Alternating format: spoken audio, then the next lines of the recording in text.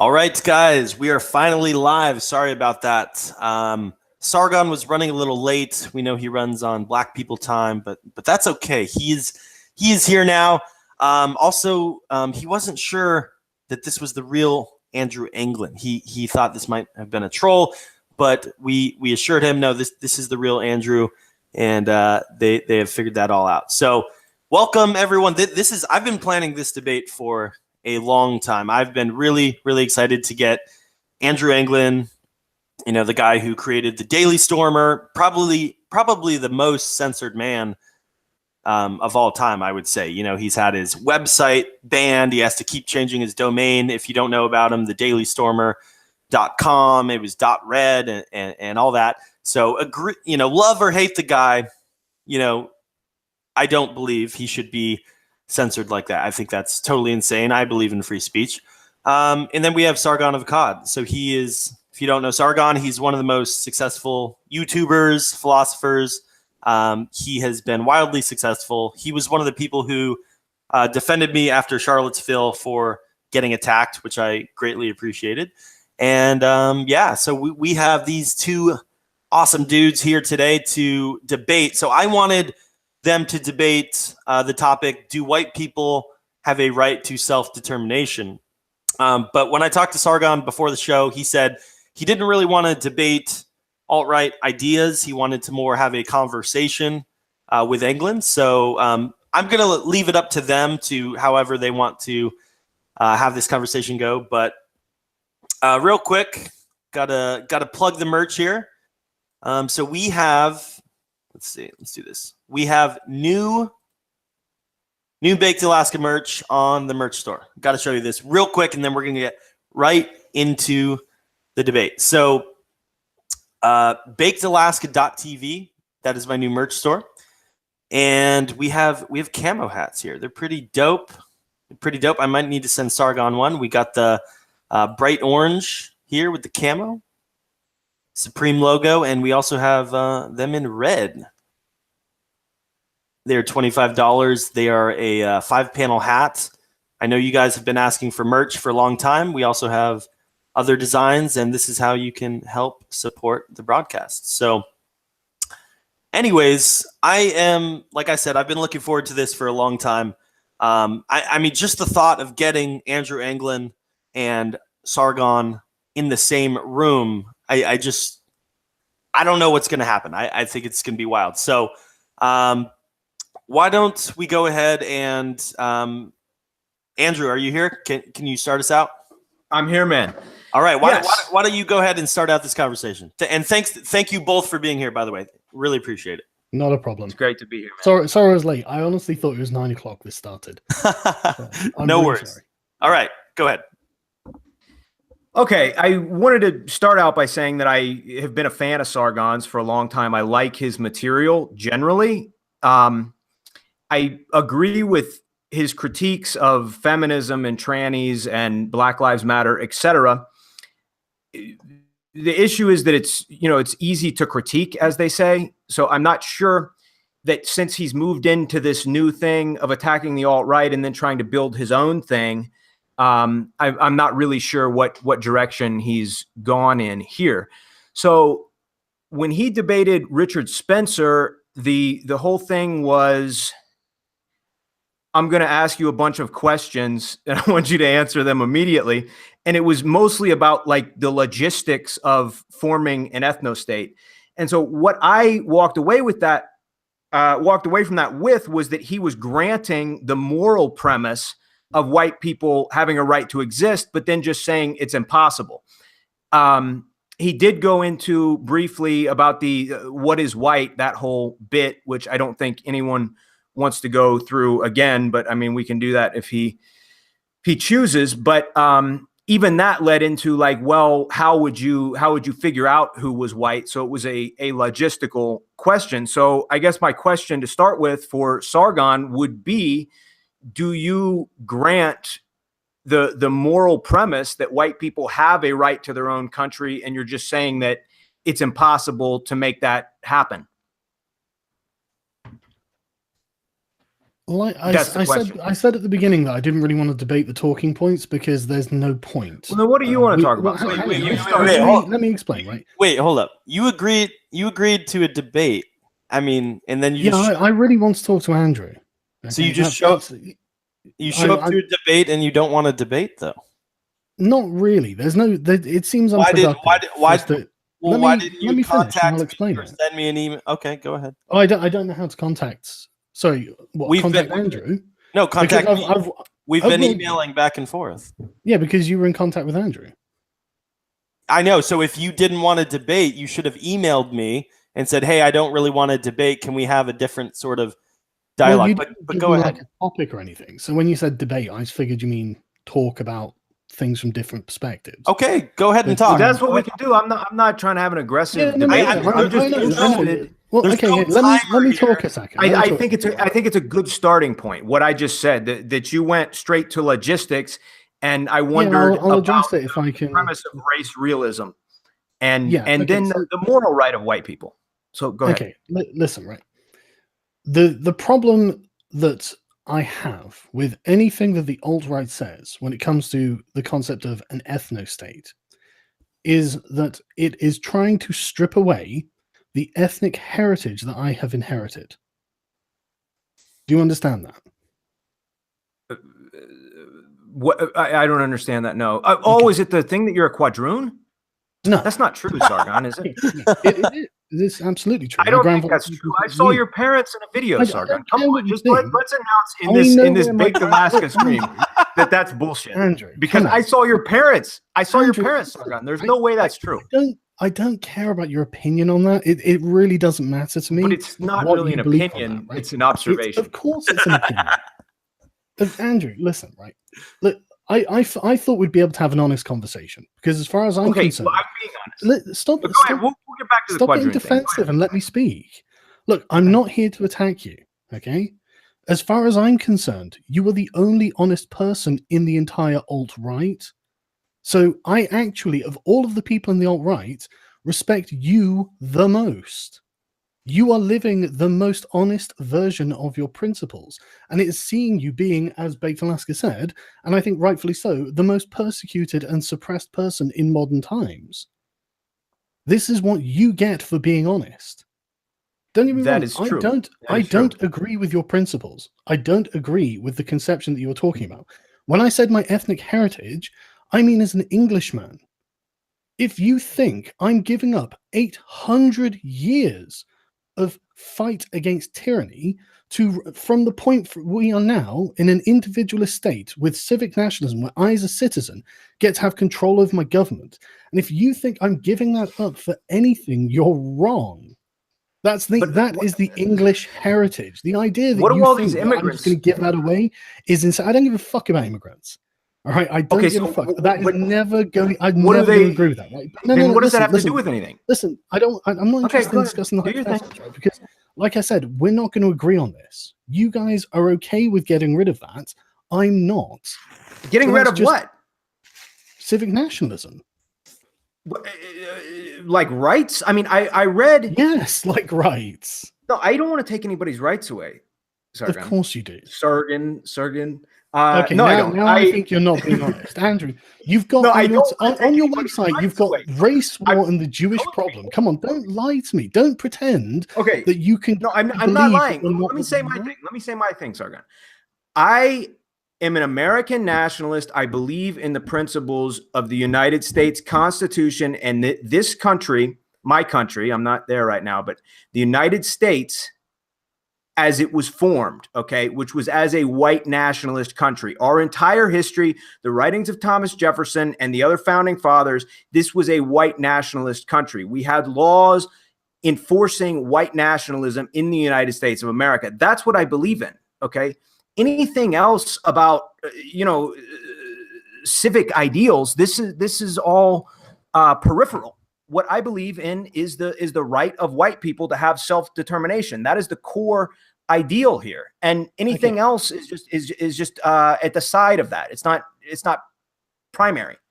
Okay, well, this is again where I disagree with you, but I'm not interested in discussing the ins and outs. I really just want to like talk to you and understand you, because okay, I mean, but that's the core of it. So that's what needs to be talked about. Stuff up to do with rights. And so on. I mean, that's unrelated to the core concept. If you listen, okay, let me explain. Wait, no, I need to explain something here. First, you said you don't want to debate. Now you don't want to discuss. I mean, I'm going to ask you a bunch of questions. If you have, I mean, you're getting paid $8,000 a month on Patreon for you to represent your fans, your people's ideas. You need to represent. Yet you're not getting paid $8,000 on Patreon. No, just the reason that you're giving. I can pull up your page. Okay, I'm so getting you are paid by getting people on Patreon because I produce videos that they like to watch. Okay, so you're not. I'm not being paid to be here. You don't talk in your videos about, I want to have a conversation. I mean, I hear that all the time from you. Well, but it seems like you don't I would love to have a conversation now. If you guys would stop being so defensive, I'm not going to try and. If Andrew asks, go ahead, say your thing. If Andrew asks you a question and everything he asks, you just say, I don't want to have a discussion about it. I mean, look, you're dodging. Listen. Just say your opinion on it. No, we already disagree. We know we disagree, right? I'm not really. I've never There's heard you guys talk. I don't know what actually. You just said you agree with Andrew on a lot of things. So why don't you say what you agree with him on and what you disagree with him on? Well, many things, anyway. Well, we need to get to the heart of the disagreement. And the heart of the disagreement is whether or not white people deserve their own countries. That's the only real discussion here. Once we've granted that and we've decided that, everything else can come from that and be determined based on that initial premise that we have a moral right and a biological right to exist as a people and determine our own future in our own countries. That's the idea here at the core of all of this. And as I understand it, you disagree with that.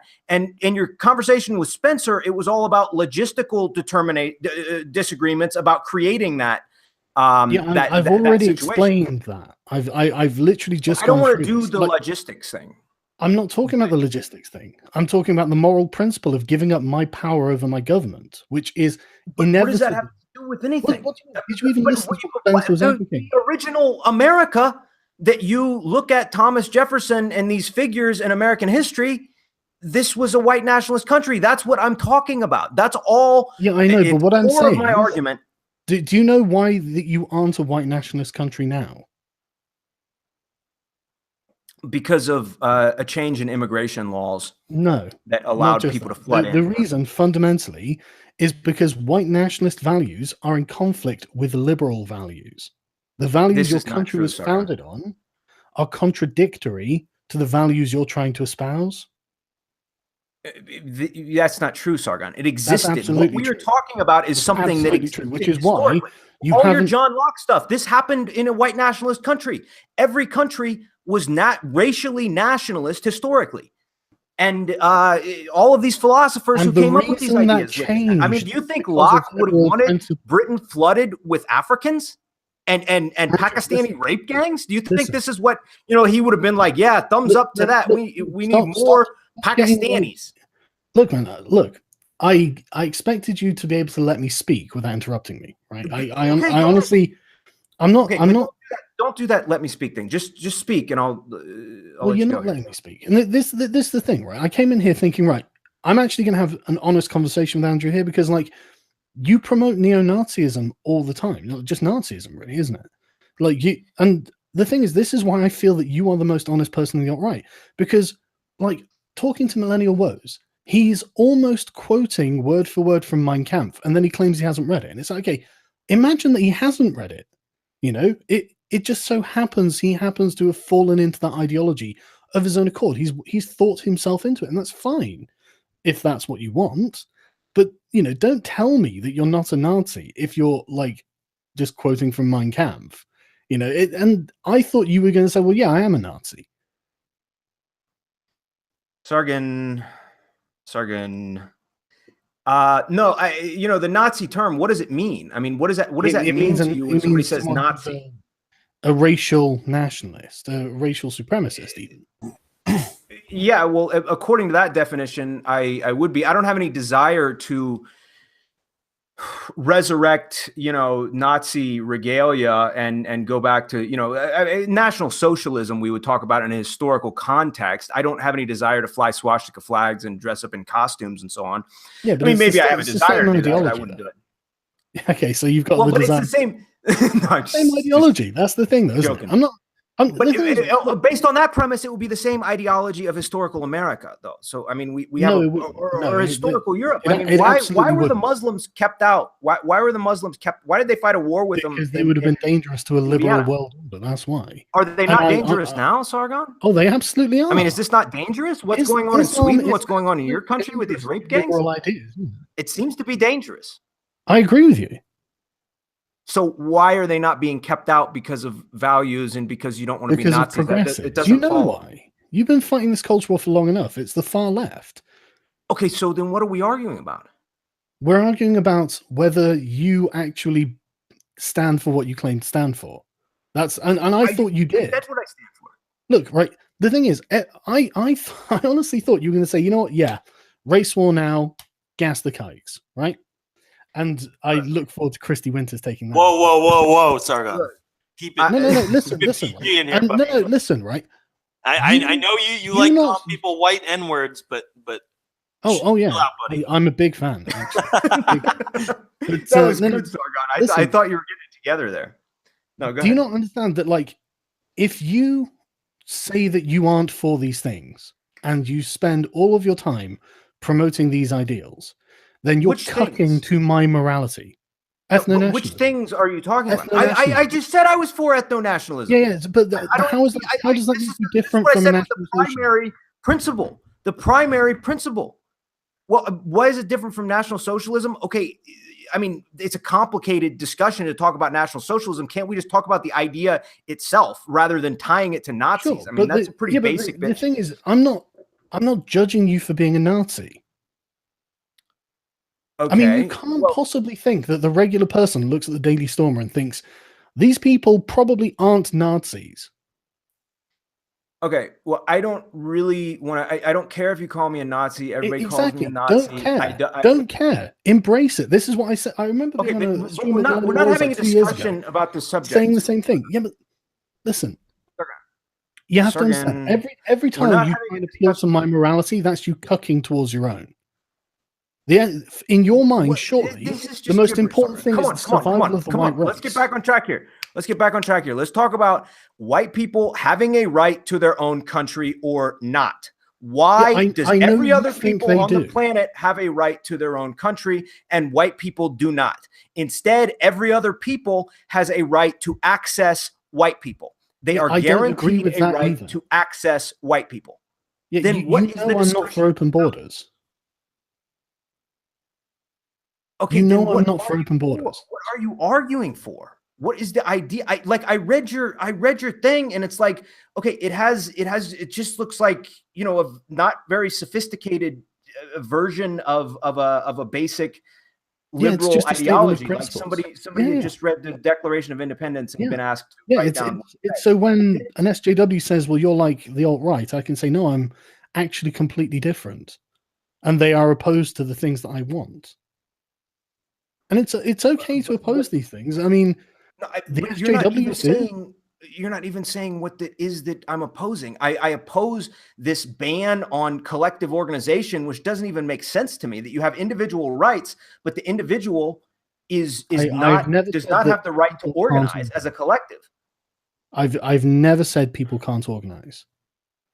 Well, you've included in there a weird thing that all of this just seems to be trying to build a post hoc ideology on not racist, but all this other stuff that you want to promote as far as the culture. Just going back to the 1990s. I mean, what are we talking about here? I'm not saying we need to go back to any time. We can't go back anywhere. I'm saying going forward, these are the principles that I would like to see upheld. And ethno-nationalism is a violation of these principles. It's going to undermine. How is it a violation of these principles? When we're talking about rights, these were all created. You know what you were saying? I did to Richard Spencer. You're currently doing that to me. So let's. Okay, well, like I said, look. I'm not trying to paint you as a bad person. Okay, so let me ask you a question. You know, the Atlantic did the article on you, which obviously you must know that. How accurate did you find that? Not very. It was a surreal experience because some of it was accurate and some of it was just totally made up in a bizarre way. Which parts were made up, or like anything off the top of your head that? Because I'm genuinely curious. Okay, well, I don't It want to make sounds this like about you've me, had a Sargon. We're fascinating life, and I talking about totally get it. ideology here. Yeah, but that's the thing. Look, we're never going to agree on this. You know, what you're asking So for we is just a don't talk about fundamental it? contradiction. So I'm just What curious you about said doesn't make any sense, Sargon. What you said does not. don't it need makes to agree on everything. perfect sense. You can still talk about things. Okay, so you're saying You that only the talk ideology if that you was agree. created, the Go ahead. ideology that was created by people who lived in ethnostates is not compatible with ethnostates. That does why not make they sense. live in ethnostates now, Andrew. Okay, so you're saying that the 1965 Immigration Act was because of Thomas Jefferson's ideology, that they just decided to open the borders to a bunch of people who were not in the country, did not belong in the country because of the classical liberalism? Is that the argument? I don't know about your 1965 Immigration Act. I would have to go and look that up. I don't know who made it, what Well, this was ideology was informing it. the immigration before 1965 was white men of good character, and it was changed by primarily Jewish lawmakers and lobbyists to allow in all of these non-white people into our country. And you're saying that that's because of I'm saying I don't know why that was. But I'm saying that your civil rights movements were absolutely the result of the ideology that the United States was founded on. Okay, so you do not believe that there is any way that white people can have their own countries because it violates what specifically? It violates the civic rights of the non-white people living in these countries. And once you've agreed to start violating rights, it's going to be a short step between their rights and someone else's rights being violated. It's not good to allow your government to start violating rights. We call that okay. So if those people were not already in the country, then it would be consistent with your values. I don't think that anyone has a right to come into anyone else's country. Okay, listen, right? I don't believe that anyone has a right to come into anyone else's country. Going into someone else's country is a privilege. The problem that you have is that in 1965, apparently that was a privilege that was granted to a lot of non-white people. That's your problem, right? And that's accurate, yeah? You don't disagree? It was a privilege that was granted to these people. I mean, allowing these people into my country was a form of fraud. It was not voted on. It was done unilaterally by the government in an attempt to undermine the United States of America. That is the fact. Was it done by Democrats, just out of interest? It was done, yeah, it was done by Democrats. It was done by Jews. It wouldn't surprise me. In this country, it was done by Labour, and it was done specifically. And there was I can't remember who wrote it, but there was a biography of Tony Blair that alleged that Blair knew that he was doing it for votes. And it was apparently he forbade any of the members of the Labour Party saying it publicly, which you obviously would have to. And so, yeah, the problem isn't, as far as I'm concerned, the problem is with the far left, and not just the far left either, but basically being greedy for votes and being short-sighted. So this is kind of like a Christian Scientist or a Rastafarian who gets like an injury and they can't go to the hospital is basically would be the analogy for what you're saying. You agree that all these people are hurting our countries, but you just think it's impossible to remove them because people are hurting our countries, of an ideology or a philosophical perspective, which I don't understand that. I mean, we could go into that of why, what idea of the human being is. What is your idea of the human being in the universe? If I let some fascist government start taking over and start taking away people's rights, you can bet that they're going to take away mine. Okay, so this is projecting something into the future that we have no idea about. No, we do These people- absolutely have an idea of that. We've got lots of historical examples. Is establish the reality that we have a moral right to self-determination, and that these other people who have invaded our countries do not have a right to live in our countries and feed off of us. The problem is you can't characterize it as an invasion if you invite them in. I didn't invite them in. Yeah, but you're This was happy an to act of collectivize war. it, we. But As soon as it's opening up the borders, suddenly it's not we anymore. Well, it was not we. The people of the United States, if they would have said, hey, we're going to open up the borders to a bunch of third world people, and they're going to slowly replace and displace you, and then we're going to attack you and call you names and take you out of your job, and have people physically attacking you on the street if you disagree with it. Nobody would have agreed to that. Nobody would have agreed to that. I know. That's why in Britain they had to do the same thing and keep it secret. It's a tremendous betrayal of trust of the electorate. It's an act of war. It's a treasonous act of war. So what does it mean it's not you can call it treasonous, perhaps, but it's certainly not an act of war. It is no one's declared war on us. No, and that's hysterical, right? But this is like I said, what do you call these the characterization of what's happened here? And I don't mind agreeing to disagree with you, because I honestly, right, we've been going back and forth, what, 3-4 years now? Yeah. You know, I'm actually kind of like an old enemy. I'm kind of actually finally, happy to talk to you in the flesh. It's like, this is just interesting. I'm not ever going to change your mind on this, surely, and you're not going to change mine. No, so that's not the point. There's no point in us going down this road. I honestly, I want to just hear about you, because I think that, like, if anything in that Atlantic article was true, you've had. Look, Sargon, you're not going to fucking analyze me here, buddy. I'm not trying to analyze you. We're doing a conversation about ideology. Okay. That's what we're doing. Okay. We're going to discuss my ideology in contrast with yours.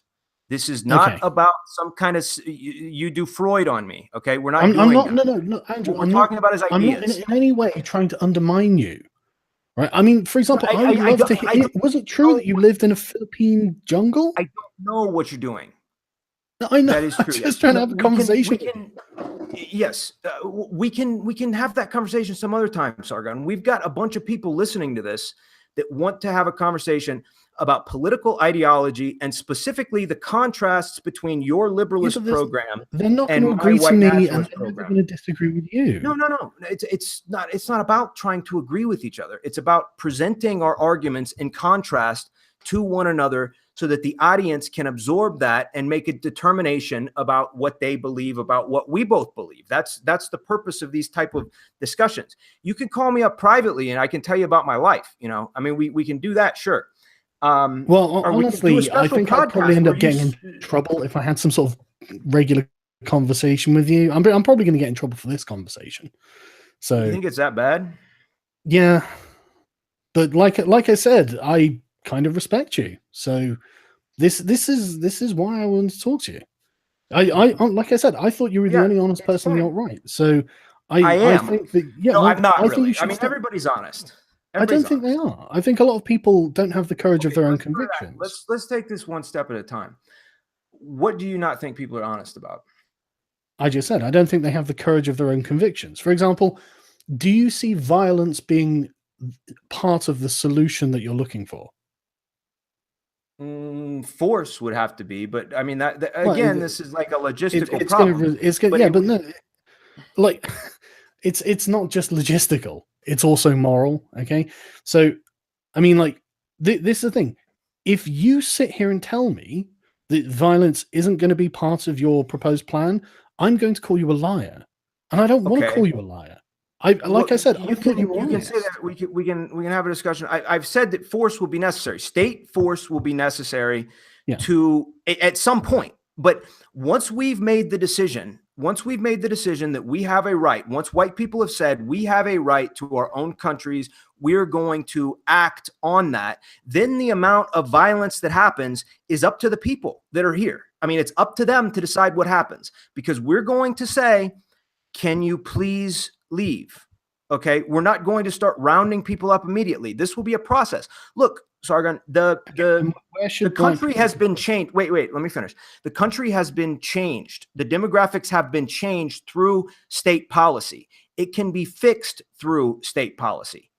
And also this point about violence. Okay, there's violence now, Sargon. If we're going to add up the amount of suffering, okay, if we want to do like a mathematical equation, go on. if we're going to do a mathematical equation here of the amount of suffering, there is more suffering with these people in our countries, and that goes on for eternity. I mean, that goes on forever. Generations of Muslims and Black people are going to keep committing acts of violence. We know that. So that is an infinity of suffering, okay? And the amount of people who are going to physically resist being removed, who are going to have to be, tasered, okay? That is not even shot. This is a very. Why would they be shot? Why would they be shot instead of tasered? Because they will be resisting you with guns. Who? The people you are trying to remove with force. How? Okay, look. I mean, this is again this logistics discussion, but I guess this is what's important. This isn't a logistics you don't want to have the discussion about the moral premises here. Yeah, but that is a moral premise.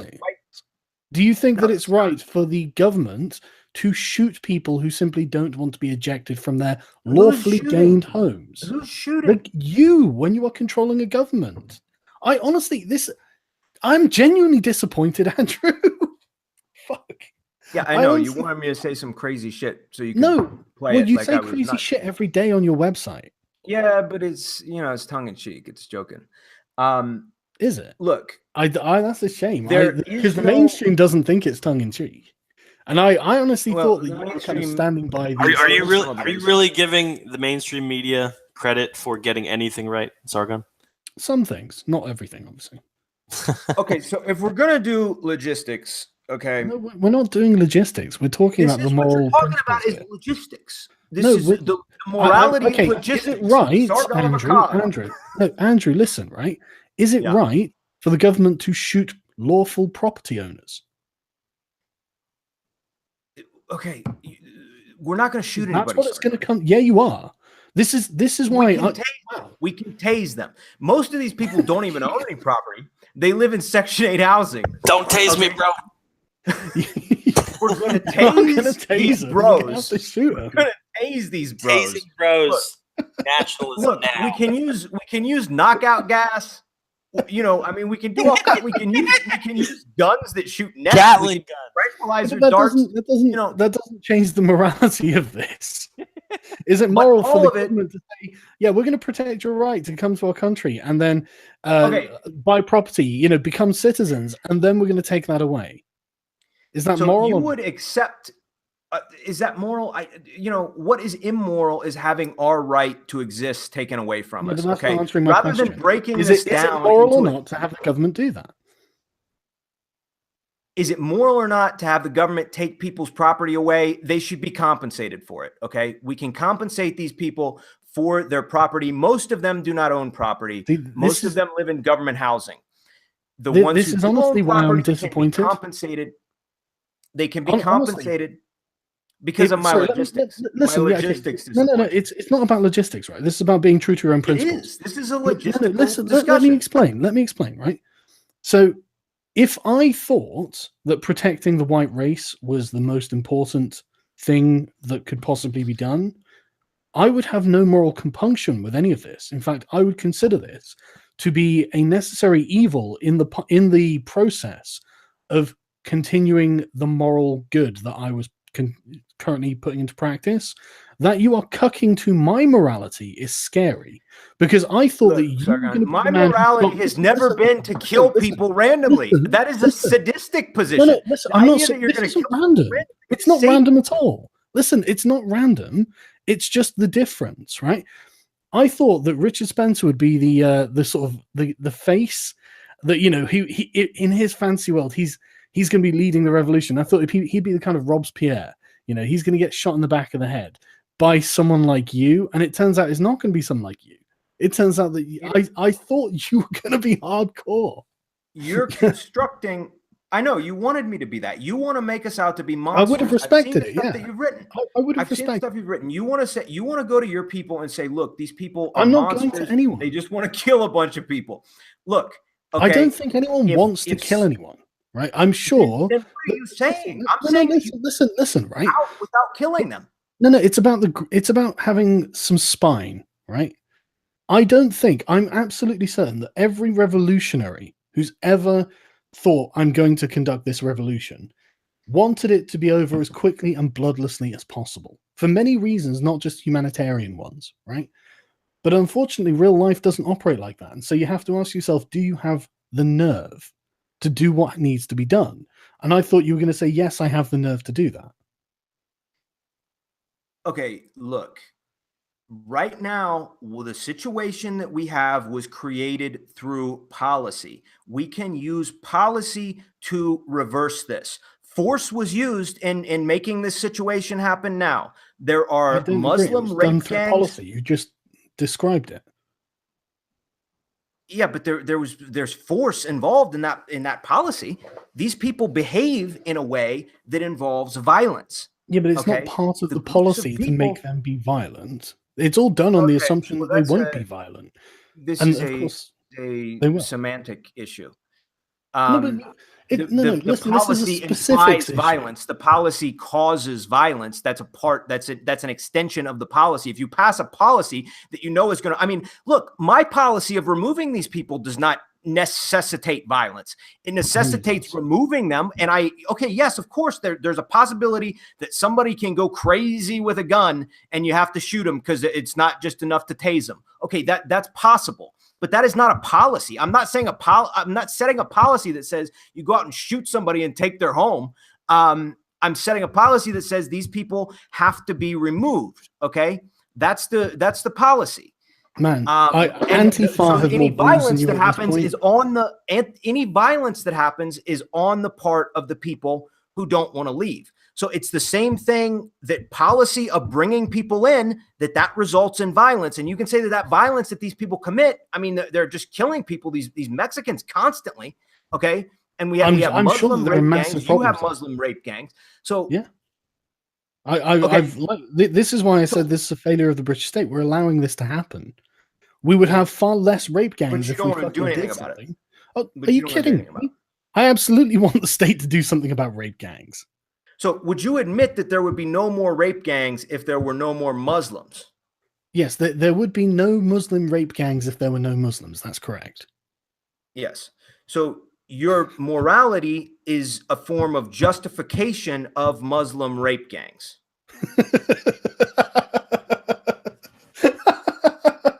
That's a good hot take, Andrew. Well, I mean, that's what it is, man. I mean, you can't really, you can laugh, but what you're saying is I am creating a moral justification for Muslim rape gangs, because they would go away if you had the spine to say, we have a right to exist. We have a right to exist in our own country. We have a moral right to self-determination. You're right, Andrew. If I ethnically cleanse the Muslims, then Muslim rape gangs would go away. That's true. Okay, ethnically cleanse. You know, you could do this over a period of time. How would that still not be an ethnic cleansing? The majority of people would leave the country. It would be an ethnic cleansing. I'm not saying that it's not an ethnic cleansing. Call me up on saying it's an ethnic cleansing. I know the definition you're using. You're using it in the same way. Implying with ethnic no, cleansing. you're just. I mean, that term is used in a certain way. We have to talk about Richard Spencer's peaceful ethnic cleansing. Yeah, I mean, this honestly, man, I swear, I feel like I'm disappointed about this, because I was going to bring that up to you. I was going to be like, well, at least we can agree that Richard Spencer's talking shit. It ain't going to be a peaceful ethnic cleansing. Let's be honest with ourselves.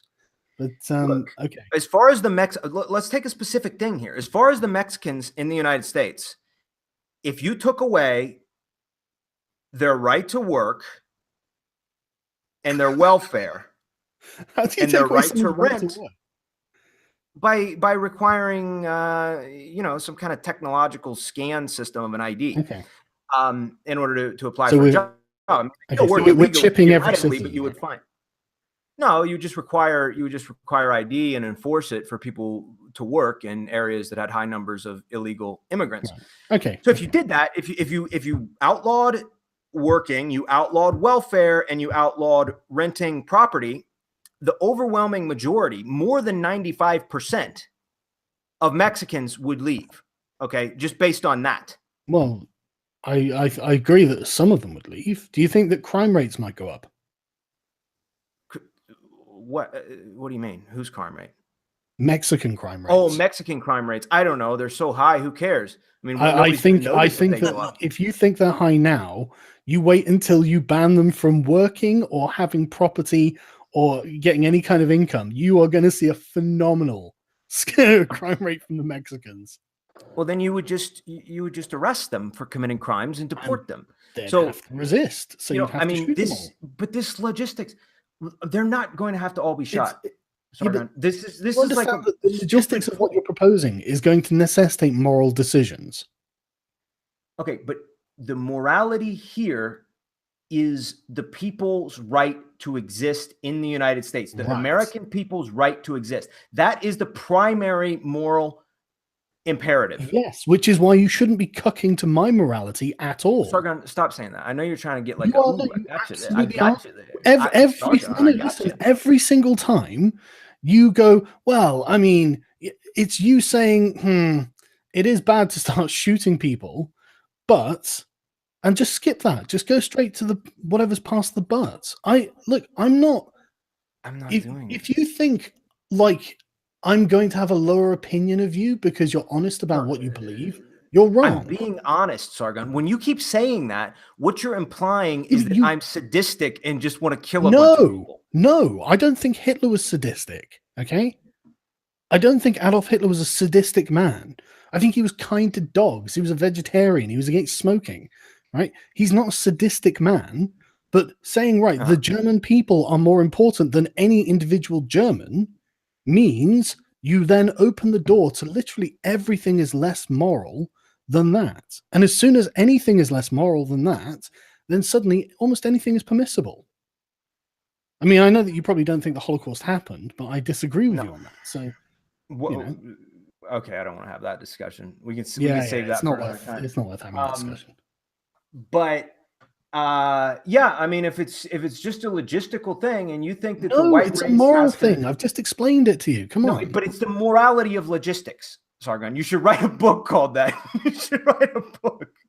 Apparently in the chat, if I ever wrote a book, Sargon, you are the new hero of the alt-right. They're saying "Hail Sargon 1488" in the chat. So you might have a new fan base here.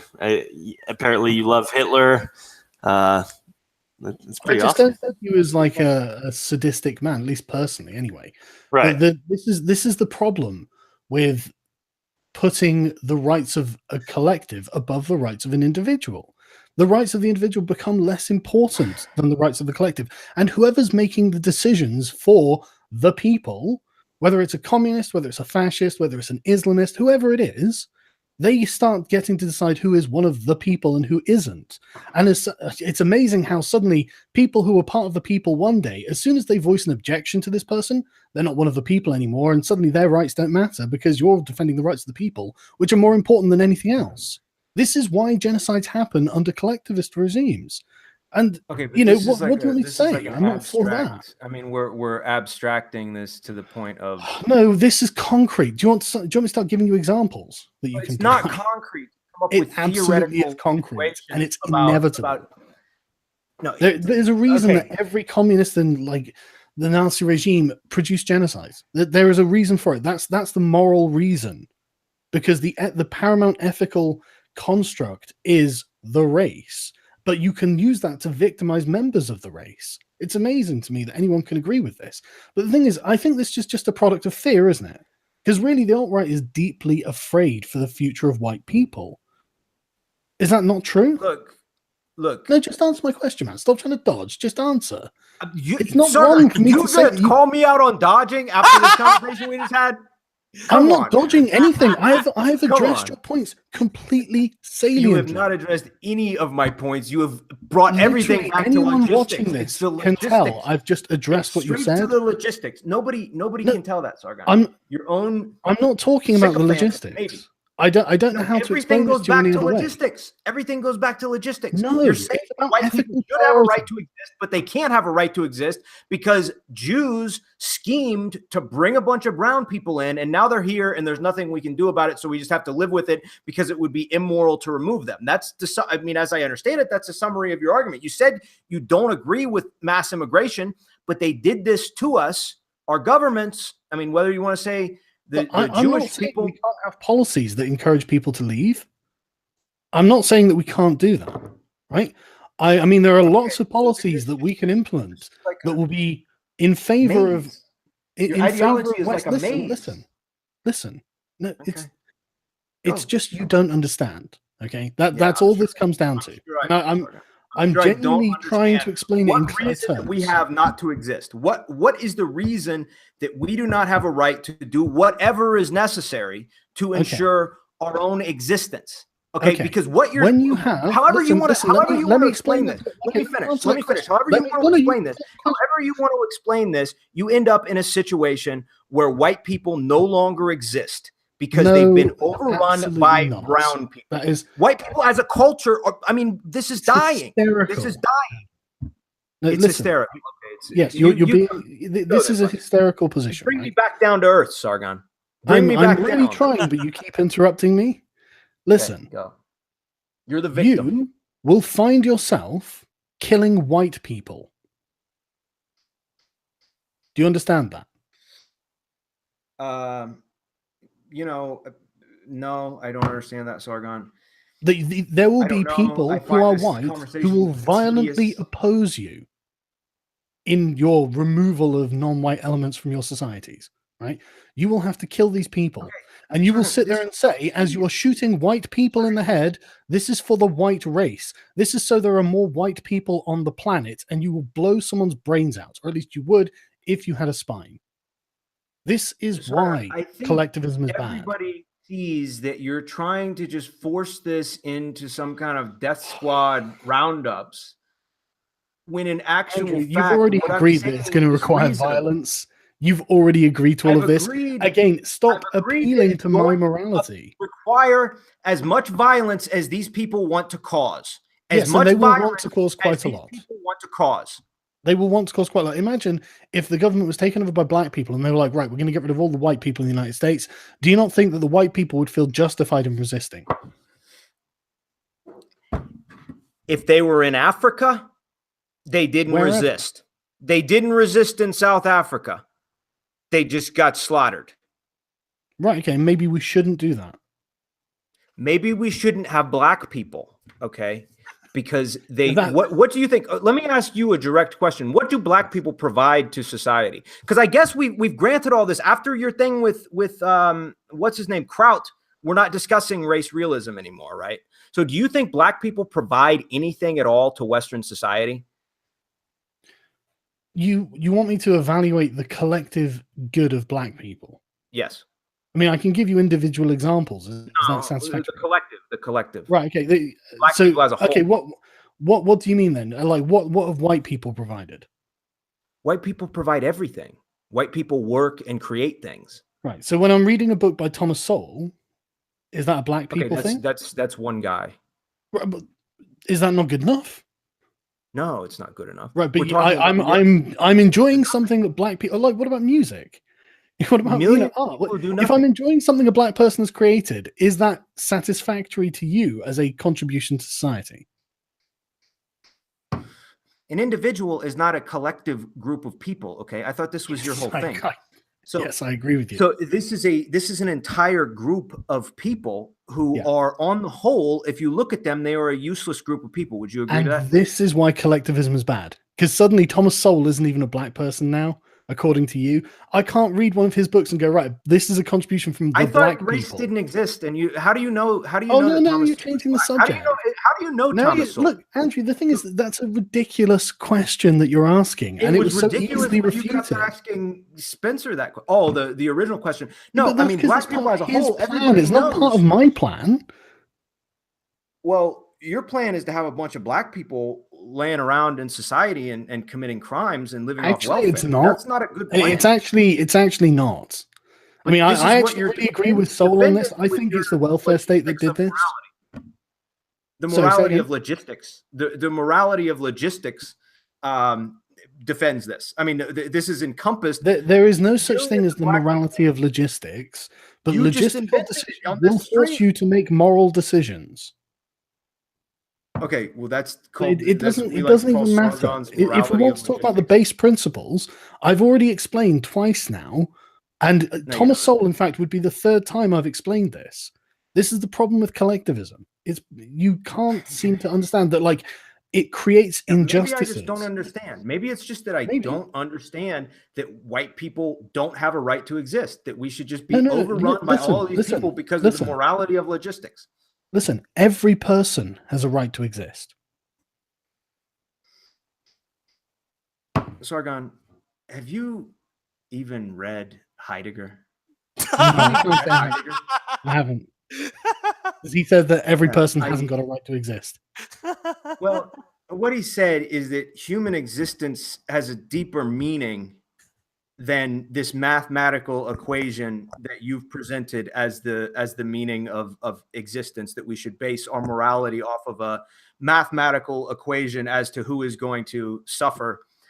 And I think that's that's an underlying philosophical difference. Have you even read Siege, Sargon? Have you read Siege, Sargon? Do you mind not interrupting, man? Have you read Siege? Do you mind not interrupting? Is that okay? Yeah, I'm trying to have a conversation with Andrew. All right. So, was he a German? I take it. He was German, yes. Yeah. There's a reason as an Anglo I don't listen to the Germans. Yeah, no, I think that's kind of, I mean, we could go into that, but how many times do the Germans have to ruin Europe before we stop listening to their ideas? Just out of interest. Well, how many rape gangs do we have to have in Britain Sounds like before we stop listening to the British? German ideas are terrible. So no, I mean, I think that we have to kind of go back to we were fighting the Germans because of their ideas long before Muslim rape gangs appeared. Just so you know. Yeah, no, I mean, I think Germans have some pretty good ideas, but that's the problem. What you're arguing is specifically British. Yeah, this empiricism and this mathematical way to look at human beings. That founded your nation. Yeah, the Anglosphere. Why you speak English? Sitting there and saying, you know what, we should adopt German ideas is a bad idea for Anglo country. That's not really very helpful. It's incredibly true, though. Well, I don't know, Sargon. If Hitler would have won the war, whatever you think of Hitler, we wouldn't be in this situation now. You wouldn't be making videos about blue-haired feminists and trannies if Hitler had won the war. I think we'd all be a lot better off. I think our kids would be a lot better off. You honestly think the bourgeois Nazis wouldn't be insufferable pricks too? Holy shit! Hitler hated the bourgeois nationalists. He thought they were just like the alt-right. You know, they were just wusses. They were completely, and they had no way of connecting to the mass of the people. He had some points. Yeah, maybe, but I mean, the point is, we wouldn't have all this weird shit going on. We wouldn't have rape gangs. We wouldn't have trannies. We wouldn't have people cutting their dicks off. Children getting injected with hormones. To change their failed gender. Economies and things like this. We'd have endless wars. I don't want that. I don't think we'd have endless I want wars. prosperity. Okay, but how are you going to get prosperity with all of these brown people? I mean, do you really? Because you're not doing that thing. You're not doing the race thing, Sargon. You're not. I want you to do that and say, defend these people, defend all of these brown people. I'll defend their rights because they're the same rights that I have, and in defending their rights, I defend my own.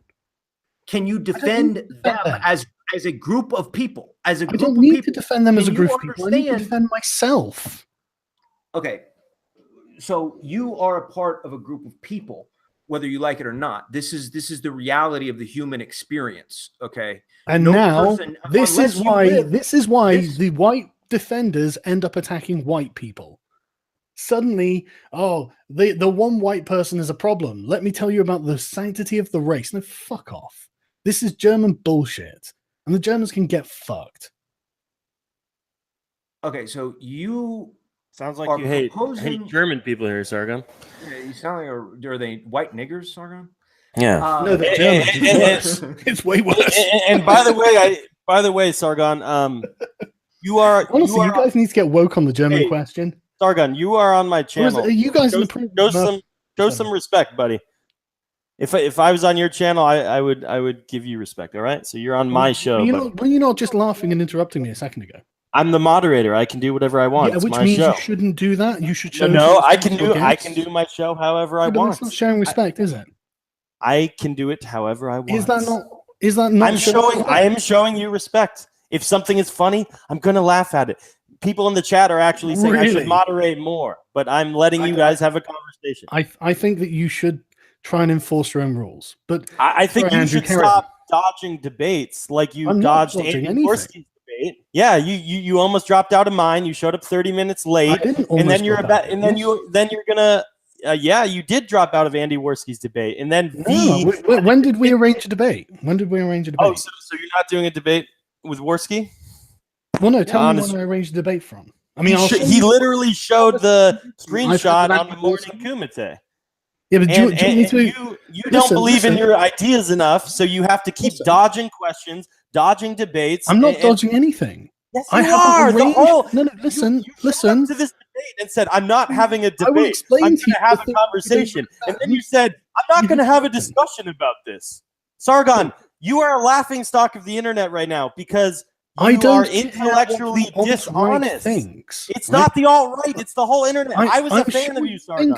I was a big fan of you. I was a big fan of you. Anything. You need to get off your high horse, Sargon. I want you to succeed. To anything that I'm saying, you don't understand what I'm trying to put. Stop having this smug attitude about everything. We want to like you. We want to engage with you. I don't care if you like me. You don't care. I'm not talking about me. I'm speaking for the entire internet. This is what the entire internet thinks. I'm sure that you are the voice of the entire internet. I am the voice of the internet. I never arranged anything with Andy Worski. I never arranged the time. Andy, okay. Look, I know that you think I did, but I will send you my correspondence with Andy. I don't know why he's lied about it. No, Andy showed his email with you, and you said, sure, we'll do it soon. You confirmed that you were doing a debate with him. Soon? Well, there is no time, there is no date. I haven't set anything. But you said first you said you did not set up a debate with him. Now you did. No, you just said I didn't set up a debate because I didn't give a time and a date. But you agreed to a debate, and now you're dodging it. When it suits my time frame, I'm happy to have a conversation with anyone. when it suits your time frame, absolutely. But you want to have a conversation with anyone, except you don't want to talk about this topic or that topic. You don't want to have a debate, even though you're the head of the liberalists. Well, I didn't think there'd be any need to have a debate with Andrew, but I mean, we've gone through it all. I think. Why would there be no need to have a debate when I set up a fucking debate with you? Honestly, you're literally sounding excited insane. To talk to one of my arch nemeses for the past 4 years. But you're not talking to him, dude. Well, that's because you're talking. If you carry on talking to Andrew. Well, here's Worski to address these issues. I did say multiple times that you're going to do it, and I have the Skype chat that I screen shared yesterday on the Kumite saying yes. And I said I could do it. I could screen share it right now. I think you should because I said soon. Go ahead. Yeah, he said fairly soon, which means you did say that you would do the debate. Yeah. All right. Yeah. Yeah. That's my point. But when? That was 10 days ago, Andy. Yeah. But the thing is, V and a bunch of people kept saying you wanted round 2. So I was trying to plan it. Hang on, let me fucking talk. Jesus Christ, no, Sargon. Jesus Christ. You don't let anyone finish a fucking sentence. I'll get fucked, man. Everyone has been interrupting me constantly. Oh, come on. And then Dude, you will sit there, you kept like talking all the shit on the fucking stream about bullshit, Andy. Let Andy talk. You don't let anybody speak, and then you accuse everyone else of interrupting you. Unbelievable. It's such a whiny fuck, man. Oh, listen. You're the one whining at me that I'm not doing the debate soon enough, and you call me a whiny fuck. No. Okay, first of all, yes, it wasn't even. Okay, fine. Do you let anyone finish a fucking sentence? Oh, welcome to my world, my friend. Carry on. You've been interrupting Andrew the entire time. You were supposed to be here to debate, and you start off with, I don't want to have a debate. I just want to have a conversation. Who the fuck is coming here to watch a conversation? Yeah, I want to hear bullshit. A fucking debate. I think a lot of people would be interested in the real. No, yeah, you agreed to it. You didn't agree to a conversation. You agreed to a debate. So Andrew has already won by default by you dodging. Great victory. Premise. Enjoy it. Okay, but the problem is, Andrew, you've lost this debate hands down. You kept going. You don't even understand the terms I'm using, man. Yeah, I'm trying to explain. I've explained to you in explicit detail. You might have a case of Dunning-Kruger here, Sargon. Yes, I'm the one with the case of Dunning-Kruger. I think you might think you're smarter than you are. Yes, I'm sure you were exactly as smart as you think you are as well. So, if you want to discuss the point, I'm fine with that. You wanted to debate Sargon over and over, and you're like, soon, and then you go on your white nigger rant. I'm done with debating the alt-right. If you think the alt-right is so wrong about their principles and ideas, then fucking man up and debate. How are you the leader? How are you the leader of the liberalists when you can't even debate? V, in my opinion, V should be the fucking leader because he has the balls. I agree. Should we give him the crown? Yes. Yeah. Let's do it. Let's do this. V, you're the king of the liberalists. Good on you. Woo. Now what? I don't know. It's your thing. Exactly, I guess we'll have to ask V. We'll have to ask V. My point is, you don't want to ever debate anyone. Now, can I carry on? Andy, right? Shut up. You know that's bollocks. There are literally. I have you saying that you wanted to debate him, and now you're like, I never promised. The reason I jumped on is you said I never promised him that, and then you were like, okay, I did, but I said soon. I never said I promised you that, and me saying I will have a talk with you soon is not a promise. Okay, I'm gonna open up the Skype thing right now. Go ahead, man. All right, let's open it up right now. Oh my God, Andy. I don't care. Hang on, I want to prove it. I have to prove it because you're lying right now. You are lying right now. Therefore, I will have to prove that's it, Andy. I'm just lying. Here we go. Hang on. I'm just gonna make sure I don't reveal any private Skype thing. Okay, share screen. Here it is. Okay, look at this. Where is it? Yo, Sargon, people are asking when you're down for the Spencer rematch. Fairly soon, man. I've been busy. This clearly indicates that you were down to have the debate. Plus, you mentioned it to V a bunch of times, and V messaged me saying he wanted you to help me to set up that debate. So you coming on here and saying you never promised it is bullshit. That's not a promise. Sargon, you only agreed to debate me because you thought I was going to come on here and say I was going to kill a bunch of people. You've already said that, Andrew. I have not said I'm going to kill a bunch of people, Sargon. You thought that I was going to go on some crazy thing. Your philosophy necessitates violence. Yeah, but like everything necessitates violence. Integration necessitated violence. They put guns at the backs of little kids to integrate them with the blacks. Then stop being a fucking pussy about saying that your solution needs violence. Sargon, that's not like a gotcha. I've said I didn't say it was a fucking gotcha. But the violence Andrew, is up to the people. Andrew, right? As far as I'm concerned, you are a Nazi. There's no point trying to gotcha on a Nazi. Now I'm actually impressed that you actually pretend not to be a Nazi. I never thought that you would ever say that. I do not pretend not to be a Nazi or to be a Nazi. I don't know what that means. Okay, I do not know what that means. Well, I'm not interested use that term in Nazi. Okay, it's a slur. It's a slur. Can I quickly finish my conversation with Andy, and then I'll get back to it? No, it's not just a slur. I'm thinking this debate in a debate about debating. This it is pretty ridiculous. But look, it's not it's a slur when the far left use the term Nazi because A, they don't know anything about Nazis and they don't know anything about the person they're talking about, and they think it's a way of just dismissing them as a bad person, right? It's not a slur when you can actually refer to the points of principle under which Nazis self-identified. But you're just talking about white nationalism, which goes back to the entire history of Europe. I mean, when they kept these people out of Europe, I'm not just talking about that. Were the founding fathers Nazis? Okay. No. Listen, there's a reason that we're not white nationalists now. But anyway, Andy, right? I'm sorry that you thought I was promising something to you, and I'm sorry that I've not done whatever it is you want soon enough, but I have been busy. And I said soon, 10 days ago. And in my world, 10 days is not that long a time. I have one question. Do you want to debate Spencer again or not? Honestly, I don't mind.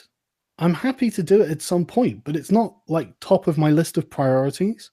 When you had messaged debating Anglin is far higher because I personally consider wait. Debating Anglin is far higher on your priorities, but you literally came on here. Oh my God, Baked Alaska, stop pretending like you.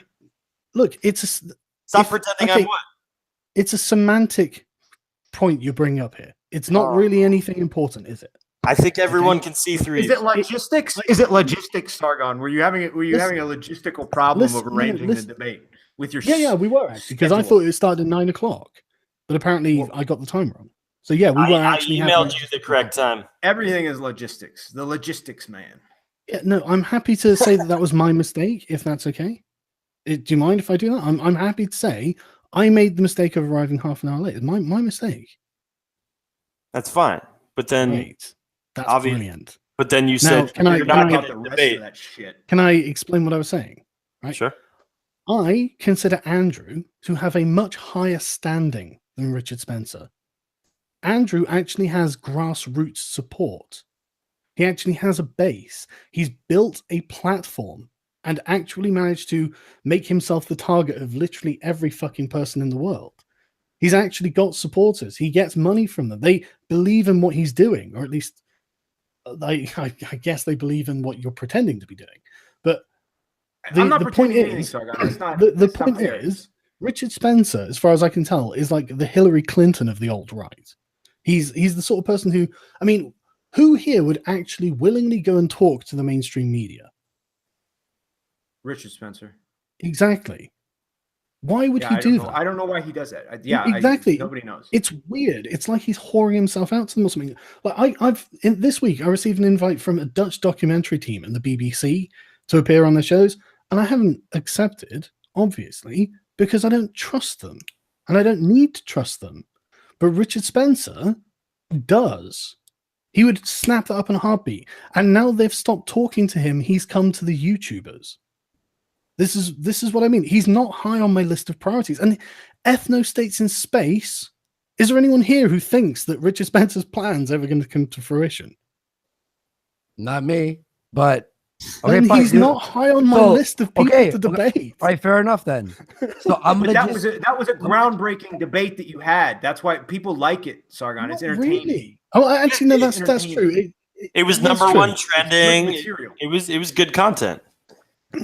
Yeah, but chalk it up to you don't want to debate. The important thing about it is we got to find out exactly what Richard actually believed, and his beliefs are so fringe. Not even most of the alt-right believe. But then you strawmanned him, Sargon, with a bunch of stupid shit about that he wanted feudalism and that he was going to hurt people with violence. Advocated didn't he advocate for a warrior aristocracy? The state requires violence. Okay, Spencer, you attacked him for saying that the state is violence. Okay, every policy of the state requires violence. Politics are the movement of violence, physical force, or the threat of physical force. I didn't, or at least if I did say that, then I take it back. I'm not saying the state doesn't have into the realm of words. So you're saying you keep talking about this violence, but everything is violence as far as the state policy.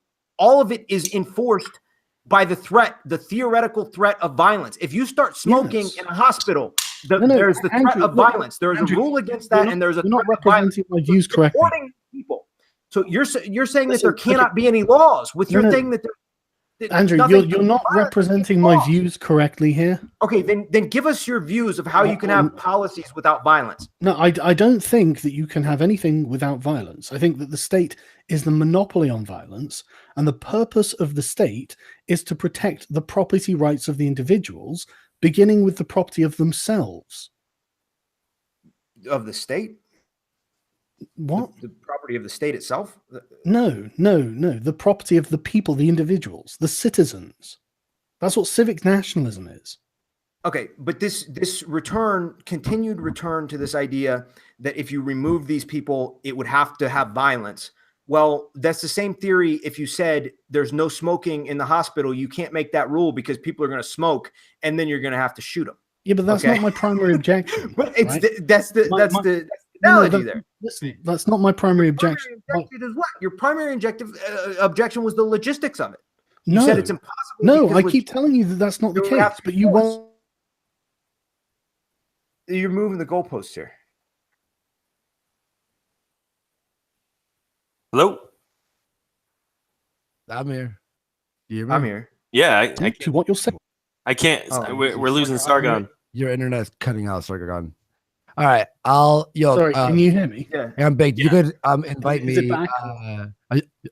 Invite me back later. I'll jump out. I'm just gonna chalk it up to he doesn't want to do the debate with. Can you guys hear me? Yeah, we can hear you now. You cut out for about 15 seconds. I'm not gonna. I just explained to you. No, sorry, hang on. No, I'm not. I understand. That's in fine. a hurry. But that's Andy, if you want to wait, I'm happy to wait until I have V and this Archangel guy or whatever coming on to debate him. I don't want people to be just waiting there with their flaccid dicks in their hand. You do what you have to do, and I'll see you all later. Don't arrange a date for something I didn't agree a date on. I didn't have a date. Well, then why are they standing around holding their flaccid dicks? Because it seems like you're being cowardly. If you think Richard Spencer is that much of a lol cow, you should be able to defeat him pretty easily without any preparation. I don't think that he has won any debate there. Do you understand? I mean, like saying that he wants a warrior aristocracy in space is pretty bloody ridiculous. And I mean, straw manning, Sargon. That's not a straw man. You're changing. You apologize to your organization of the U.S. and the return to an aristocracy. All of our purposes is to create a block of people defending the rights of white people in our own countries. Okay, but that's you're actually going to violate the rights of white people by doing it.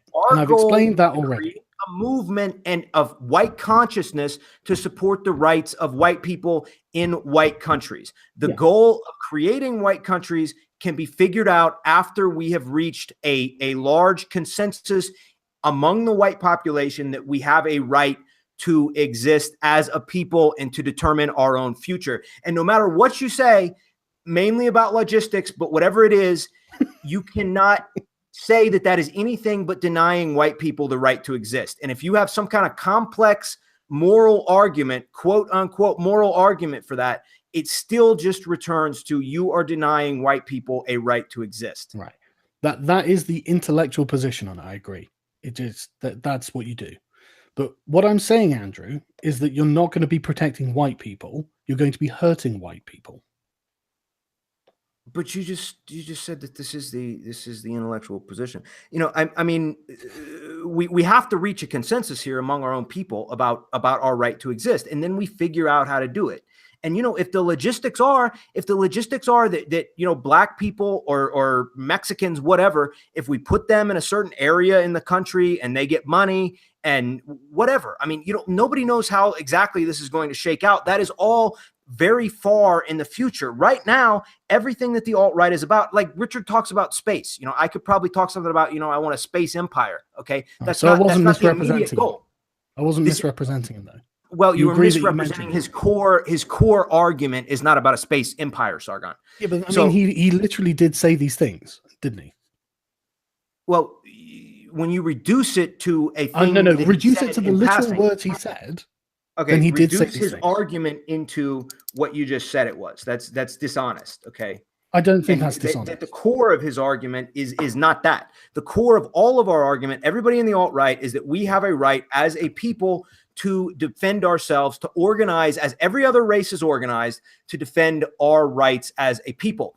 And your whole individualism thing, Sargon, it's none of these people are going to go along with that. The people who are already organized in racial collectives, okay, they are not going to go along with your individualism. They are very, very conscious of the fact that they are members of a racial collective, okay? You are not going to get these people to give that up because it is biologically hardwired into them. The only people have to give up being part of a racial individualism collective are white people because of our evolutionary biology. And I guess you don't want to talk about evolutionary biology because of what happened to your buddy Kraut when he ended up having to be involved in a conspiracy. Talked about evolutionary biology in my last video. Why?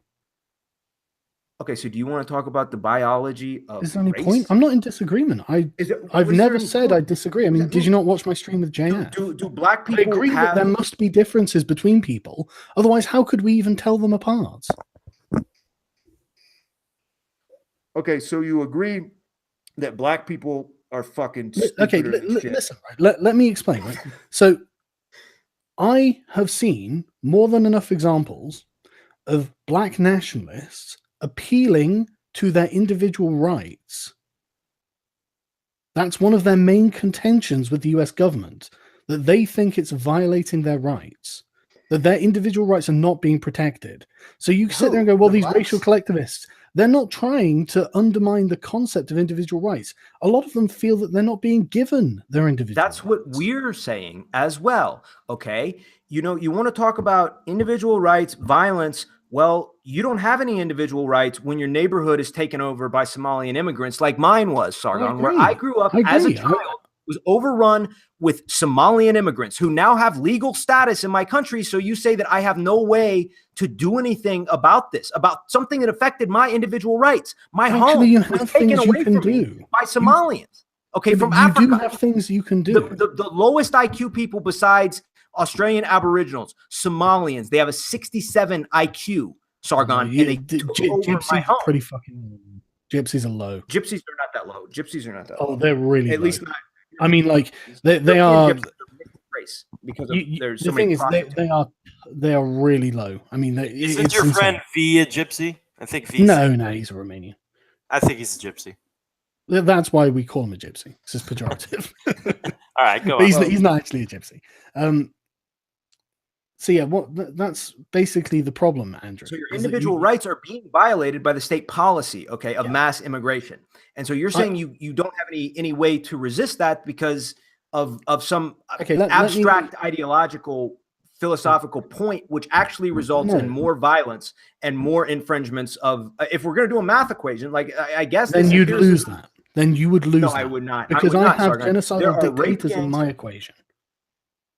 Because you're producing a fantasy. No, I'm talking about history. The history of Europe specifically. I guess as an American, maybe this isn't ingrained into your consciousness, but as a Brit, it really is ingrained in mine. What you're asking for is Operation Wetback. Operation Wetback, over 1 million. I can't remember the exact number. It was more than 1 million. It might have just been 1 million. Anyway, a whole bunch of Mexicans were rounded up by Ike Eisenhower and taken out of the country in Operation Wetback, and they weren't shooting people. You know, I mean, look, there's been a population transfer. Look, okay. Is that a real operation? Yeah, Google it and get the numbers on it. Wow. Okay. But anyway, right? Operation Wetback. What I'm saying is that I'm not in favor of mass immigration, right? You understand that? I guess, yeah. I mean, you can say that. I don't see it as a violation of anyone's rights to prevent immigrants from coming to a Western country. Can see that? Okay. I mean, it's your position. That's what you're saying. Yeah, but I mean, like, to be logically consistent with my own set of principles, it's not a violation of anyone's rights to prevent them from entering a country. I mean, I am fundamentally a nationalist. How is it not? How is it not? If everybody has rights to live in my country, if everybody has all these rights, but we don't have a right to remove people from our own country, according to you. So if everybody has all these rights, then why don't we have to protect the rights? We actually do have the right to remove people from the country. We remove illegal immigrants. You know, Obama removed like 2.5 million illegal Mexicans. No, that's not true. It's true. No, it's not. They counted. It's the statistic that's faked, because that counted people who were turned around at the border, which was what most of that was. And so it's. I'd have to look into that to be able to. Yeah, well, I mean, we can look it up. It's just the standard statistic that the the left wing press doesn't want to admit. But we can deport illegal immigrants. And honestly, I mean, I think that, you know, immigrants who have committed a crime should be returned to their home nations. You know, so all of these Somalis who are causing you troubles, yeah, I think they should have gone back as soon as they committed a crime. Okay, but their presence is a problem for the community. I mean, you acknowledge Robert Putnam, the diversity studies, as far as the way communities are destroyed by diversity experiments. The inability of the far left think the same thing with gentrification as well. But it's been proven through studies that I mean I don't know what your neighborhood is like. Bringing in large numbers of I agree with you. Like bringing in a large number of migrants. I mean, and it doesn't have to be white and black. Like this can be anyone, you know. But I imagine there were Spanish communities that were damaged by British immigration to Spain. You know, I mean, it's just two different cultures, isn't it? And I'm not an advocate of multiculturalism. No, it's not. It's not, because I wouldn't mind living next to Spanish or British people, and I think that they would adopt but that's your my culture in a way that it's not a personal preference. It's not a personal preference. It's objectively better behavior and an ability to integrate with my own society. It's all about your own perspective, right? No, it's not. Of course it is. You could measure the happiness of the individuals. You could go and do studies. Okay, they don't do these studies. The Putnam study was one study they did do, but you could do studies where you brought a group of Spanish people into a neighborhood, and then another neighborhood you brought a group of Somalians. I guarantee you, even if the Somalians did not commit any crimes, you would rate the people living in the neighborhood with Spanish people would have a higher level of happiness. Okay, significantly higher. Probably it might even. No, it's not subjective, Sargon, when it's statistics. Okay, statistics. Statistics about people's subjective opinions are subject. What is that? I mean, this is like. Listen. I'll explain it to you, but you have to listen, right? Yeah, I'm sure you took. Well, I do actually, right? Yeah. So listen, let me finish, right? So if you're a Muslim man in Cairo or something like that, and suddenly for some reason the Egyptian government decided, you know what would actually be good for us? If we let in like 10 million or 5 million Swedes or something, and the character of the neighborhoods drastically changed. Okay, maybe Swedes are a bad example because they'd probably just convert to Islam. But let's assume it's a white people who aren't going to convert to Islam, right? And these people turn up and they start doing things that are un-Islamic, the happiness is going to go down for the Muslim residents of Cairo. They're going to find that deeply problematic that these people are not adhering to their moral standards. Yeah, but they would just use violence to force them to. But yeah, I mean, I don't see what the point of that is. It's just the same thing that I said. The point is that this is a subjective measure. Yes, I agree. It would absolutely disrupt the culture. The happiness of the people is going to go down if you bring in just basic social cohesiveness. Okay. So have you even read Heidegger? Dude, I agree with you. Listen, Andrew. I agree with you. Mass immigration is bad. Okay, but this just is like a circular thing that just keeps going back to logistics. You don't seem to know. Andrew, you seem hung up on the term logistics. What is it about logistics that bothers you? Because that's the core of your argument. No, it's not. I've explained this 3 times now. It's not. The foundational principle of what you're suggesting is going to be a violation of individual rights. I'm an individual with rights. A threat to those rights is also a threat to my rights. It's a core moral axiom, okay? Okay, well, individuals' rights are being violated by multiculturalism. Individual rights are being violated by multiculturalism. People who violate these rights should be dealt with by the law. No, but the concept violates people's individual rights. The concept of bringing in all isn't a violation of individual rights. It is. No, it's not. Any form of multiculturalism is a violation of the people's homes, the people that live there. You're United talking States of about America is my home. It is my home. And I did not want these people in my home. Yeah, I agree. That is the situation. I do not want these people in my home. I believe I have a right to have a home. And you're telling me I don't. No matter how you dress this up, no matter how you dress this up, you were telling me I have no right to a home. No, I'm saying that they also have a right to a home. Inside of my home. No, they don't live in your home, dummy. A community, Sargon, is something bigger than a house. A community is something bigger than a house. And they do. I think there's probably Somalians living in the house I grew up in. You know? Really? That sucks. They're all through that neighborhood. So, I could go there and check, but it would make me sick. Yeah, I'm sure it would. But like, do you not think that it's, I mean, you know, the SJWs think that liberalism is segregation, right? They started talking about that now as far as like safe spaces. Yeah. No. Like, as in demographically, as in people choose to just live among their own kind when given the option. It's the option of least resistance. So like, yes. There's a reason that in the US, there are lots of people who are white who are not concentrated in areas with lots of people that are brown. I mean, the Atlantic actually wrote an article calling the solar eclipse racist because it went across states that were mostly white. And it was just like, you guys are fucking stupid. But they did it anyway. But that's the point. And this is something they keep complaining about. There's a reason that most brown crime is done to other brown people and most white crime is done to other white people. It's because people self-segregate in a free system. So you can do something. You can move to a town that is majority white. So you're admitting that these people are collectives, okay? So I can just keep running. I can just keep running and running and running? No, I think we should close borders. Well, okay, if you close borders in the United States right now, it wouldn't make any difference. I think you'll find it. I mean, it would make a difference, but not in the long run. We would still just be bred out. The problem, look, you're never going to increase white birth rate. So you're a fan of the wall? You could increase white birth rates by getting rid of diversity. Getting rid of diversity increase white birth rate. No, listen, right? I've never been against the wall at all. I think any state has a right to build a wall around its own borders and fortify it however they fucking like.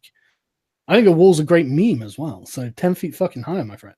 But no, Andrew, look, the falling birth rates are a problem of wealth. No, they're not.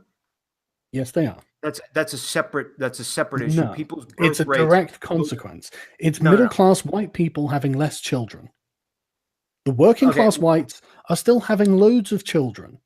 They're not, Sargon. They're not. Yes, they absolutely are in my country. Maybe not in yours. It's an economic issue. The birth rate is largely related to economics, and the economic problems that we have in the United States are basically entirely due to diversity, especially if you would include Jews in that, but you wouldn't even have to include the Jews. The economic problems that we have in the country are due to the diversity program of bringing all these people in who do not contribute to society or contribute at the very lowest level and take white people out of their natural jobs. Natural jobs. Furthermore, I mean, they're for their social standing, okay, for the jobs that they would be naturally working based on their social class. But the problem is, the poorest white people are hit hardest. Yeah, but even furthermore, this concept of diversity. Well, you want to talk about economics, or no? I was just going to add that the diversity let me explain, right? Decreases the birth rate. Let me explain, right? If you had a 100% white country, and it was a first world country, and it had a sizable middle class, you would see birth rates decrease. I mean, this is historically happened. Yes, birth rates. It also relates to urbanization and the fact that increased wealth leads to urbanization. When people are closer together, they tend to have fewer children. So, I mean, there's a lot of factors that go into why people have it's about children. Personal wealth and people's decisions. It's not exclusively about wealth, Sargon. If we look at the historical pattern I think most of lowering birth rate, a lot of it has to do with urbanization. And because the urbanization and the increase in quality of life happened at the same time, because look, people are now poorer than their parents were, and they're not having more kids than their parents did. Okay, so that disproves this idea that it's all just about wealth. You're not breaking it up by class. If you look at the middle class, they're not having kids. The working class are having kids. Honestly, I think it's a consequence of bourgeois attitudes, as they historically had. I mean, listen to an SJW it's talk a lot about more children, complicated right? than that. But okay, it doesn't matter. Even if we had the same, I mean, we're not going to outbreed Somalians, Muslims, and Mexicans. Okay, the goal of white people should be a 2 something birth rate. Okay, that's normal. A replacement birth rate, a little bit more than replacement, maybe 2.3, 2.5. You know, okay, that should be the basic birth rate. These people are always going to have significantly higher than that because of their evolutionary biology and the fact that they evolved in a situation. Actually, we have data on that. Wait. We have data on that. They evolved in a situation where they had a much higher mortality rate, and thus to make up for the high mortality rate, they developed a high fertility rate. Yeah. That is the situation. We are bringing people who are biologically inclined, but their biology demands white people that weren't in the same situation. What? Do you think white people weren't also in that situation? No, they weren't. But they absolutely were. They absolutely were. They absolutely were not, Sargon. I mean, we can look at the prehistoric mortality rates of white people. You're just wrong on that, mate. You're just wrong. Victorian England. I'm not wrong. Okay, Victorian England is not prehistoric, Sargon. Can we answer? Can we answer the a terrible problem with child mortality? Because everyone in a pre-civilizational status had a terrible problem with child mortality. Okay, the rate in Europe was much different than the rate in Africa. This is a biological fact. This is like not disputed. People can Google this, but let's not. It's going to be staggeringly high. Hey guys, can we go? Can we get back to this core question that we started the debate with? Do white people have a right to self-determination? No. What is your yes or no, Sargon? Again, as the question is phrased, it's a collectivist question. It's like saying, when did I stop beating my wife? I don't think it. I mean, it's a yes or no question. Yeah, I know. There is a yes or no to that. Either it's yes or it's no. I know, but Andrew, when did you stop shooting black people? You know, or are you going to stop shooting black people? It's a yes or no question, Andrew. That's not the analogy. It's a yes or no question. Just when are you going to stop shooting the black people? Okay, this is what you're saying. What I'm saying, basically, my solution and your solution would lead to self-determination for white people.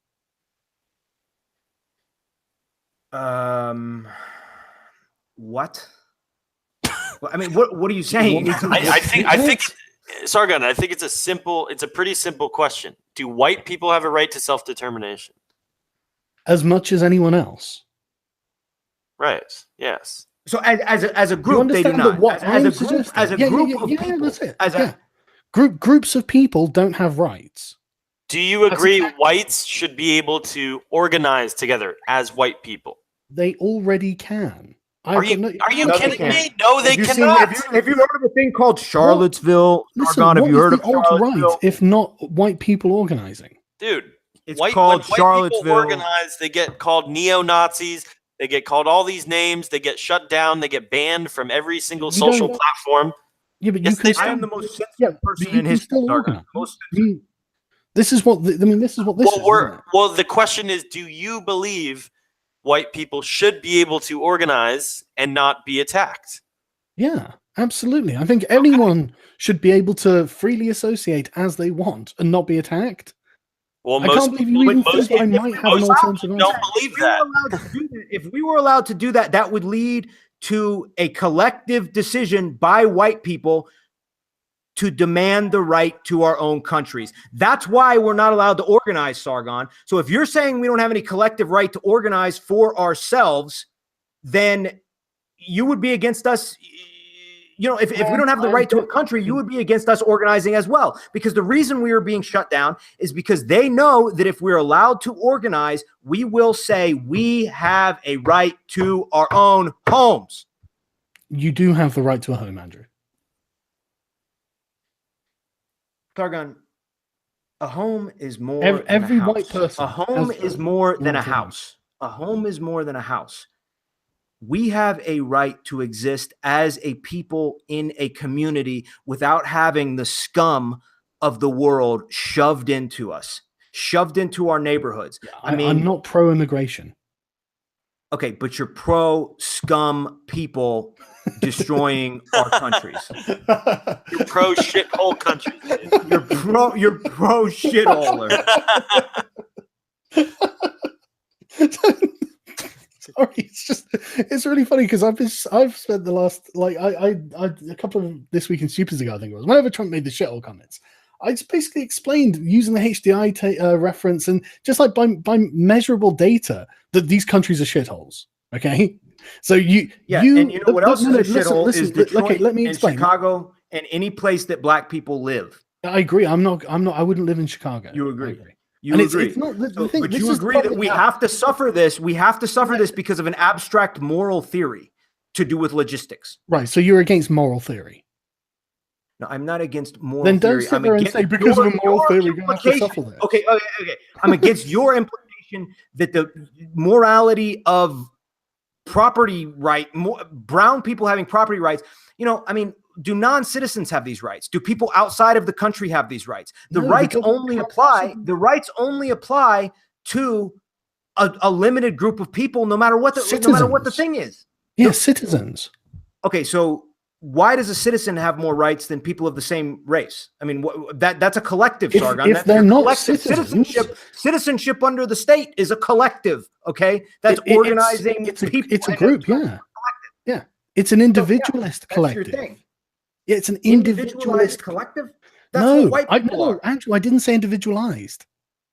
I said individualist. I don't know hey, real quick, we got a comment in the chat. Someone said hate crime laws, affirmative action, 14th Amendment, and the Civil Rights Act are all examples of group rights legislation.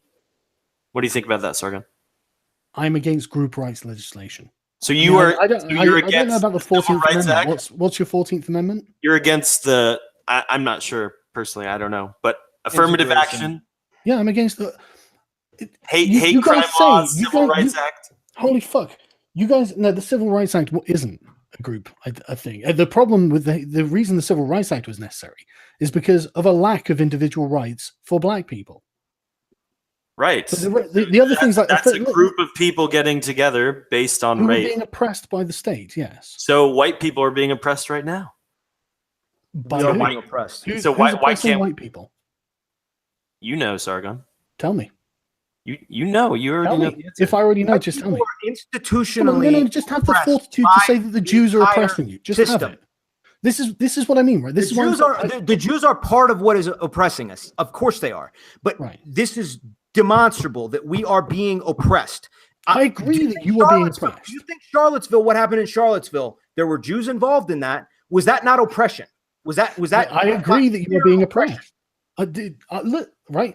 This is why. Okay, there were Jews. There was a Jewish mayor. Okay, I'm not fighting you. Right. Listen, I agree with you that you are being oppressed. Okay. So why are you afraid to say the original question? You agree because when you say that, you're attempting to do horseshoe theory. Okay, I know what you're doing when you say, "Are you oppressed?" Well, you're just like the blacks. I'm not an advocate of horseshoe theory. You are the king of horseshoe theory. No, I'm actually horseshoe. Look, it's the same way of like the SJWs going, "Oh, that's right wing." It's like I don't care about the political compass either, right? I'm interested in your principles and where they go. And in many respects, you and the SJWs share a lot of principles. Well, the ones that I'm concerned about are the ones that violate mine. Here, someone in the chat said, Sargon, if whites have the right to organize as whites and property rights apply to citizens, white majorities have the right to vote whiteness as citizenship requirement. What do you think about that? Technically, they do. If you want to have white-only immigration, that's your choice. Okay. Like I said, I'm for no immigration. So, like any number above 1 is too much for me at this point. Really? That sounds. I want the border. You're sort of on the alt-right side on that, then. Yeah, no, you guys are for white immigration. Holy fuck! You guys are cucks when it comes to immigration compared to me. Oh, we're cucks on immigration. No, I don't. I don't want any immigration. Look, I don't want a fucking single Pole, a single Frenchman, a single German. And we're going to get them, obviously. But I'm at this point, we have had enough. Do you know, in my country, right? We've got 65 million people and we get 300,000 people a year. That's just way too fucking many. I think we get more than that. And Andrew, that actually is about logistics. That point. It actually is about logistics. You should see our fucking railways. You should see our healthcare service. It's getting a seat, just getting a ticket, like to go see the doctor. Well, this sounds like something we can all get behind. I think London is a disgusting shithole filled with shithole people. You don't even see any white people there. Besides the Poles are the only white people in London. It's a shithole. You should go live there, Sargon, so you have a better idea I go to London what regularly. our principles are. I go to London regularly. I know what it's like. So you think that's good to have your civilization destroyed by shithole people? If I did, why would I be against immigration? But you're saying that this is bad, but then you're saying that there's nothing that can be done about it. And it's bizarre. I'm proposing a solution. Idea. What is the solution? It's just not your solution. No, I have not heard any solution. You just said we have to just deal with it. Lay down and deal with all these shithole people destroying our society. No, I'm not saying any of that. But the thing is, your problem. No, listen. Your problem with what I'm saying is that there might also be a reasonable solution to the problem. But you know what you're proposing isn't reasonable. Why would I have a problem with that? Give us your solution. How the fuck do we get all these people out of our countries? I think you have some trick, if you have one weird trick, if you got one weird trick, I kind of do. But I think we should. I think we should return to being proud of our own cultures. The problem that I think that one of the most honestly despicable things the left has done is try to erode the cultural heritage of white countries. That's awful. I would never go to someone else's country and try or it doesn't matter, if I was born there or whatever, but I would never try and take away the cultural heritage of these people. Like, I saw this thing the other day where Angry Foreigner video, where he was talking about how Swedish museums are melting down Viking artifacts and trying to diversify Swedish museums. And it's just like, there are so many levels to why I hate that. So many fucking levels, but it all comes down to fundamentally, you have no right to try and take away these people's culture, no matter who they are. So like when ISIS arrive in Baghdad or wherever, Mosul or whatever it was, and they start tearing down fucking museums and smashing up Assyrian statues, I was fucking raging.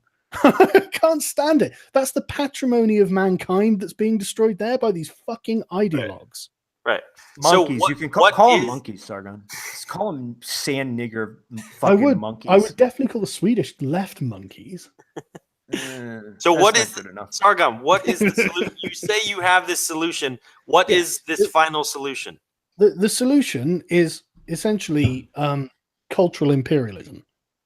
Okay, break that down for us. Give us quick rundown.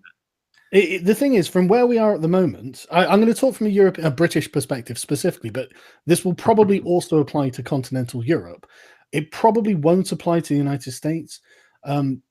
But basically, in Europe, we are completely neutered when it comes to our own national identities. We're not allowed to be proud of our own national identities, which is it's gutting, in my opinion. It's really gutting because I think that Britain has a national identity it can be proud of. Britain's really done, it's gone a long way to promoting the principles by which the British state was, evolved into and promote. And now we are supposed to be ashamed of these things. I mean, I've seen so many articles from the left decrying the British Empire, and it's like, oh, are you insane? Don't get me wrong, there were bad aspects to it. It committed the odd genocide, I agree. And I'm not an advocate for imperialism now because of that. But to say it was all bad is just fucking wrong. To say that it wasn't a positive force on the earth is wrong. I mean, we would still have slavery if it wasn't for the British. It was when we had the reins of world power, that's what we had our moral crusade over. And it was wildly popular with the public as well. And yet we're supposed to be ashamed of it. Winston Churchill fucking fighting them on the beaches. Oh, yeah, but he was a racist. Yeah, who gives a fuck? The Nazis were worse. motherfuckers. He was a man of his time. And you're a fan of Hitler too, of course. I'm not a fan of Hitler. Oh yeah, we heard your quote earlier. You said you didn't I don't think he was a monster. I think he was ideological, and that's the thing. I think this is the thing. He's not a serial killer. Did he do anything wrong, Sargon? Oh my God, he did so much wrong. Right? Just say he did nothing. Why would you start a war with someone you've already signed a non-aggression pact? Come on, we need the Why would you invade Russia? Hitler did so much fucking wrong. Honestly, don't even get started. But you just said he wasn't that bad. No, I said he wasn't a I said he wasn't a monster. No, he wasn't. He wasn't. He was a good person. No.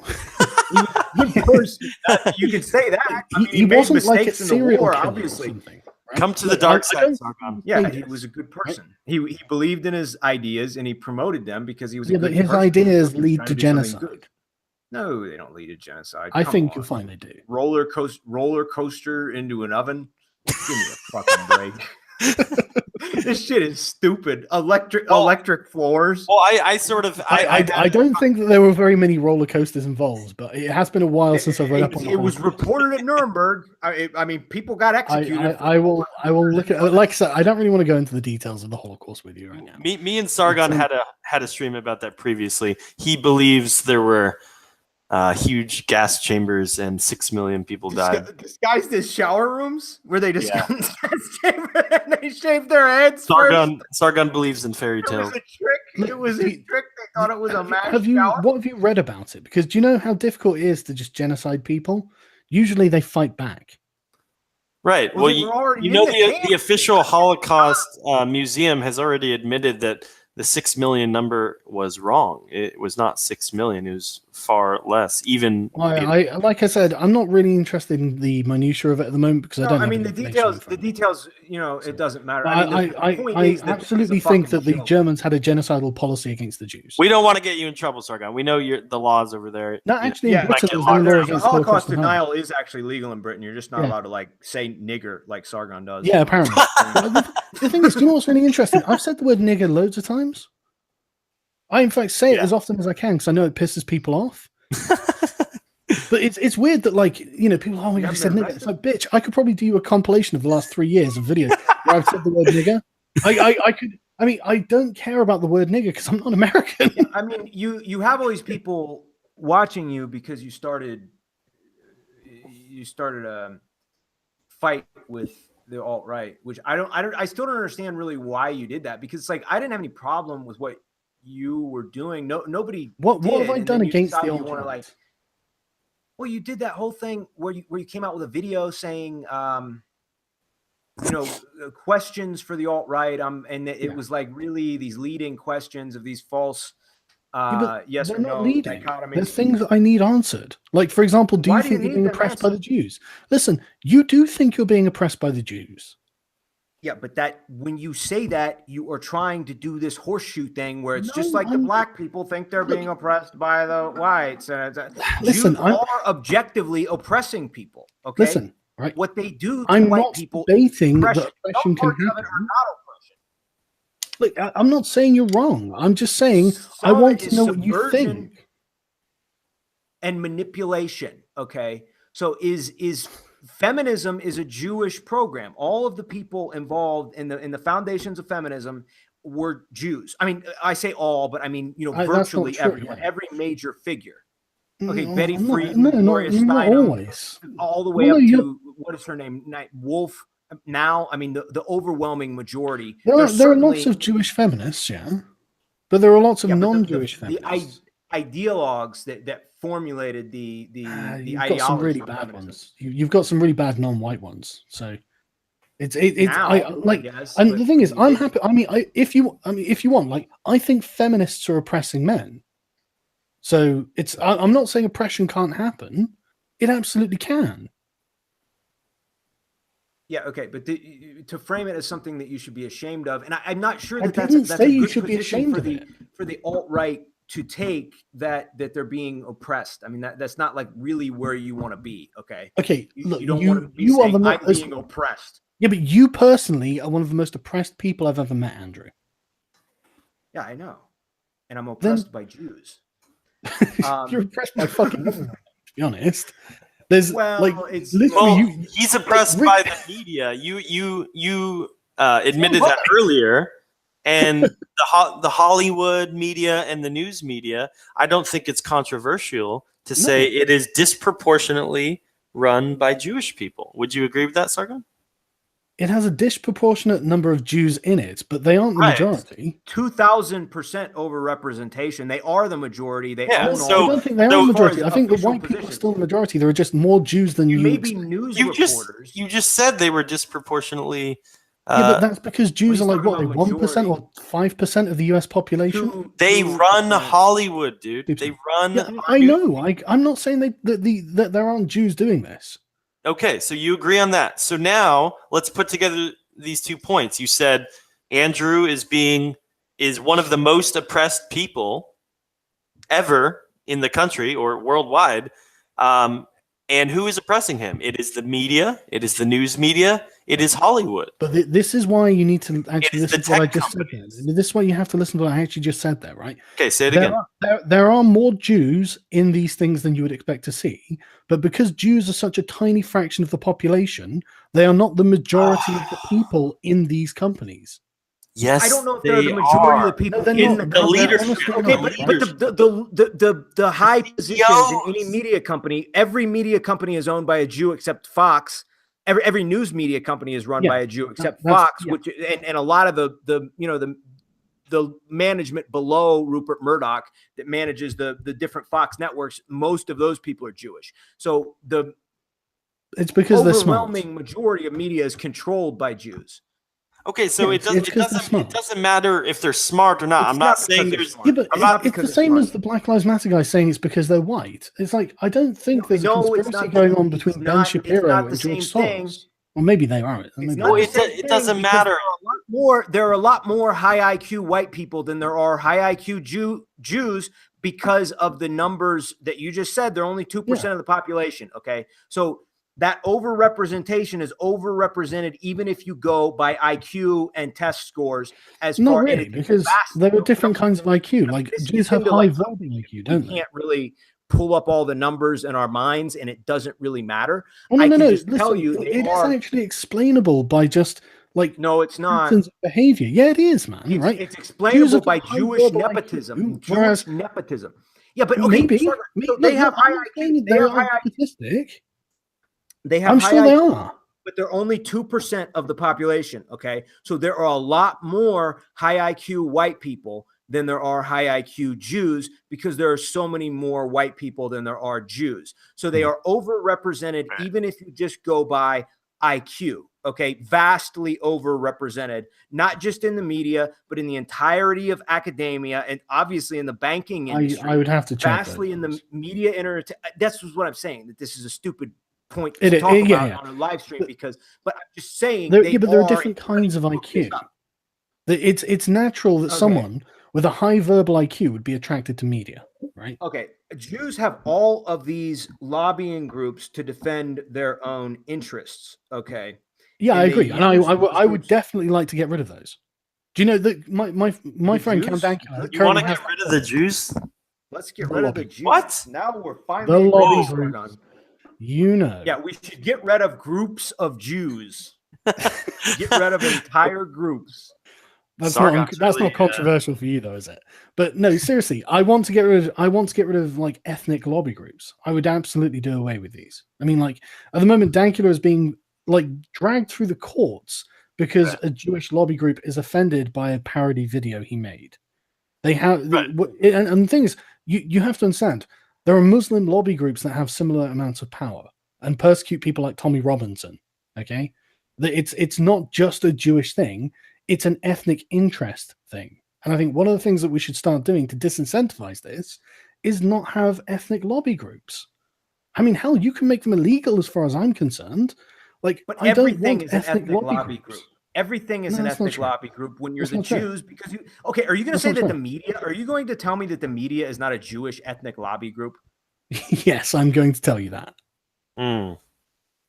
why then do they consistently promote the interests of Jews against the interests of white people? Consistently and invariably, the media promotes the interest of Jews and attacks white people. The media is a Jewish lobbying group. That's just what it is. Why are there so many white people who are promoting an ideology that is against the interests of white people? Because they're brainwashed by Jews. I mean, if it's objectively against their interests. Well, I don't know if brainwashing into an ideology necessarily relates to intelligence, especially when you're a white person and you're honest. Well, I mean, look, there's a lot of really IQ communists, Sargon. So you can't really say that. I mean, they're brainwashed into an ideology that isn't a good one. I don't know if the term brainwashing is really appropriate. I mean, well, okay, indoctrinated, whatever synonym we want to use. Yeah, I mean, a lot of white people deliberately indoctrinate themselves. A lot of what?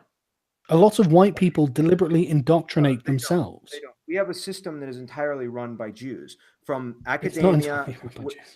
It is effectively, because it is infiltrated. It is run based on Jewish ideologies. Okay, so whether or not the people promoting these ideologies are innately Jewish, is Marxism. What race was Karl Marx? What race was Trotsky? What race was Lenin? Okay, why was Karl Marx opposed to Judaism then? Because he was playing a role for the Goyim. Okay. God, that is super 4D chess from Karl Marx. No. Not only am I going to, Jews insist on running everything. Jews insist on running everything because I'm a Jew. People did not like Jews. People did not like Jews at the time. Everyone he worked with was Jewish. He promoted an ideology that has been exclusively Jewish. That's not true. A lot of the people he knew were German. But have you read his On the Jewish Question? Yes, I have. And I understand that he was opposed to Jewish banking and he called Jews criminals and so on. I understand that, but that does not mean that he was an individual. It does not mean that he is not that he did not invent an ideology that was used by Jews to slaughter white people. Okay, white Christians in Russia, in the Ukraine, were slaughtered by communism being run by Jewish people who were enacting a program invented by a Jew. So if you're going to tell me that's all a coincidence, while they're also saying that they hate us, Jews are openly saying that they hate white Christians. Karl Marx wasn't as animals. Okay. What? Karl Marx was an individual. That's really why I think the difference. There's no such thing as an individual Jew, besides like Bobby Fischer or something. I mean, you could come up with like examples of like crazy type Jews that hate other Jews. If Ben Shapiro gets washed up on an island, he's just going to tap into the Jewish hive mind, is he? He's going to be like, well, okay, at least the Jews back home are doing good, oppressing the white people. No, they have an extremely high in-group preference, Sargon, and they have extreme empathy for their in-group. Okay, they have extreme in-group empathy, and this makes them always thinking about what is good for the tribe. And if you're going to tell me it's a coincidence, Karl Marx was just an individual, then these individual Jews funded communism from New York in Russia, and then these individual Jews for decades slaughtered white people using communism that was invented by an individual Jew. This does not make sense. I think it's your ideological perspective that is informing your judgment on these people. I don't think you are talking about a coincidence here of a pretty listen, right? Communism is an aracial ideology, right? They don't care that they're slaughtering white people, just like in Zimbabwe or South Africa or wherever. They don't actually care that they're white. They care that they had power. Oh, come on. Right? Come on. Listen. Blacks slaughtering white people in Africa don't care that they're white people that they're killing. I tell you what, they'll end up slaughtering the Chinese in 50 years. Yeah, of course. And they won't care that they're Chinese. They'll just care that they're doing better than them. People that aren't Jewish. But particularly Jews hate white people because they view them as the only competitor. Communism doesn't look at white people and have an opinion, right? The reason that they were killing anyone is because they were part of the bourgeoisie. They were the owner class. Now, that could be any race of people for a communist, and they would demand their rivers of blood. Okay, so it really doesn't. They were starving poor people in the Ukraine to death. Jews were starving poor people in the Ukraine. Yeah. So, but do you know why why? are they doing that? Because they were capitalists. Because that's why. Because they were making money. They're Jews that hate white people in the chat are saying that you're getting fed lines on your Discord, Sargon. Is that true? Are you doing a little cheat sheet there? I don't have a Discord server. Oh, you don't have a Discord server? Okay. The alt-right has a Discord server. Why don't we talk about the alt-right Discord servers? Drumming up. Why don't we talk about likes, Kraut's dislikes, Discord? We want to get into drama here. Well, I wasn't on Kraut's Discord. Let's talk about Kraut's. Well, you were in conversations with him. On the alt-right Discord. I wasn't on Kraut's Discord, so I can't talk about it. Well, okay. I mean, I'm more concerned about the idea. Why would I need a cheat sheet? This is all stuff I study on a daily fucking basis. I'm a fucking expert in communism at this point. I thought you didn't want to debate any of this. Now you're an expert. I didn't really want to debate any of this, no, because I knew that we would end up in this. What do you want to debate? What sounds like honestly, a fun debate? I honestly, I want to get inside Andrew Anglin and like sexually. Okay, get inside. I know that's kind of degenerate, but go ahead. Seriously, I want to hear about his time in the Philippines. I find that really fucking fascinating. Is it something you're ashamed of? So no, Sargon, it's not something I'm ashamed of. I'm not going to do some kind of Freudian thing with you. I don't want to do a Freudian thing. I want to hear about your experiences. You're trying to get off of your own situation here as far as not being able to defend your thing. I've defended my positions completely concretely. I don't want to talk about my personal life with you, Sargon. That is not relevant to this discussion. Okay. Oh, I'm sorry to hear that. To this discussion is your liberalist positions and what your plan is as far as fixing this situation, because we have outlined a plan, and you say, well, you can't enforce laws using violence, so you can't ever do this. But we do have a plan as far as what we want to do, okay? And we have a plan that would fix the current situation if it were enacted in the way that we say it will be enacted. You are trying to form a group that has this vague set of principles, like a middle schooler read the Declaration of Independence and was asked to copy it back, but make sure it wasn't racist.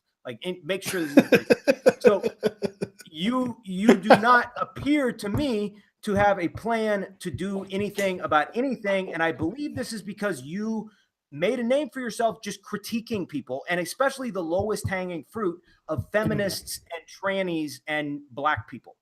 Okay. Maybe it's because I don't really want the alt-right involved in what I do. So your plan is to just not involve the alt-right, and then what? I mean, what is your plan, man? What is your ignore the alt-right? This is the last alt-right interview I've been planning on doing. Okay. And so I was only because it was you, because I find you a fascinating figure, and so I wanted to know more about you. And we've been over the principles, we've been over the discussion. No, we haven't. We haven't been over. Okay, well, if you stop interrupting, and I'll explain to you my plan. Right? Basically, I think that with a sort of form of cultural imperialism, as in being proud of the native cultures that we have and emphasizing these above other cultures, this will act as a kind of soft power. This will be a natural buffer against people who would like to come here and set up ethnic enclaves, like, for example, in Rotherham, in Bradford, where all of these other countries. If they want to live with Sharia law, that's too bad. I want Sharia courts banned in my country. Do you understand? I want that to happen. I don't want to abandon individual rights, but I don't want a separate parallel legal system set up, and I think it's completely within the state's right to prevent that as well. The state is the arbiter of justice, but I don't want to just undermine my own civic fucking power over my state. I'm not throwing away civic nationalism. It's a ridiculous thing to say, right? But this means we can't do certain things, because if we start allowing the state to violate other people's rights, then inevitably it's going to get around to my rights, because I am a fucking dissident. Okay, I'm in many ways a lot like you, Andrew. I also oppose what's going on. It's just I have a different perspective. This is, I think, something that will happen over time, but I think it will be effective, and it won't necessitate the violation of anyone's rights. And at the end of the day, if they want to kind of like convert and act British be British, if you guys think they're genetically possible of that, then I don't really have that much of a problem with them staying. Because like we've seen Muslim birth rates reduce in this country because it's a consequence of wealth. If you get wealthy, you want less kids. It's just because you've got the option, I guess. But this is the point. Okay. If you guys misrepresent me constantly, and you do, if you guys deliberately not understand what I'm saying, which I think you do, no, I'm not. And you can't. It. You just said that you're going to promote culture, and that's the solution to this situation. Yeah. This situation, shutting borders and promoting this kind of culture by these animals who behave. But that's what. Yes. That's what. Yes, exactly. We're shitholing it here.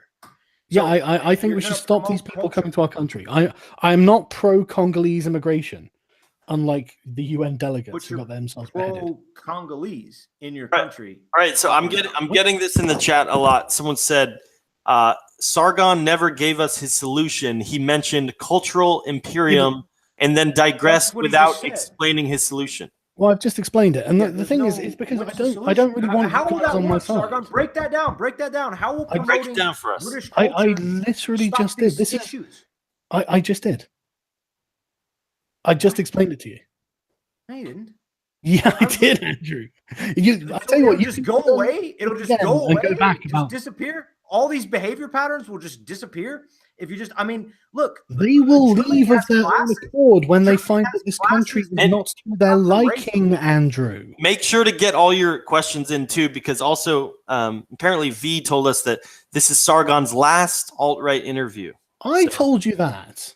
So are you... V is your ambassador. No, I said that myself. Why is it your last? Are you accepting because defeat? I don't...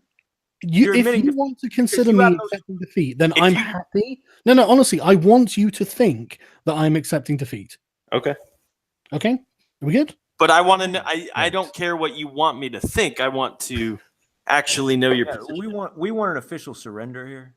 Yeah, exactly. Because if you're going to try to argue that the alt-right has no influence in culture, I mean, that's obviously not true. So either you are... I don't see how you're influencing anything. What are you influencing? Are you kidding me, dude? I mean, what are you influencing? Seriously, go. I mean, you've seen it having the #1 stream on YouTube. Right. So pretty obvious. That's the alt-right, is it? Right. Yeah, that's what people are interested in. Would that happen if I wasn't? But I mean, it's happening in real life. Yeah, but would that have happened if I wasn't there? This is taking over youth culture. Is it? Right. Yeah. It is in America. Yes, we hear these. Have you not seen 4chan? Have you not seen what people are talking about? I hear the behavior of young people is conservative. Look, we had a poll last year. We have 10%. We have 10% support of the alt-right in the United States. 10% of the people in the United States. That might be your own confirmation bias, though. Well, I mean, it's a poll. It was a poll done by far lefties who want there to be a significant Nazi threat in the US. I think it was Ipsos. I mean, it's, I guess you could say. I looked at it the other day. I mean, it was done immediately in Charlottesville, and it was nebulous. I don't think the public really know what the alt-right is. Yeah, so there's going to be a lower rating after Charlottesville, I would think. No, seriously, tell me what your influence is. Well, I just said we're influencing the culture. These memes are popular. People are following our media, and these are spreading throughout the culture. White people are waking up and developing a consciousness, a racial consciousness, and a belief that they have a right to exist as a people. That is the goal, is to put a consciousness in the minds of the collective white population in all of our countries that are being invaded. I mean, they already have this in Eastern Europe. But in the countries that are being invaded, we want to create a consciousness of being white so that people will begin to organize and act in their own interests. And that is happening. We are affecting the way that masses of people are thinking, and everything is going. I mean, look at Donald Trump as a phenomenon. This is a white racial phenomenon. It's a white racial phenomenon. I don't agree. And your whole fan base, you jacked an alt-right meme with your little Kekistani thing. So to say that the alt-right is not having an alt-right meme, are you kidding? Are you kidding me, dude? You think Pepe's not an alt-right meme? Come on. No, listen, right. I kind of thought of that when I was drunk on a stream with Dr. Lehman, and we were just talking about how we should create an oppressed ethnic group of shit posters and name it like somewhere from like near Persia or something, because no one knows the names of those countries, and they're not going to know that it's not a real thing, and we could actually have some fun with it. It turns out that someone on 4chan had coined the term like a year earlier or something. I don't know. But I don't use 4chan. But the point is, man, I don't care about what the alt-right does. I know you guys think you're really like getting into the mainstream, but I don't think you are. We are getting into the internet. We are taking over the internet. You're on the internet, yeah. You're on the around. internet. So you had this. So if we're not doing anything, why are we getting doxxed? Why are there plans to shut us down? Why are we getting censored and banned from everything if we're not having any far left control everything? Oh, the far left control everything. Well, right. They absolutely do. You don't think they do? Then why is Ben Shapiro not getting shut down if the far left control everything? Because he's not a Nazi. Because he's not a Nazi. Yeah. Do you think I'm a Nazi? They do. Sargon? Do you? They think you're a Nazi. Do you? Why do they not think Ben Shapiro? I don't think you've got the courage to be a Nazi. Oh, okay. And maybe it's because you're too much of a nice guy as well, you know. But I don't think you've got the courage. I don't think you've got the fortitude to do what needs to be done. So you're saying that being a Nazi is an honorable thing? No, I'm saying that being a Nazi requires conviction. If you need courage, then it sounds like it's an honorable thing. No, it's just something that requires conviction. And courage. Yeah. You would have to be courageous to be Nazi. Right. Okay. You've got to be courageous. You heard it here. You heard it here first, folks. No, listen. You've got to be courageous to do anything like that, no matter how good or bad. Be courageous to be a Nazi, but Nazis are evil. Yeah, I think they are. Yeah. So wait. You're contradicting yourself. In my opinion, but you have to be courageous. I mean, I think you've called me a Nazi, and now you're saying that Nazis are evil, Sargon. It sounds like you just called me evil. No, I don't think you are a Nazi. I thought you were, but it turns out you're a cuck. He got me. Oh, no. Yeah, I honestly thought you'd have the courage of your convictions, but you don't. You keep saying, "Well, we're not going to." No, look. I know what you thought, Sargon. You thought you could get me on here, and I would say a bunch of gruesome shit about how I was going to just kill a bunch of people. Okay, no, that's what you'd say. It'd be a regrettable necessity. That's what I thought you were going to say. Okay, I believe we have. Real quick, Worski and V are here, so you don't feel completely ganged up on. I didn't feel ganged up on at all. Okay, well, we have V here just in case you need someone to suck on your teeth. Okay, hang on, right? Go ahead. I do object to. Listen, I do object to just randomly letting people into a stream when it's arranged that I'm to talk to one other person. That seems. Well, you've already broken the rules of it being a debate, so why not bring in some other people? Well, so what? Two wrongs make a right. Right. Yes. Exactly. Yeah. All right. So okay. Real quick, Worski, go ahead. What did you have to say? No. You just said come back on for the post show, so I jumped. Yeah, that's as well. I said, and you said bring in V, so I brought in V. Sorry. Can I have a question for Anglin? Okay. Go. V, go ahead. Well, before you guys do, because I'm going to go and get another cup of tea, so I'll probably drop out. But Andrew, I genuinely have to know this, right? When you're in the Philippines living with Muslims and you're going to get 2 Muslim wives, is that true? No, that's not true. Look, Sargon, no, that shit. That's just not true. You're trying to do some kind of fucking gotcha shit here, and no, I'm just curious. A lot of that shit in that article was just made. I'm just curious if you converted to Islam. Everyone sees what you're doing. They wouldn't marry outside of Islam, and I'm really curious if you're an apostate too. Okay, I'll tell you this story. Yeah, I lived in a jungle, and I lived there for a year. Okay, I lived in a jungle for an entire year with a primitive tribe. I did not get married. There were a lot of people who wanted me to marry their daughters in this jungle tribe. I did not want to be involved in that. Okay, that's the story. And was it rough living in the tribe? What? Was it rough living in a tribe? Yeah, I mean, it was warm, but it was wet. Mm-hmm. Okay. Well, I've never been to a Philippine jungle, so But okay, well, no, seriously, that's interesting. Because the thing is, no, if you, an interesting story, but I mean, you're doing that as like, oh, I got you. No, look at you. I mean, obviously you are, because why would you say that right now, Sargon? When you've been trying to say it this whole time that this was your thing, you were going to be like, you married 2 Filipino girls.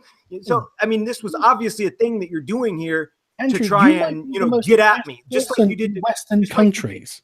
Okay? You might be the most oppressed person. And if you were also an apostate, in addition to being a Nazi, apostate, yeah, if you had converted to Islam to marry some women, no, these girls were not Islam. I don't know where that part of the story. Okay. I mean, a lot of this story is just bullshit. These were they worshipped trees and shit. Right. Okay. I mean, I could explain that of what their religion was as far as the nature gods and spirits. I mean, I lived in this, but no, they weren't Muslim. That's just. Right. Okay. The Atlantic. If I recall correctly, maybe I'm remembering it wrong, but the Atlantic suggested they were Muslim, and I thought that was strange because Philippines is Catholic. But yeah, no, these were pre-Christian tribal people. Right. Okay. And yeah, I bet they were thick as 2 short planks with these people for a year of my life, and it was a very interesting experience. I still have a place in my soul for these people that I stayed with there. I mean, of course I do. So this idea that I'm some kind of genocidal maniac is wrong. But I think a lot of what I believe now came from the experiences that I've had in the third world. And I think that particular experience, because I mean, it's a long time when there's I mean, I did have books. Okay. But, I mean, it was a lot of just being in nature. There was no electricity. Could you speak the language they were speaking? Yes. Oh, right, okay. Because I'll tell you what, I would fucking go nuts. I wouldn't be able to stand it. Like just living in a jungle. Just fuck me. But yeah, I was curious if you were actually the most oppressed human on Earth, but not being an apostate means you're not the most oppressed human on Earth. If I can find someone who is also a Nazi and also an apostate, they'll be the most oppressed. But I was genuinely curious. It was like, well, that's cute. That's a crazy life story, That's a genuinely crazy life story. And honestly, I want to kind of humanize you a bit. I've come about this honestly, and I am a human, and I do not have any desire to just randomly hurt people. That's not any part of my personal agenda. What I believe and what my experiences have taught me is that you have to have communities. People have to exist as a part of something other than themselves. And I think that this whole individuality thing, obviously people deserve individual rights and justice and so on. But when you break humanity down into these units as individuals, you take away their soul. There is no human being who can exist not being a part of something bigger than himself. And this is what I believe. And I believe that for the future, for the people who are yet to be born and for the kids coming up, that I have a moral duty to fight for the establishment of a free white homeland. Right. Well, when you say that people want to be need to be something bigger, part of something bigger than themselves, you are correct. You are absolutely correct. There is a lot of evidence to suggest that is the case. And I agree. I don't think people should be atomized individuals, but individualism is not individualist, right? Individualist describes a philosophy of governance. Individualism is about the person themselves. So I know the alt-right has really struggled with this, but I don't know how else to explain it in a way that you guys will understand. And so I'm just not going to worry about whether you understand it or not. I'm just going to chalk this one up to you guys just not getting it because of whatever reason, right? But the thing is, under individualism, as in individual rights, the thing that you concede and yet seem to want to undermine, you can do that.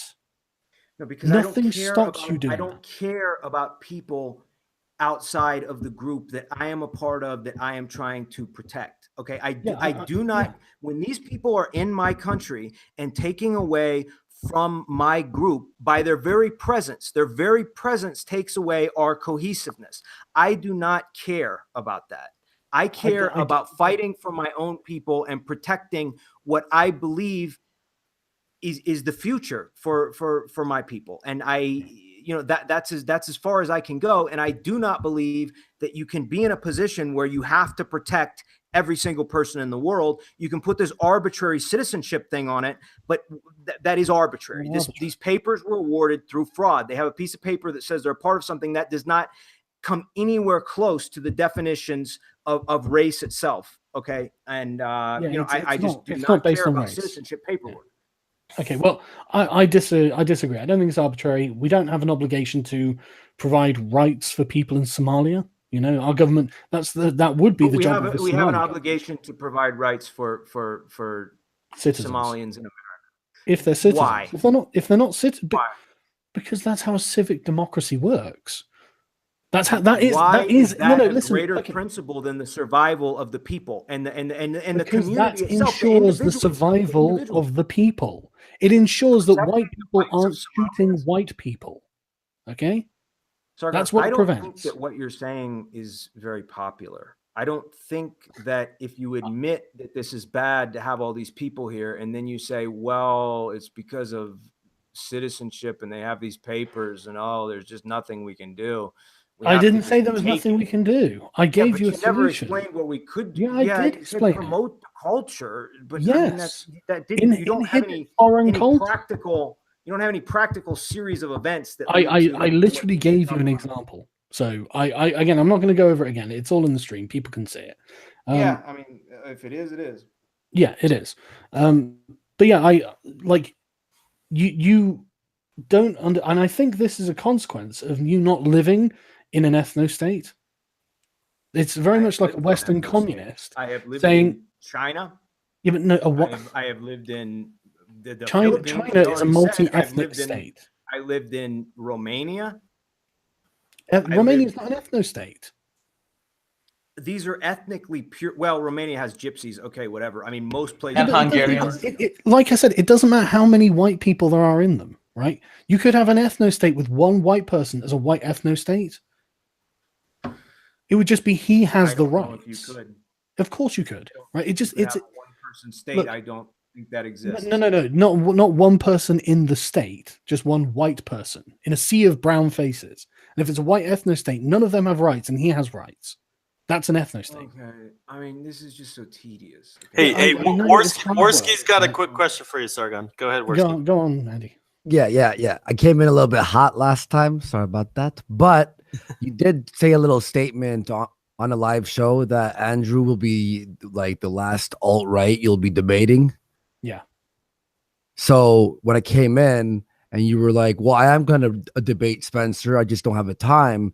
I forgot because I'm a little bit hungover, won't lie, but forgot to mention that statement that you said that Andrew will be the last alt-right you'll be debating. Therefore, you won't be debating Spencer. Well, maybe I'll make an exception for you. Okay. But I mean, as a general policy, I'm not interested in talking to the alt-right any further. I've done it. I've talked. Actually ask you something because I remember, like, you know how SJWs never want to debate with you. Like, let's say I need a Sarkeesian. When we were at VidCon, you were like, why don't they want to debate with me? And then they just insulted us by calling us Nazis and whatever. Don't you find... Nazis. Okay, I mean, generally, SJWs will say Nazi or whatever. Not Anita in particular. She called you garbage human, but you know what I mean. They don't want to debate with us. Even called us Nazis. But they don't want to debate with us. Andy, just to head you off at the pass here, I have a library of interviews and debates I've done with the alt-right.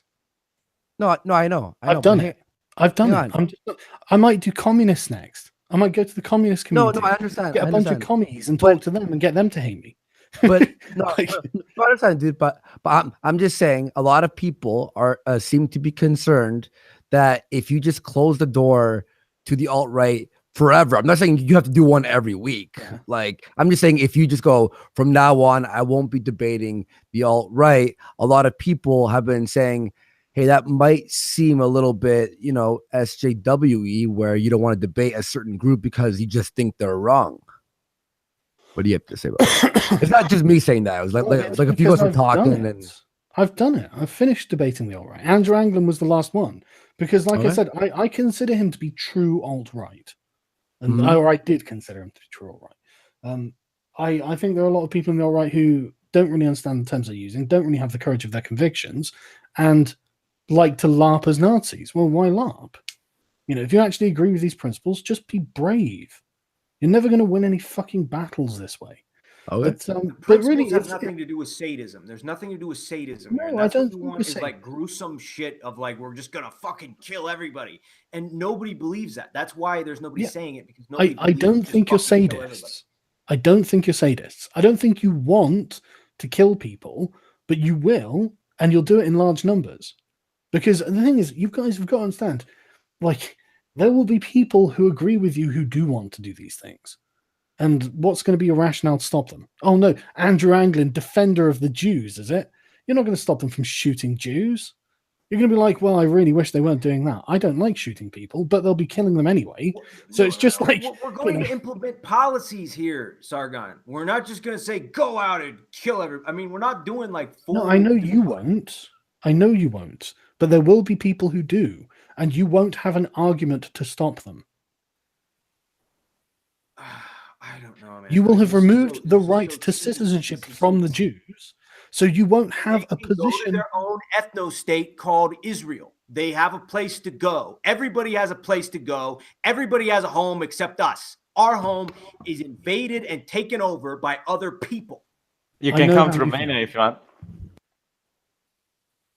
What? You can come to Romania if we want. Most people here are living for multicultural West, so there is a need of skilled workforce. No, I mean I'd like to. It's EU. I have legal issues in the EU. Yeah, you probably do. Well, Moldavia is not in the EU. It's right next to Romania. Yeah, but the Moldavia might be accepted into the EU any day. You can't fucking trust them not to join. The EU's going to dangle purses of German money at them. They won't until the Russian. I mean, if the Russians are given citizenship in Russia and leave, maybe. But Moldavia will never be in the EU with its present stat. I mean, this is a stupid point. Why are we talking about this? But kick V. Yeah, no, I'm kicked out of Europe basically. Yeah, but yeah. Anyway, I think I've explained my position enough, and I think that the problem that the alt-right has with my position is just that it's not radical enough. I mean, what I'm suggesting will make the difference. It'll just happen over time. The alt-right, I don't think, is patient enough for that. And are you willing to admit that there's nothing like what you are proposing that has ever happened ever in history? That the idea that you can use culture to make a multiracial society work? That there's no, unless you count like Singapore with Asians. What's Romania? What's Romania? A civic nationalist state. And what was the ethnic origins of Romania? Romans and Dacians, and then they were Romanian. I think that your white ethno state is just disproving you there, Andrew. But either way, these things will become fixed over time. I promise you, if we just do the right thing. And the thing is, you guys presenting what you're presenting, it gives fuel to the SJWs to do the wrong thing, in my opinion. And so this is why I won't be associating with the alt-right. It's not that I think that you're all bad people or anything. It's that I don't see you as being a benefit. Well, I mean, Sargon, you've repeatedly said the word nigger. You said that Hitler was a good person. Those are your words. You said that I said he wasn't a psychopath. No purpose. Or at least black people have no purpose to exist. I know, right? I just can't stop. Buried here. I just can't stop. I think you might have a knock on your door here pretty soon. Yeah. I've also, like I said, I've got spoons and butter knives in the kitchen. I mean, if the UK cops find me, I'm fight the cops. Yeah, no, I'm fucked. That's a jail sentence, I'm certain. But yeah, and dude, for like literally, I can't remember which local constabulary it was, but they tweeted out a picture of a butter knife on a window ledge and said, "Well, okay, it might not kill people, but it is a knife, as we did our knife sweep." And it's like they actually are that anal. It's just absurd. But anyway, like I said, I don't think I'm not bothered about what the alt-right does. I don't think you're going to change anything. I don't think you've got a plan to how long until we see the alt-right change Canada's national anthem? National anthem. Well, the idea here, Sargon, is about creating consciousness and that rising to reach critical mass. I mean, there is a plan here regarding as long as it takes. I mean, we don't have any choice. How long is that? We don't have any choice. How long for your thing, Sargon? How are you gonna how long until you convince these people to enforce British culture on the Hajis? Undoubtedly. Decades. This is why people like we haven't done anything in like a month. I know that we have had a big impact on people who are not yet 18. This is a big thing among young people. Okay, I'm happy to let you believe that because I think that they're just conservative. I don't think they're neo-Nazis or alt-right or whatever, white nationalists. You know? Well, you don't know what it's like to be around these people. I don't think you. I think you're in a white area and you do not understand what it does to you to be around. I went to university in Coventry, so I don't know what that means. Well, that it's a place with high Muslim immigration. Okay, Sargon, let me ask you this. Let me ask you real quick. So you don't want to associate with the alt-right. We got that clear. That's fine. But would you stand up for someone in the alt-right, someone like Anglin, someone like me, someone who gets censored or deplatformed because of their beliefs? Would you stand up for someone in the alt-right? Judging by my history of behavior, what would you say? I mean, I've defended Anglin. I would think so. Yeah. But also, in the past, you would also debate and associate or talk with the alt-right, and now you're turning a new leaf. So I'm just making sure you're going to stay consistent on. I mean, you can't possibly think that the way the alt-right has treated me is polite, pleasant. Have I been rude? Now collectivizing is bad, is it? Get rid of all the dark. Collectivize me, bro. You're talking about trolls and Spurg chats. I'm not talking about trolls and Spurg chats. I'm not talking about trolls and Spurg chats, right? I'm talking about generally, right? So I spoke to an alt-right guy on the Facebook group the other day, and it was amazing. I had to go through, I think it was about 10 posts with him of him slinging insults at me and like fake pictures at me and I'm just like, okay, but I thought you were here to talk. And he was just insulting me constantly. And I get that everywhere I go in the alt-right. It's constant. You've insulted people on the alt-right as well. Listen, right? You don't know what it's like to be in my position when dealing with the alt-right. It's just not worth my time. It's a really venomous group to have to deal with. And so I'm just like, okay, I've done the interviews I wanted to do. I've talked to the people I wanted to talk to, and now I'm going to do something else. And until you guys have got a plan to change the fucking national anthem of Canada, you guys are irrelevant. Like the SJWs are changing our nations right at the very top.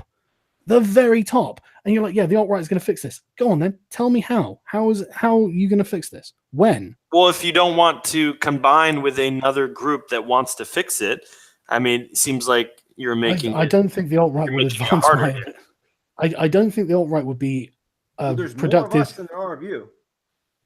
Is that true? Is it? Yeah. I have a question. What's your plan to change the SJW stuff? Because it's been 5 years, people making videos about it. Nothing's really changing. I honestly, I don't really want to tell you. Oh. Okay. Sargon's got a secret. It's not a secret. I just don't really want to tell you. You have a secret Discord. So you don't. So you don't actually. If you actually cared about changing this SJW culture, you would surely tell us all so we could start enacting your plan. You're helping out, maybe. We'll do. Yeah, let's all you guys will only try to undermine it. No, because for some listen. Because for some reason, the alt-right thinks the liberalists are a bigger threat than the SJWs, and I think honestly, it's because you're so parochial. We are a bigger threat to the alt-right because our ideas are just flatly better than yours. They're more tenable than yours. They produce better nations than yours, and they have much more widespread appeal of yours. And you guys are pissing in your pants because of them. And this is why, like, I can't understand why. I think you're missing the point. The SJWs are the ones fucking you over, and you're focused on us. Dude, people are just trolling the liberalist thing because they think it was cringy, not because of the. That's great, but the SJWs are fucking your countries. You fucking I know idiots. they are. I'm not alt-right. And your time with us. Go and do something to the SJWs if you actually give a shit. What am I gonna do to the SJWs? That's what I'm what asking do you do to us? What's your secret plan? Whatever you do to us. Tell us your nothing secret plan, to you. Sargon. I do nothing to you. Sargon. Me personally, I don't do anything to you guys, liberals. I've said the name is pretty cringy. Well, don't collectivize me, bro. But the alt-right is doing this. Okay, look, the liberalist Discord servers, the liberalist fucking Reddits, and we get alt-right people trying to like push their nonsense all the time. It's like, why aren't you doing this where the SJWs are? No, and the answer is they're not doing it. The answer is, I mean, if you want to know the answer, I can tell you. The answer is because people feel as though you are gatekeeping by keeping people in a mindset that is wrong. People who would otherwise be coming to the alt-right are going to you because you feel entitled to my audience, way, even though your thing does not actually make any sense. So his ideas are bad, but more people come to him, and you view this as a threat, which is why it needs to be destroyed. Am I following correctly? No, man. That is what you just said, Andrew. And at the end of the day, you guys have got no right to my platform. That I agree with your critique of the SJWs. So people who are opposed to the current system are going to you because it is easier to go to you than to go to something that's called Nazism. Okay. We are all called Nazis because we believe we have a right to exist. So people who are opposed to the current system will go to you because that's easier. It's hard. Why do people go to communism if it's easier? Because being a communist is also hard, and there's far more Antifa. Separate type of person. That's a separate type of person. Right. Maybe it's a type of person that comes to us. The sort of person who comes to us is generally opposed to tyranny. Yes. We have a lot of overlap. The only thing is that you use complicated nonsense reasons to back out of the racial issue, which is the defining issue. It is the defining issue of everything that is happening is the racial issue, which you've said when you said, and I quote, "Niggers have no reason to exist." Sargon of Akkad, 2018. That is a trustworthy quote that you can take directly from the mouth of Andrew Anglin, but not me for some reason. Sargon, what is your plan to defeat the SJWs? I'm not going to take this, I have a secret plan. I'm not going to tell you. That's bullshit. What's your plan? I don't have to tell you. And I don't have to give you guys... You don't have a plan. Tell your audience or they're tell going your to lose audience. We have a plan. We have a plan called... I thought this entire stream is made up of consciousness. We've already defeated the SJW. Okay, but you understand that the jackboots will come for you long before your racial consciousness does anything, right? What is your plan, Sargon? I don't know. Jackboots what? Didn't you say that everyone in this chat is outright, and now you're saying that Sargon is to tell it to his audience? So which one is it? Is the audience in this chat, or is it the outright? What is his plan? That question. He gave Sargon gave the critique. The Anglin and the alt-right doesn't have a plan to defeat the SJWs. So Anglin said, "What is your plan? What is your suggestion? If you're going to critique someone that they don't have a method to defeat this group, then sounds like you don't have anything to offer either." Well, I'm happy for you to believe that I don't have anything. I'm happy for you to believe that. If you want actual change to happen, then you would tell us. You would tell your audience. No, I think actual change is going to exclude this. So how are you going to tell anybody this secret plan? You're just going to carry it out with your group of YouTube scientists just by yourself, and that's going to change everything? Myself. I don't even need a group of YouTube scientists. Oh, right. You're going to take down the entire system yourself? Wow. No. In secret? That's amazing, and I wait for it. That's not what I'm saying. Are you planning something? I'm not even mad, man. That's impressive. Well, I mean, I'm not going to blow up the White House or something, but no, it's just what I'm personally going to do, and I think it will have an improvement, and hopefully it changes minds. Hopefully, inspires other people to start doing things of their own. You know, I mean, I'm not going to be in control of everything or anything. I would hate to have that kind of responsibility. I'd hate to have that kind of burden on my time. You know. So when can we expect this? Can you give us a little teaser? You know. Can we watch a trailer? When is this coming out? No, I'm not going to share it with you. It's not. Are you getting a bowl cut? what kind of? Oh, Anders Breivik's got a shave. What sort of plan? I was going to say I'm Breiviking this. You have this secret plan to destroy the SJWs. You're not going to tell anybody. You're never going to tell anybody. I don't listen. Right, you have to understand. I don't think there is a plan that is possible to just destroy the SJWs. I think anything. Oh, so you don't have a plan? Listen, right?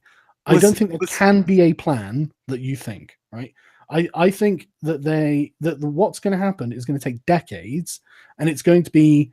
So you literally just admitted you don't have a plan. Listen. Yeah, okay, yeah. I don't have literally. You don't have a plan. Okay. I want you to think you just wasted the last 15 minutes of our time saying you had a secret plan. You had a plan. Don't have a plan. I don't have a plan, guys. I don't have a plan. Hang on. If it's going to take you decades, tell us, and we'll help speed up the process. Because I don't have a plan. Why do you think people don't trust you, Sargon? I don't think that people don't trust me. I think the alt-right doesn't trust me. No. I thought you had a plan. Andy's not alt-right. I'm not alt-right. I hate SJWs, and I have been the most fucking generous to the alt-right. Andy's one example, and we're talking about collective, which is the people. I mean, can we keep the same standards across the board? No, they can't, because don't collectivize me, bro. Right? But seriously, like, I have been fair to the alt-right. When I first did my first video on the alt-right, what was the thumbnail that I used? No one knows. No one watches your videos, dude. Well, then don't tell me that you're part of my audience so that I owe you anything. I don't subscribe to you. Exactly. I don't owe you a damn thing. Right. So when I ignore you, how am I supposed to know the thumbnail of your video? That's crazy. Yeah, hey, Sargon. It was just an example. I'll tell you. Listen, I'll tell you. 10 months ago, what was the thumbnail of my video? No, the thing is, it's relevant, right? It was it was a picture of an American family from the 50s. Right. It wasn't a picture of Adolf Hitler. It was a picture of a 50s American family, because I was charitable to the alt-right. Do you understand? If you're a victim here, I mean, I don't understand the relevance of that. Speak to Richard Spencer, speak to Jared Taylor, speak to Millennial Woes. You know, I genuinely kind of miss Millennial Woes. I kind of miss talking to him because I enjoyed his conversation, even if I disagree with him ideologically. I kind of miss his company. It's really weird, right?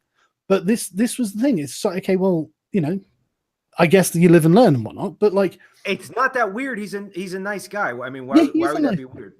I mean, why? You know, I miss my friends when I don't talk to them. So okay, we're ideological opponents. You know, if you're planning these secret camps, can you just at least tell us after the stream privately? I'm not telling you what I'm doing, because, like you say, you're not part of my community. We know you have camps planned. We know you have roller coasters. I do watch your videos. I stopped watching the Thinkery ones, but I still watch your regular videos. You don't watch my Thinkery ones. God damn, Andrew. Now I know that there's no point with that channel. He doesn't watch our D&D, mate. He doesn't watch our Dungeons. D&D? Dude, you are missing out. That's a white man invention, mate. That's white identity there. Yeah. White culture. Sargon's always talking about how he doesn't have time for this. He's literally playing Dungeons and Dragons with V. Dude. I mean, I thought of something. The liberalist group is like 95% white people or something. Tell me about that. I mean, tell me how you work that out. That your ideology only is compatible with white people. What do you do with that? Wow. Well, how do you explain the non-white people? Just that they want to be white. How many Jews are in the alt-right? Good question. What? Yeah, how many Jews are in the alt-right? Yeah, that's the question, isn't it? We have a couple. Oh, really? Yeah. Tara McCarthy. I watched her make a fucking explanation. So Jews can argue for white identity. I'm thinking the alt-right is going to be led by Jews within a year. It's going to be wall to wall. Is a woman, and I do not support any Jews. Why did Weave's mum say that he was a Jew? Stephen Miller is one of the head. An abusive. She is an abusive mother who wanted to signal, just like, okay, Sargon, this shit of like my mother, my I have ancestry of Indian. Okay, I have some, and then people take DNA tests and they don't have it. Yeah. Weave is not a Jew. The original claim by his mother was that she has a great grandparent that is a Jew. So that would be what, 1/32nd or no, 1/16th. How much Jew is too much? Like pretty far out there as far as too much Jew, but I mean, it's a pretty easy thing to make up too. So I mean, if you, I guess you'll need the genetic tests. Listen, if she was against the alt-right, that much Jew would have been too much Jew in the eyes of some. Yeah. You guys know it as well. Come on. What? I mean, there's a site called Spencergate, and they're certain that he's a Jew through descent, and it's like, well, if anyone was going to be a Jew, it's probably Spencer. This is Spencer. Certainly Crypto not very Jewish. But Spencer is a Jewish name. Well, Anglin is quite intelligent. Would you say that the IQ is oscillating towards disturbingly high Jewish levels? I'm hearing some echoing on the line. Did you say the K word? That's flattering. Sorry, say again, Andrew. Did you say the K word? What, kike? Oh yeah, that word. You know that I'm not against saying naughty words. Well, it's funny because the liberalist Discord, a lot of people in the chat have been saying the liberalist Discord has actually banned hate speech. So how do you explain that? I don't run the liberalist Discord. Oh, you don't? No. I can explain it. There were 20 people. I don't run any of these things. Hold on, I'll explain it. There were 20 people under attack by over 100 people from Pole. And I believe that people have a right to freedom of association. But if you really want to consider a Discord server a state, they have the right to protect their borders and build a wall to keep the savages at bay. Build that then wall. Why did you not just ban them outright? Why did you have to come up with a reason to ban them based on hate speech? Because if you read the page, their whole purpose was to infiltrate and pretend they're not alt-right. So there had to be a system to find out the people, and yay and behold, now the hate speech is gone. To be honest, the crisis is over. Democracy is restored. No more hate to create a censorship program that violates your own core principles. No, it doesn't, because during times of war, these things have to be done, don't they? If the alt-right would stop attacking people, then maybe it wouldn't have to be done. If the alt-right would stop attacking people, it wouldn't have to be done. And now we're like the boogeyman. You are. Listen. In a conceptual way, you are irrelevant. But when you're spamming chats with Nazi memes, then you need to be banned from the service for anyone to be able to do anything. You literally openly say nigger and say you don't in that microcosm of 20 people. Alt-right is the crazy. Okay, listen. On that microcosm, you literally say the word nigger too. I think you're echoing, by the way. V. I say nigger Jew as well. Yeah. V. Put on some earphones. Yeah, but this is a good way to get people to stop talking, so I can explain the question that I was asked. Okay. When the defenders of the white race waste their time by sending over 100 people to a 20-man Discord, okay, in that microcosm, I fully support those people banning the invader. It's crazy, right? You guys have no right to anyone's platforms. You don't join our communities. You don't watch our videos. If we choose to not associate with you, you just have to deal with it. No, I don't think anybody took any issue with that. It was the idea of banning of creating a hate speech rule. If you just banned trolls, okay, that's fine. I can understand. But what if the trolls pretend to be alt-right and then they start, doing things in order to destabilize your Discord server? What do you do then? That's something that you need to consider in the time. But I actually agree with you, Andrew. I don't see that a hate speech rule is important or needed. I would just ban people who are spamming alt-right shit. Just say no alt-right shit, and then that's job done. Personally, I put no commie shit too, just to make sure. But I don't think you guys are going to achieve anything before the SJWs crush you. Yeah, I mean, so you'd rather have the SJWs win? Your shit. Sorry, say that again. So you would rather not share your secret plan with us? Well, no, because you'll have the SJWs win all over. I actually think the SJWs have been defeated. I think they're out of the way now. You have to stop it because it's not yours, and it's just like, wow, that's so fucking childish. I'm not going to go and infiltrate alt-right discords and spam you with liberty memes or something like that. I don't infiltrate. I don't do that stuff. Oh, you personally don't, right? Okay. I personally don't. I think that okay. But do you accept that there are people in the alt-right who do this? No, I will take responsibility for the mob. I can take responsibility. I don't. No. I have Anglin on this. I read an article on the Daily Stormer where you encourage people from the alt-right to infiltrate Milo's events and disrupt them. Yeah, but he did just say he took responsibility. So, bitch, I read the Daily Stormer, #1 fan. Anglin, right? This since I've got you here, man. You are a great troll. You genuinely are, right? #1 fan site for the Wall Street Journal and for fucking J.K. Rowling. Honestly, that was great. I'm not gonna lie. I made a lot of hay with them. No. The Jeremy Corbyn endorsement? That's magical. Honestly, I know it wasn't. That's the funny thing. Do you know what you could do that would actually be effective? If you could mobilize people to actually go to the events of Corbyn and support them, like wearing, that would be amazing. You know, like wearing Nazi shit, hoodies and shit like that. And it's like, yeah, we're for Corbyn. Go Corbyn. Yeah. That would actually be great. Yeah. Seriously, if you guys want to weaponize your bad reputation against the SJWs, I will actually support you in that by reporting on that and making that a subject so people know that like Jeremy Corbyn has Nazis on his side, because that's going to stop Jeremy Corbyn's mass immigration agenda. Like you guys have to understand, like the role you play on the chessboard is not the role that you are trying to play. Well, SJWs, and that's what I try to manipulate. SJWs are like fist fighting children. I mean, you're talking about, we've got to defeat these SJWs, and you dance around the race issue constantly, and the SJWs are all about race. I mean, you refuse. Hate speech laws? Do you have hate speech? No, we don't have hate speech laws. Yeah, but we do. Not in America, we don't. Not in America, we don't. Good for you, my friend. Yeah. I'm glad that you don't have comedians on trial, but we do. So shut the fuck up about whining. No, Sargon. You don't get to tell me to shut the fuck up. I do. You've been talking over everybody for this whole thing. I have a question. I have a question for you on this racial issue that you refuse to discuss. Why is it that every city that is run by blacks, and 100% of them, for instance, Detroit, ends up looking like Mogadishu? Is that because of Democrat policies? You don't think it's because of Democrat policies? Well, if it's not, then why doesn't Portland, which is as Democrat and liberal as it gets, which is run by white people, why does it not look like Mogadishu? I think Thomas Sowell is right. I think he's got the data. I think it's the welfare state. So the welfare state only affects the blacks, and even though it affects white people.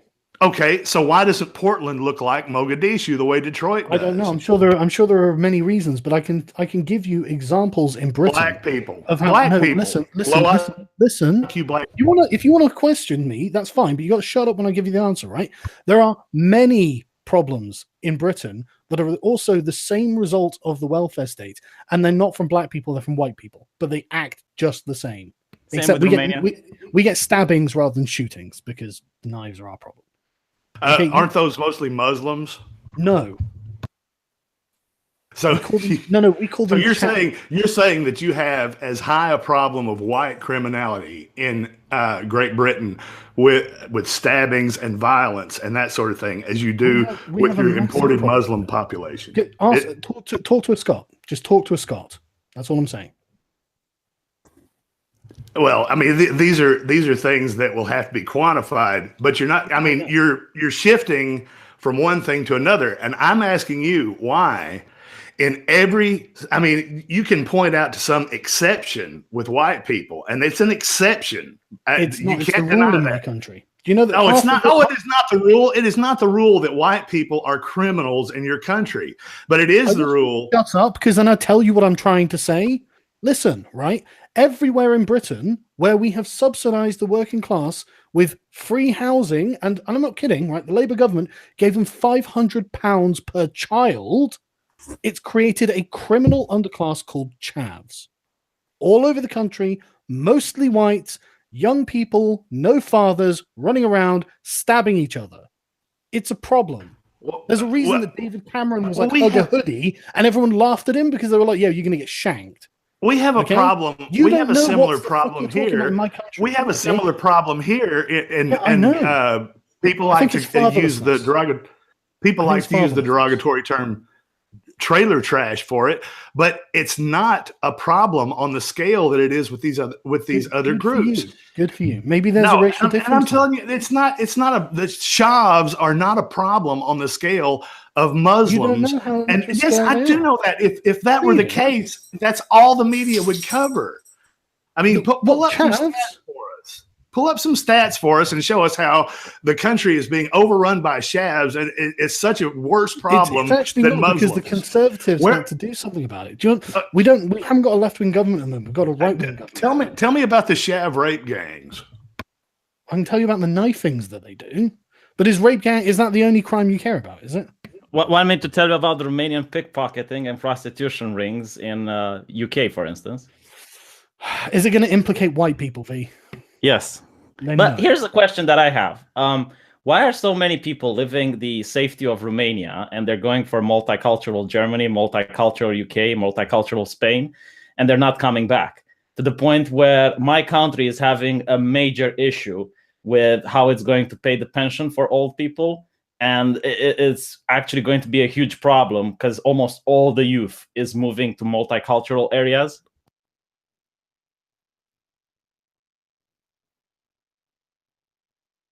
Silence. Wait, is this something that I'm supposed to answer, or what's going on? Anyone who wants to pick it up, I would be really interested in finding out what I could tell the people of my country in order to remain in the majority white Romania instead of going to multicultural Germany and multicultural UK, Spain, Italy. I would assume they do that for money. Yeah, they do that for money, of course. They rather risk their safety in order to get better economic gain than to stay in this country amongst their people. And they're not coming back. They're leaving their old parents at home. There's entire Romanian villages where no one is plowing the fields anymore because all the youth are gone. Well, they send the money home, don't they? I mean, they don't just leave their parents to starve. The whole idea is that they go to work to get money to send back to their families. They're making their families in the new country. What point this? Well, what I mean, it's like they're not sending all the money home, and they're making new families. Like you do have elderly, like 80-year-old women, and yeah, sure, they may get money from their grandchildren, but there's no one to look after them. There's no one. I mean, you do understand old people need compassion as well. It's not just, okay, my son has left. I mean, whenever I'm in the hospital and I treat an older person, they usually suffer from severe depression because their kids have left, and there's absolutely no youth in their village. Like I can show you the news where you have entire rural communities and it's just old women crying because all of their kids have left. Yeah, I mean, I don't know. Nobody goes to London for any reason other than money. So, I mean, if you're just saying like if the point here is that like people like money, then yeah, I think that's true. I don't know. Okay, either way, I'm gonna head off because I really need to get another drink. But this is a very interesting. After he surrendered. Right. I've been talking for 2 hours. I need a fresh cup of tea. But Andrew, I've really enjoyed this conversation. This has been really interesting. Yeah, no, man, it was good. I hope. Yeah, I don't bear you any ill will, and like I said, I find your trolling spectacular. Either. I mean, there has to be a certain level of, you know, I have to stand up for what I believe in and what I disagree with you about. But I'm really trying not to be like nasty about anything. I know. I didn't think you were being nasty, and I hope I haven't been nasty either, because I don't want to be either. But honestly, I think that there are. I mean, if the alt-right wants some recommendations to understand what I'm talking about, I'm happy to provide them. Right, but you guys there are certain concepts that you aren't quite getting, and I'm not trying to be condescending or dismissive. It's just I've had to explain certain things several times, and I'm not saying they're easy. Just don't agree with it. I mean, part of it might be that we understand what you're saying, and we just don't agree with it. It could be. It could be that. It could be that. And I'm happy to listen to like a sort of well-written rebuttal, you know. But like there are certain terms that get conflated with other terms that just aren't the same thing, and that's honestly one of the biggest barriers to communication with the alt-right. And I imagine we have the same problem with SJWs and communists as well, to be honest. It's probably not unique to the alt-right, but yeah, the idea that I've operated on lack of faith or bad faith or something like that really pisses me off, because I haven't. And it's the alt-right's like, if you don't agree with us and you're a bad person, that's no different to the SJWs. So honestly, I would recommend thinking about how hard you guys are fighting the culture war, because like, you know, I don't need to deal with the alt-right now, and I won't, because there's no incentive to. And so I'm sorry if that makes people angry, but no, I mean, it's cool. I mean, you know, it doesn't make any difference to me. It's just that you've started this now, and I don't think it's going to end for you. I mean, you've pissed these off. I don't have any control over these people, and they're I think you do. I think you have a lot of influence. This is why this is why I consider you kind of like the de facto leader of the alt-right. Okay, here's an example, right? Women as figureheads of the alt-right, right? I knew you would have the honest answer. You came out immediately and was like, no, women shouldn't be figureheads of the alt-right. And that's the alt-right position. If women should be in the kitchen, if women should be married, making children, saving the white race, they shouldn't be single and, doing whatever it is they're doing instead of raising families. You're right. You're absolutely right. And then the golden one was like, I have to protect Tara McCarthy. It's like, well, okay, but the people who are going at her are the real alt-right people who are really living to their principles, who are really trying to enforce them. They're correct that she shouldn't be doing that from an alt-right perspective. And the golden one basically had to fall back on liberal morality, to say that, and it's just like, and this is why I think you are one of the most influential people in the alt-right. You are actually on the genuine side of the alt-right. You don't cuck to other people's morality often, and especially not on the website at least, maybe in conversation, but everyone probably does, to be honest. But on the website, you give the firm, hardline, and real alt-right response. And so this is why I think you are influential, and I think you do have. So, you took responsibility for trolling earlier, and I'm just saying, I don't care if you guys continue to do it. I'm just going to ignore it. I'm just not going to engage with it because it's not worth anyone's time. There's nothing there. And so, Sargon, before you leave, can I ask you a question, Sargon? Yes, you can, Mister. Are you a black Israelite? Y'all sons, the Marcus Leibowitz. I got a quick question for you. Now, they've done multiple studies that show that, like they did one with Danish children, for example, that showed that if they could flick a switch on a train leading up to two different paths, so that they would switch one that would save one Danish child and 3 Germans or 5 German boys would die, right? And these are very genetically similar people.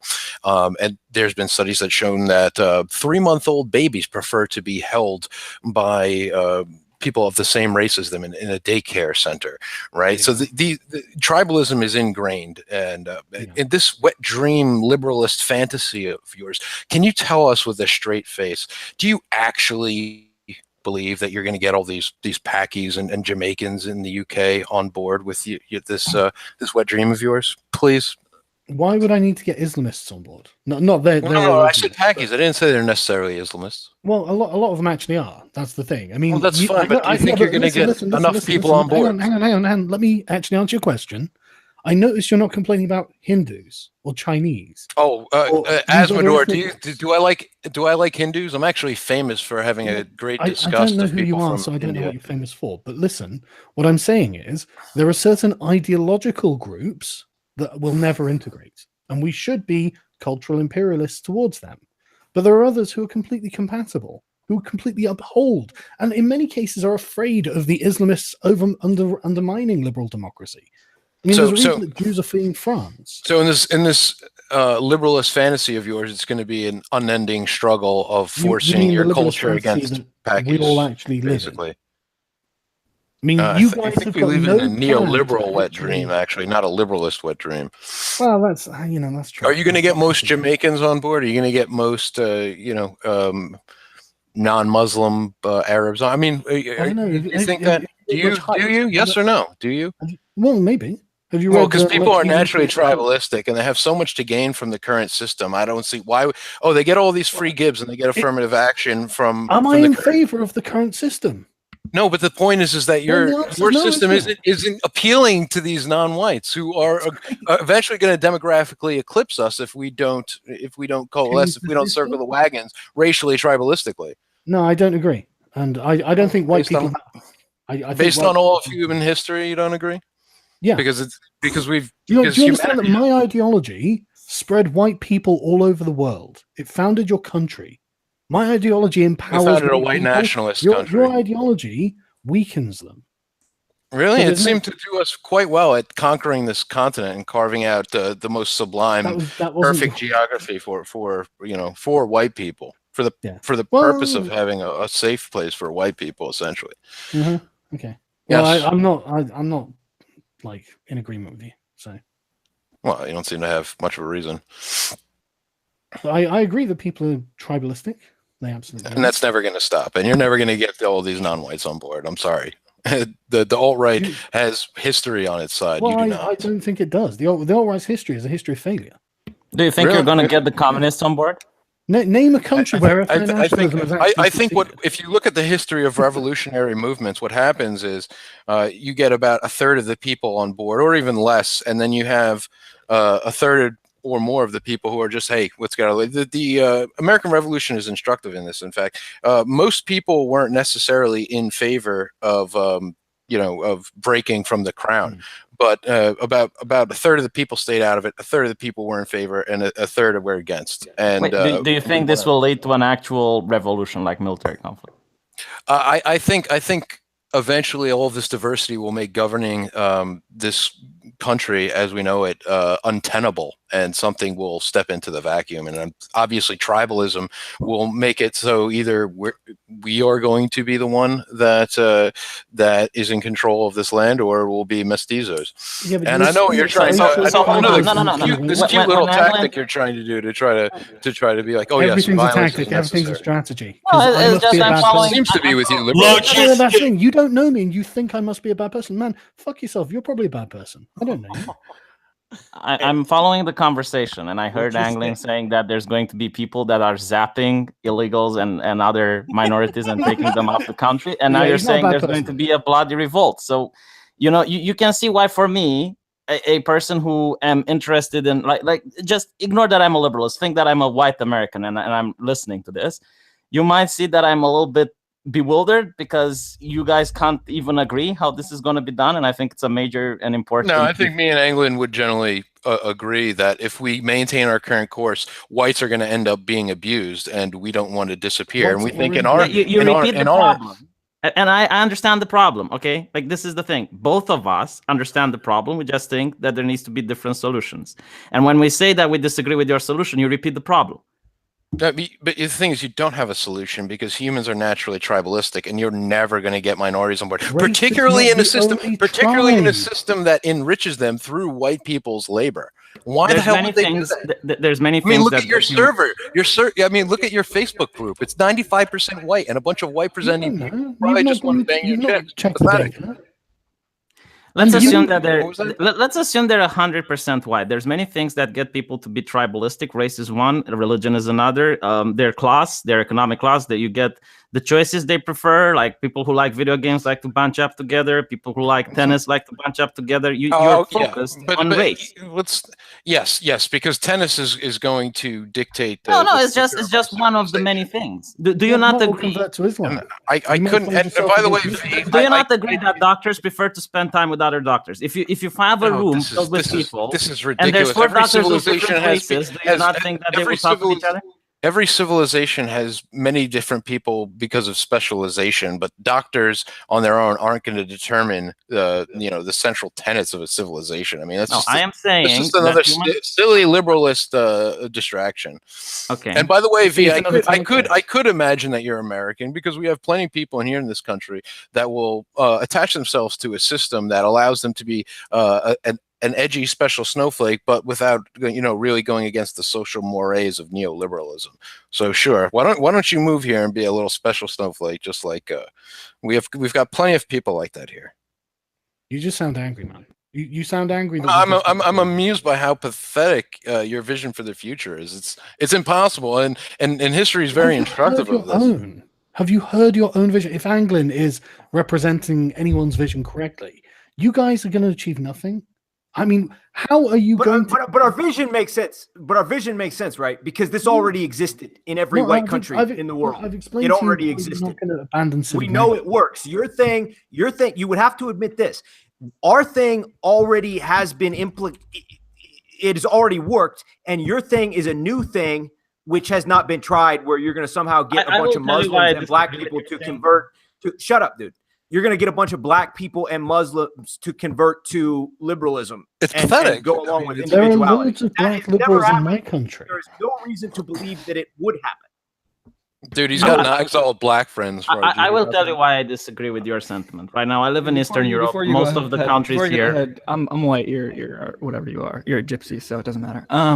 Basically, I joined the stream. I was listening in, and I feel like the debate is kind of like people are kind of confused because it's like I join and I hear, Sargon's kind of like, Hitler wasn't a bad guy. He's saying the N-word. No, he was a bad guy. He just wasn't. And then he said he wants to between monster and good person. There is a middle. You have the liberalists basically saying, oh yeah, if you have like a really kind of small minority that doesn't matter, trying to ruin our Discord, we can put them in camps, we can ban them, we can gas them digitally.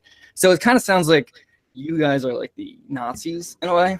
It kind of sounds like you need 4 people to defend. I feel kind of sick, honestly. It kind of sounds like you need 4 people to debate too. Are you feeling really that outclassed that you need to bring 4 people of your ideology into this conversation? No, at the beginning, sorry. No, wait. Paul Town has an ideology? I'm a centrist. Shit. I was like, Paul Town. Yeah. How are you doing, Sargon? Yeah, I'm good, man. How you doing? Are the Finns white? So basically, what I've heard is that you can gas people if they're like a small minority causing problems. Sowing discord in your Discord. As long as they're Nazis, it's okay to gas them. Okay, hold on. Let me tell you why people don't get them. Let me tell you why Richard Spencer. So it's okay to abuse indivial rights if they're ruining the rights of the majority. If they're communists. That's what I hear. Yeah, that's true. Okay, so you can do that to Jews. Okay. Can I say now why I am against the preservation of the white race, as you put it? It's not the fact that you're answer my question. It's Don't not answer the goal. His question. Carry on, V. What is his question? Basically, so you can abuse individual rights if they're bad against the majority. Yeah. So you can. Okay. That's all I want to know. Like Nazi ideology. It's not the principle that you're raising, which is the problem. It's the way you want to do it. Look, so you can only abuse individual rights if you do it in the right way. I just want to say I didn't invite any of these people, okay? Just so the listeners are aware, I did not send out this link and invite these people. I just want people to know that, okay? Yeah, that wasn't. Anglin, I want to answer the question from the beginning of your stream. Hang on, before you do, because I am genuinely.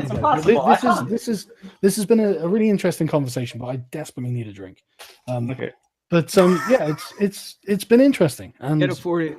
You need the Irish, mate. Good luck bringing the ethno states, I guess. Don't off yourself, Sargon. We actually do enjoy having you around. I'll try not to. I'll try not to. You're a Nazi. Don't off yourself. But for real, so if you have to go, I would like to just say thank you for coming on, and this was a good little time here. Yeah, it was. Yeah, I think it was. So RIP. I guess this is your last discussion with the alt-right, so for the foreseeable future. I guess everyone press F in the chat. This is the last time you're going to see. Never say never, but I can't see myself needing to do this again. So that's too bad. I wanted to hear more about your black friend. Okay, so let's hear about my Sargon, I love you. It's what makes me not a racist, apparently. Let's have if Anglin could say his final piece in the debate. And then Sargon say a quick piece, and then Sargon can leave, and we can have a post show. Is that cool? Okay, go ahead, Anglin. I think I've already said everything I need to say. I believe that white people have a right to exist. I believe that this is for the future of our people. We should be doing whatever is necessary to create a homeland for ourselves. That's all I have to say. All right, thank you. And Sargon. My proposition will guarantee the existence of white people. Guarantee? Can you say it? It will guarantee it. What's the proposition? My side of the argument. Your secret plan? No, my side of the argument that we've been going through for the last 2 hours or whatever. Okay. But yeah, so that's it's not that white people won't exist, but other people will exist too. But anyway, they'll just be buried under shitholers. Well, hold on. I want to engage. I'm not for open borders. We're not going through this again. Anyway, take it easy, everyone. All right, thank you, Sargon. Take care. Peace. All right. I want to answer Anglin's question from the beginning, right? Which was if white people have a right to exist. Well, let's make sure Anglin. Do you have time, or do you want to engage with V? Yeah, I can do it. Okay, go ahead, V. Yeah, I'm sorry, mate. I understand you're probably pretty tired. Don't know if you watch my channel. I also defended when the Daily Stormer was taken down, and I said that's absolutely atrocious. So it's not that I'm as radical as you might assume if you don't know me.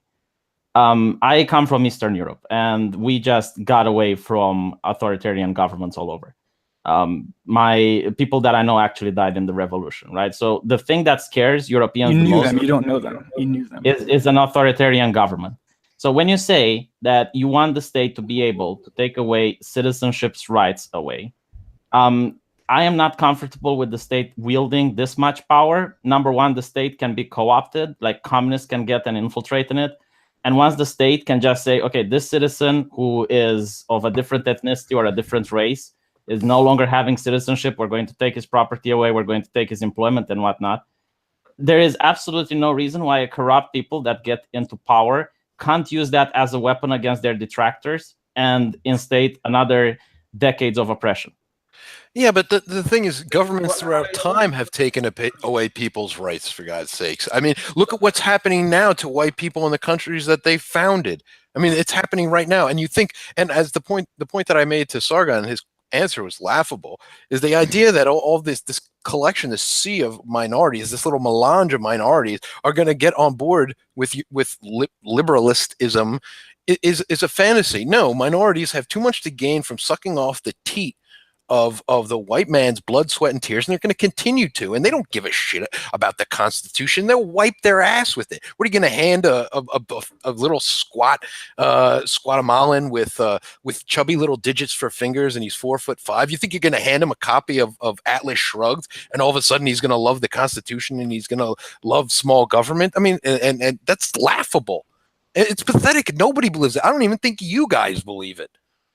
The thing that there have been oppressing governments in the past is true, but that doesn't mean I have to bend over and allow the big cock of the government to slip in my ass one more time without me resisting. It does mean you have to, because you can't stop it. If I can't stop it, at least I want to try. If that's not too much, you can try. It just makes it more fun. Now, your ideology is not generally accepted by white people in general. That's arguably not true. I think most people project that they're not racist or whatever. But when you look at people's actions, people move away from diversity. People want to be around people themselves. Like I pointed out before, babies want to be held by people of their own race. At 3 months old, V. I mean, who are you kidding? People are racialistic. People are tribalistic. You're not going to beat it out of them with the Constitution or that silly little list of principles that Sargon came up with. It's not going to happen, man. It's just a wet dream. I'm not against it's neoliberalism versus tribalism. It's one or the other. I'm sorry. I'm not against people being racist. The problem is, I don't care what you're it doesn't matter. What can you do? We're talking about what's realistically going to happen in the future. What's going to happen? What's going to happen to you? You're going to get bent over just like you don't want it to happen. Baked Alaska, why is Paul here? Because he's not engaging. Why are you here? You're Romanian. Paul Town is my new co-host of the Baked Alaska. Yeah, suck it, V. That's a good call. All right, then. Well, I'm going to continue these ideas on the Worski live show when I'll. What ideas? I don't hear ideas. I just hear you whining. I don't want to. Hold up. We want you to be here, V. You are now the leader of the liberalists, and you are the leader now. He's a leader. He's going to do a lot with leadership. You're in charge, man. We are hoping for an enemy for less effeminate for you, but you know. Yeah, why don't you debate my boy Mike Enoch? Steroids. You need to take steroids, bro. Worski, are you here? No, they're legal in Romania. Are your feelings hurt me? Are your feelings hurt? I mean, I don't want to hurt your feelings. Hey, real quick, everyone shut up. All right. Wait, is he gone? He left. He don't want to debate my boy Mike. He don't want to debate my boy Mike because he's scared, son. He's shook. Okay, I want to hear from Worski real quick. Guys, shut up. I want to hear from Worski. Well, if you don't shut up, I'm gonna kick you. So we are now officially in the post debate show. Worski, give us a quick rundown. What did you think? How did this debate go? How did you think Anglin did? How do you think Sargon did? Who do you think won? Well, while I don't agree with all of Andrew's ideas, and hi Andrew, how are you? Hey, Sargon, I'm a really big fan of yours. Oh, thanks, man. Appreciate it. People don't know it, but I did get the whole preserving the white race thing and all that. I get your points and stuff. But I think Sargon just came off really bad for the first like 30 minutes. I think near the halfway point, you guys chilled out a little bit, but he was interrupting a lot, and it was sort of just irking me. I don't know. What do you guys think? I think he doesn't like to answer questions. And by the way, one of my boys on Discord just hooked me up with some stats. No, it's not true. The chavs that he's talking about, and I spent half a year in London, by the way. The chavs are nowhere near as criminal as the blacks and to some extent the Pakis. I mean, he's just not living in reality. I've probably spent more time around diversity in his own goddamn country than he has. And again, I don't even know that he believes that like he's going to get Jamaicans and Pakis on board for his liberalist fantasy. It's just not going to happen. Hey, hold up. We got Billy the anti-bully. Just joined the room. What up, bud? What's up, Billy? Oh, hey, it was a lovely fucking shit show. I enjoyed it. It's good stuff. Yeah, what's your quick rundown of what went down? You want my hot take on it? Yeah, give us a hot take. All my I don't heroes know. in this stream now. Oh, well, hey, I just like to say hello to all my fellow white niggers in the stream. Nice to meet you all. Yo. I'm a straight up real nigga, son. I'm the blackest white nigga you ever seen. Oh, shit. All right. Yeah, no, hey, I would have loved to. I wish V would have stuck around because now as the de facto leader of the Liberalist Party, he could have told us the super secret Liberalist plan to win things. Crying right now. I had to crown him because I'm like, yo, So much responsibility. Andy, get V back in here. He's dodging. First Sargon's dodging, and then V said he was going to take Sargon's place as the leader. Yeah, now he's dodging. Actually, Andy, I wanted to ask you something because I was listening to this earlier when you guys, Anglin and Sargon were talking. Sargon initially said he didn't agree to a debate with Spencer as a rematch. Then Andy came on and he said he did agree to it. And I showed you you misunderstood. You misunderstood.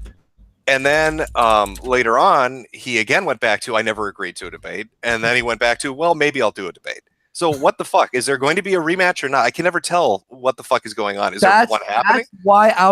That's why when I jumped in, people thought I was a little bit hot-headed, but I was just frustrated because I'm just like hearing this on my headphones, doing some chores, and I hear, I never told Andy I was going to debate Spencer.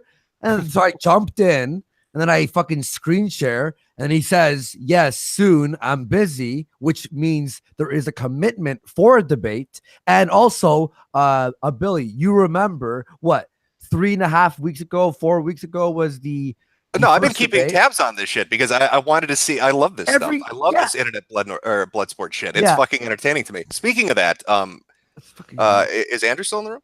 Yeah. Yes. Would you be up for a debate? Somebody wanted to challenge you. If it's a relevant person, yeah. I don't know how. I'll do what you know. It's the owner of Something Awful, Low Tax. Okay. Baked, would you like to host that? Yes, I would love to host that. I would love to host that as long as Low Tax is not going to throw me into a room full of concrete. Well, he was going to dunk your ass in a river, but I think he'll hold off on it. But for some reason, he was watching the stream and commenting on it and said he found the shit amusing, so he wanted to jump in and try.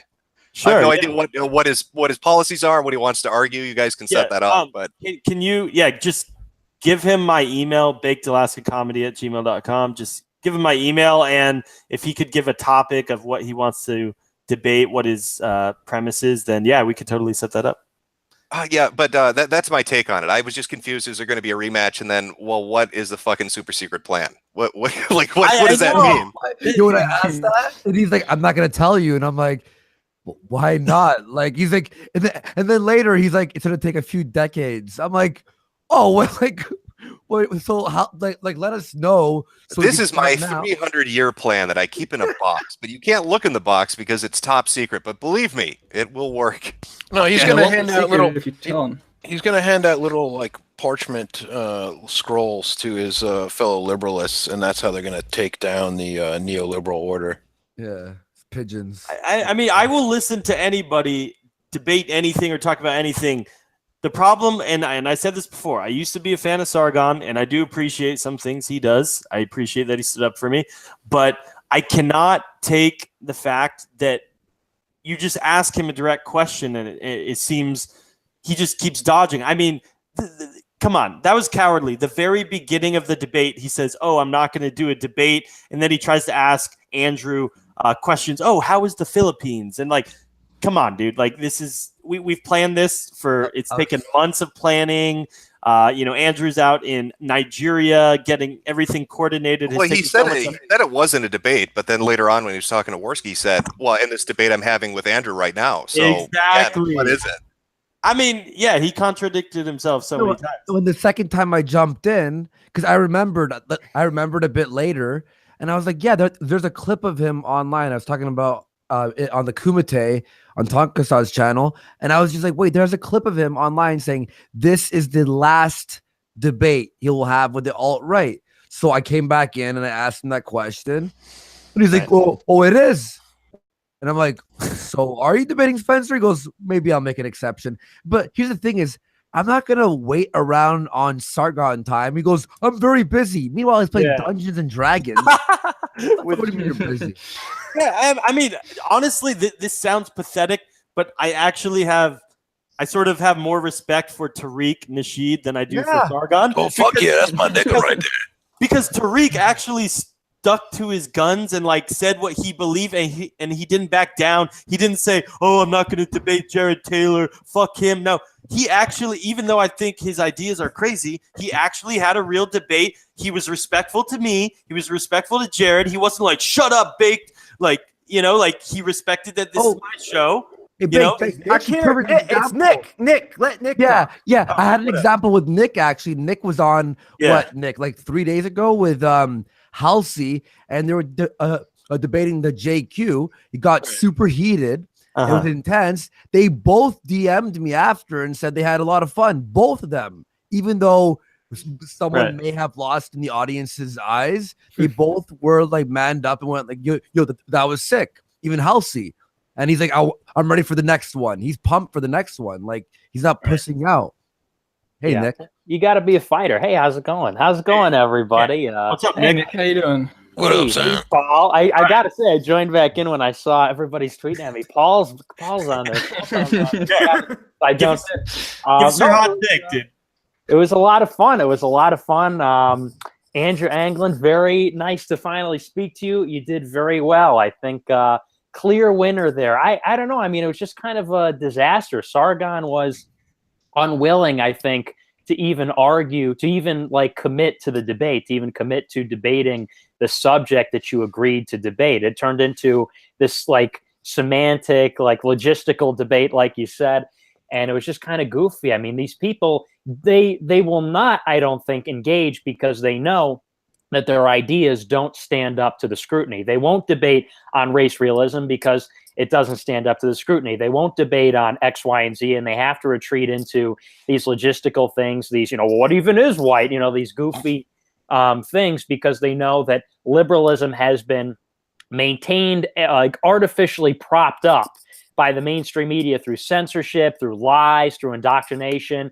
And then when you actually get somebody one-on-one that's not afraid to tell the truth, that's not afraid to really, bring the heat, well, then suddenly they want to ask you about the Philippines and all that other shit. So I think it's pretty clear what happened. Right. Yeah. Real quick, Vince from Red Elephants is here. Vince, do you want to give your take on the debate? And then DeMarcus has a question for Billy the Anti-Bully. But go ahead, Vince. Go ahead. You go ahead, DeMarcus. Well, first I want to say the Virgin Sargon versus the Chad Tariq, of course. But yeah, no, I had a question for Medicare. Nothing but love, I got nothing but respect for you. But I want an honest answer from you. You're a Class A shitlord. I think you see the world for what it is. I just want to ask, like, if you weren't paired off with someone who wasn't white, do you think you would be one of us? Would I be an ethno-nationalist if I wasn't dating a white or an Asian woman? Yeah. Probably not. I mean, I've talked about my political philosophy a little bit. I talked about it when I was on Chris Cantwell's podcast, when I was on Exodus Americanus.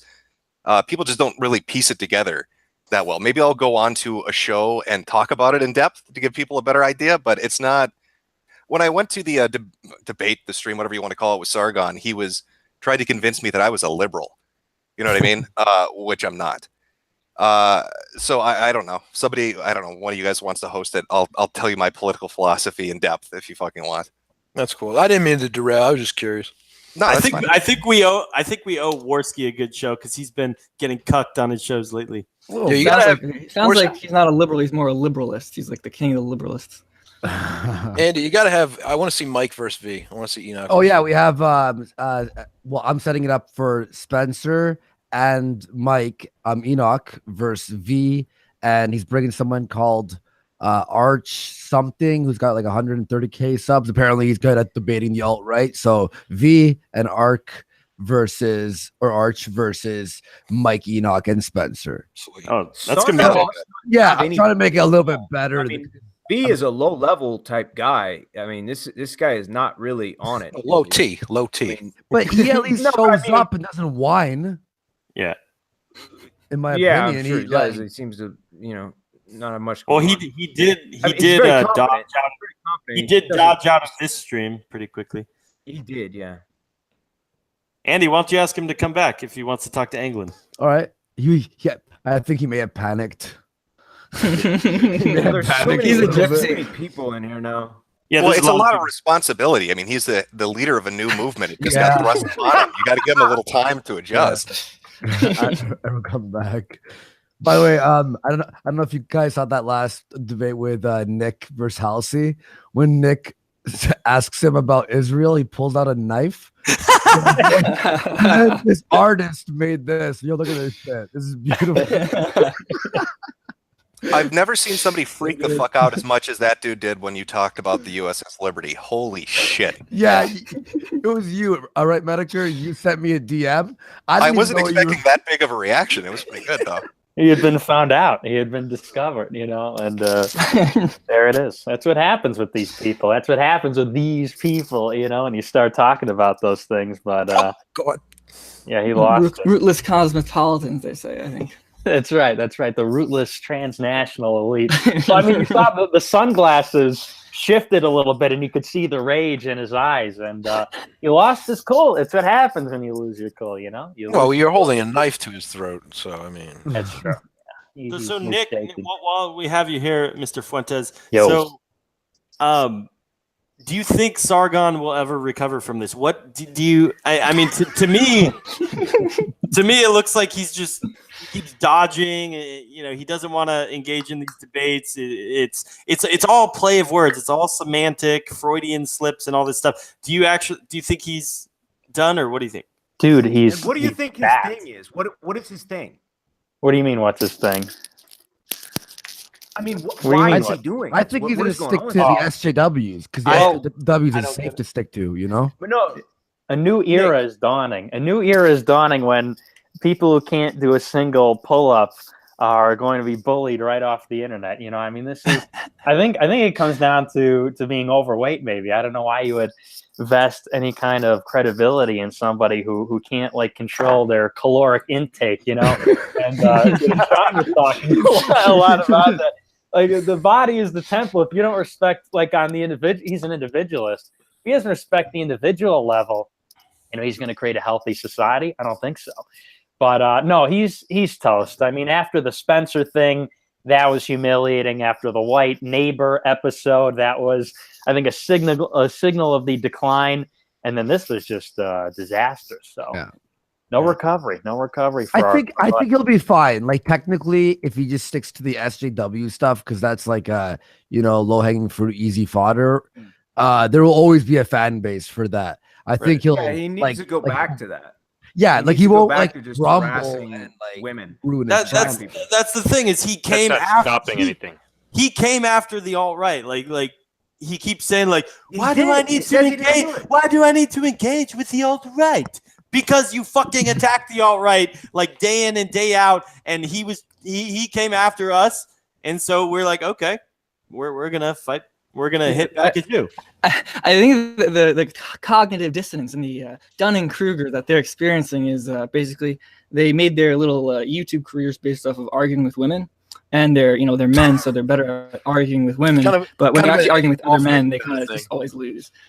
I don't think there's any arguments to be left with the SJWs, though. I would argue that he thinks there's no arguments with the alt-right. I would say, no, there's no arguments with the SJWs. I mean, how many times do we need to hear feminism is cancer? It's terrible. Already heard those. Right. Paul But Joseph did you buy your Watson, all that Pakistani bullshit. flag? It doesn't work.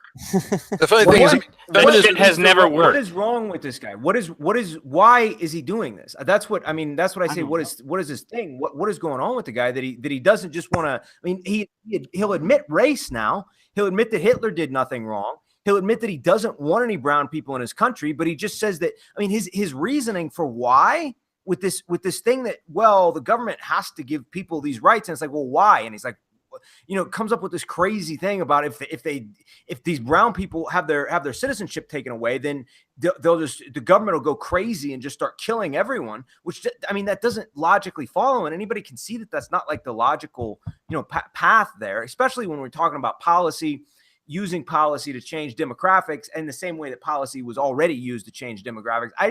I'm having a hard time seeing why he won't just get on the fucking train. Well, that's what do you think, Nick? Well, I think it really is a difference in worldviews. I think you brought up Heidegger, and you brought up the fact that our conception of man is so much more than this materialist, matter-based, like human being that Neil deGrasse Tyson talks about. We're not simply just this amalgamation of stardust, like they like to say on Reddit. We have souls. There is distinction between people and peoples more broadly as groups. And so I think that in this like post-historical, like Francis Fukuyama industrial age, people like Sargon of Akkad, they boil humanity down to, we are these economic units. We're like United Nations, like toiling units. And I think that's where you get this civic mindset of our identity is citizenship. Our identity is contractual. It's Lockean. And I think that boils down in a lot of ways to his atheism. It's atheistic. It's modernist. It really is just in Richard Spencer's words, a fundamentally different worldview. So I think it comes down to that. I think his biggest fear on the alt-right was that it'll lead to violence. That was his main contention, I think, with you, Andrew. No, but I don't think he really believes that. I think that that's a way that because he thought that I was going to, because I don't think he really gets it. Like a lot of stuff on my site is kind of hyperbole, joking around, memes, whatever. I mean, I say what I believe, but I add a lot of hyperbole to it. But I think he thought that I was going to go crazy and start talking about, well, we're just going to go out there and hang everybody. We're just going to kill everybody. So I think I do not think that he actually believes that if you sit down and decide we're going to remove these people by policy, that's impossible. And it's like, okay, violence, the entire concept of a government is violence in order to enforce policy. So, yeah, I mean, there is always a backing of force behind government policy. That's what a government is. That's why it exists. So, I mean, that's just a basic bitch ANCAP point or libertarian point. So, I mean, I think he isn't really being genuine in that. I mean, he says he's being genuine. He does this thing where he's like, I want to be straight up and reasonable and so on. But I don't think that that's a legitimate concern. If that is a concern, then I think it's very misguided and just not understanding how societies and governments and so on work. I think he's just enthralled in this whole conditioning aspect of whites still. He's too scared to even admit what he really wants. It's just like most white people now in schools and our school systems and everything like that. They're just too conditioned to actually say, yeah, I would prefer if this country was majority white.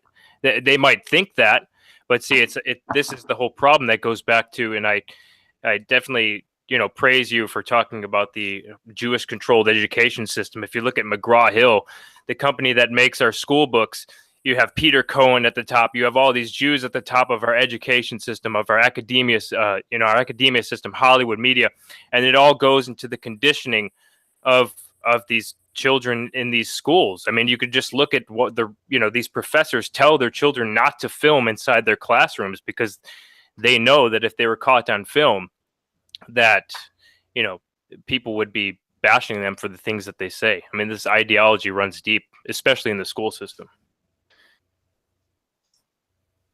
But if you look at the country right now, I mean, the country in 1950, I mean, this is what people don't get. In 1950, you were talking about the Hart-Celler Act. In 1950, the source of immigration into the states of America was a healthy. I mean, there was a healthy mix of developed fucking countries. You had Russia, Sweden, Norway, Germany, Canada, the UK, Greece, China, and today it's basically 40 of the 50 states. If you look at the graph, the source of immigration comes from one undeveloped country, and that's Mexico. And then you have fucking Minnesota, where it's like Ethiopia. So I definitely feel you. Columbus, Ohio. Columbus, Ohio is a number 2 landing place next to, I think, St. Paul, maybe Minneapolis, someplace in Minnesota for Somalians. I mean, it's a disaster. I mean, you have the diversity lottery. The diversity lottery is literally the language of it is countries with low historical immigration into the United States. That's what the definition of this program is. So that means people that were purposefully kept out are being targeted by this this diversity thing to be brought in. Like people that we consciously were like, we do not want these people here. They create a special program to bring the worst people that nobody wanted into the country. I mean, and if you look at how they vote, sorry, go ahead. It's not just that they bring the worst people in; it's where they put them. And Sargon actually kind of fell into a trap when he said, "Oh, well, you can pick up and you can go somewhere else, Andrew." But the thing is, they're dumping these refugees from the Congo and from Sudan and Somalia in the but the whitest. Wakanda ones are not as bad. Yeah. The Wakanda ones are more advanced. Right. Well, they're dropping them in the whitest areas of the country, like Lincoln, Nebraska, and central Tennessee, and the middle of Maine and New Hampshire and Minnesota. They've purposely put them in the whitest areas of the country, and now you have a situation where Somali and Central Asian ethnic Muslim gangs are fighting in pitched battles and throwing petrol bombs at each other on the streets of fucking Fargo, North Dakota. So eventually, there is no place to run, and of course, there will be no hiding place for liberalistism or whatever they're calling it. Yeah, I mean, if you look at Ted Kennedy was one of the major people behind the 1965 Hart Celler Act, and then obviously they propped him up there. Right. He was like their Nancy Pelosi, right? And so in 1950, I think we had like only 4 million Hispanic people here. Today we have 68 fucking million people here. They promised us in their bill, literally, this was in their bill. He said, our ethnic mix of our country will not be upset. That's exactly what he said verbatim. He said we wouldn't be flooded with 1 million immigrants annually. And he said that we wouldn't accept people with contagious diseases. We're getting Zika, fucking Ebola. We're getting all these things were literally promised to us. So when Nancy Pelosi trots up on stage there and says, "Oh, this is just to make America white again," that's what it was intended to be. And that's what you promised us wouldn't fucking happen. Well, we have a rich tapestry of diverse diseases now, you know? Right. Yeah. I mean, it's so diverse diseases now, too. And beautiful. It's just darling. Coming from Africa. Right. And for people like Sargon and all these other people who say, "Oh yeah, I agree that it should remain majority white, or we should go back to a way of majority white," but they don't have an actual plan to do that, and they just say, "Oh, I have a secret plan, and I'm going to reveal it in my liberalist Facebook page at some given date." It's just it's fucking and his part, he was calling you a cuck, Andrew. He's cucking because he won't admit that yes, there's some things that we have to do here to fix this, because fucking the problem with the internal logic of their whole little ideology is that their thing is, Nazis are gonna violate human rights, and we got to stop that. And so basically, then if they actually believe what they're saying, that Andrew wants to kill a ton of people, wants to genocide a bunch of people. So they're basically saying, okay, well, you can't, violate human rights. So if you violate human rights, we're going to violate your human rights. So it's essentially, all right, we're willing to extract the violence and basically exact violence on people that we don't like because they're exacting violence, but we're better than them somehow because we have the same exact. We want less multiculturalism. We're against multiculturalism, but we're against the abuse of human rights. So we're going to kill anybody who, if Andrew Anglin tries to commit genocide, we're going to commit genocide on anybody like Andrew Anglin. So it's a weird, bizarre, completely incoherent worldview. That someone said in the chat, someone said the CDC brought Ebola here, not immigration. You fucking idiot. Okay, well, whatever. Yeah. What about Zika? What about given? Let's say that is correct. Let's say that is correct, which is fucking not. let's say that is correct. What about Zika? What about all these other diseases that are coming here? There's a return of there's massive return of tuberculosis, which we've. What about the rape gangs? What about the rape gangs? Yeah. How about this? How about 85% of interracial crime is against whites? How about that fucking stat? How about how about the fact that that's what I'm bringing in here commit crimes. That's what I think was crazy was that Sargon admitted that Sargon. Yeah, that was great, by the way. Sargon admitted that whites are being oppressed in the U.S. He admitted that Andrew Anglin is probably the most oppressed or censored man in the world, pretty much, as far as being deplatformed.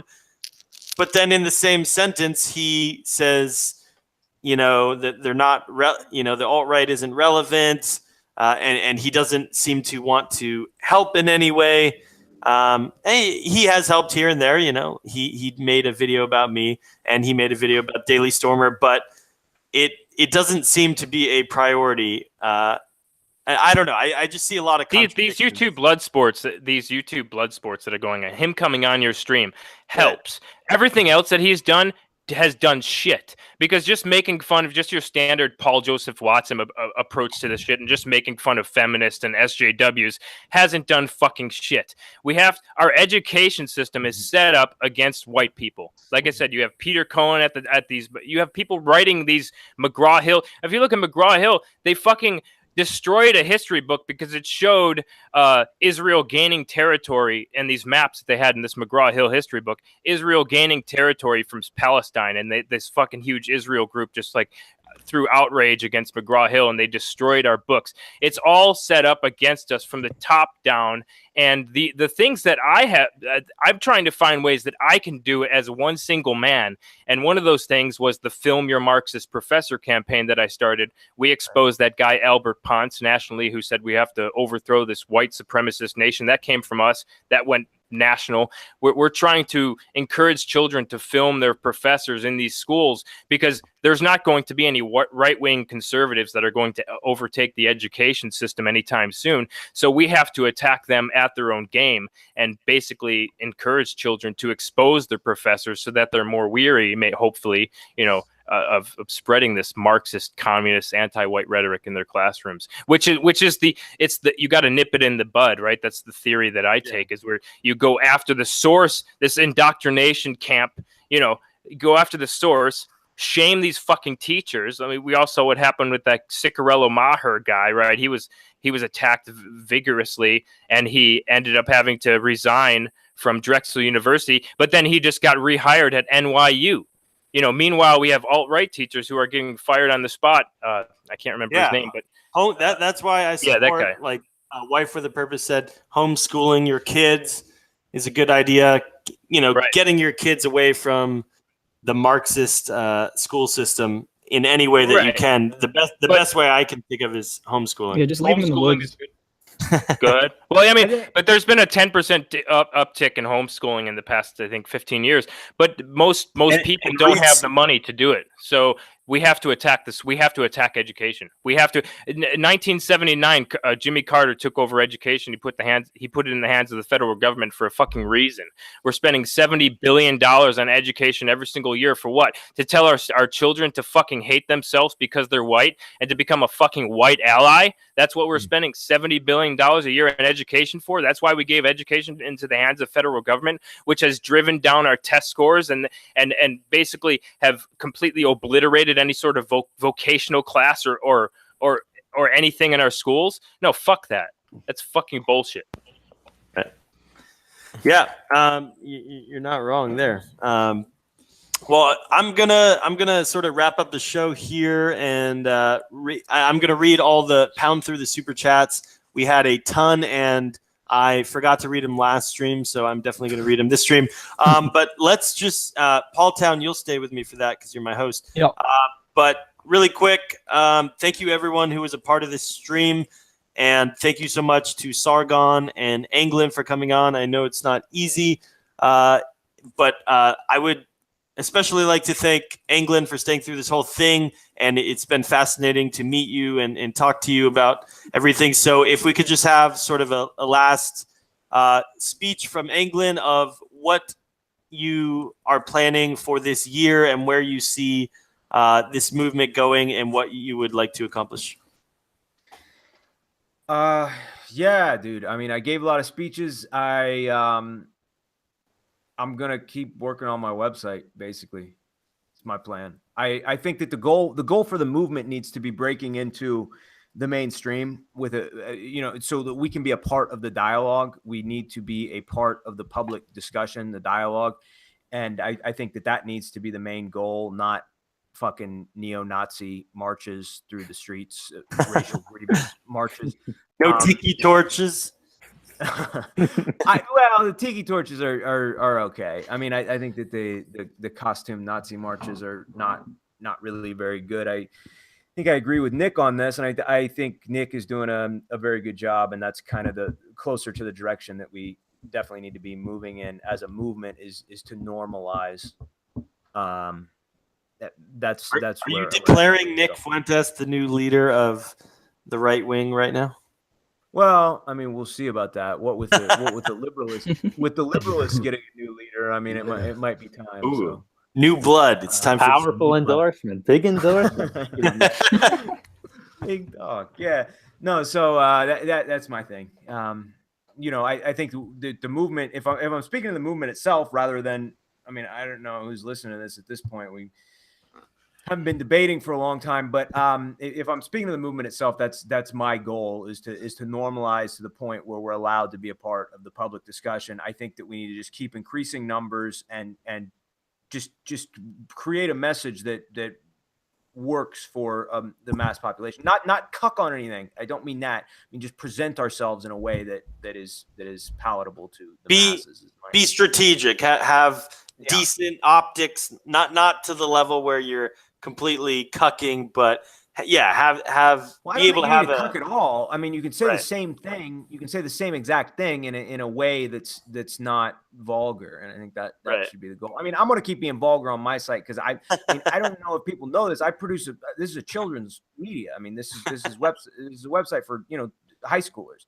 So I'm going to keep doing that, but I think the larger movement needs to move in a more professional direction. Right.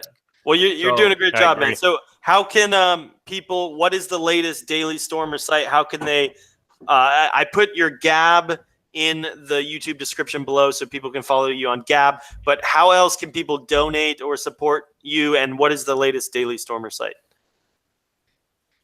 Donations. I need some donations, but the only thing I have is cryptocurrency. I take Bitcoin and Monero. Okay. If you send those to me, I'll put them in the YouTube description. And then what is the latest Daily Stormer website that people can go to? dailystormer.name. And if that goes down, which it might not, I'm feeling pretty good about the old .name. If it does go down, just everybody know that you can go to my Gab and see the latest one, or you can just Google Daily Stormer. Just type Daily Stormer into Google and you will be able to figure out where the website is. I mean, I have people emailing me that don't know since it got shut down after Charlottesville. They're like, oh, I just found it. And it's like, bro, type that shit in Google.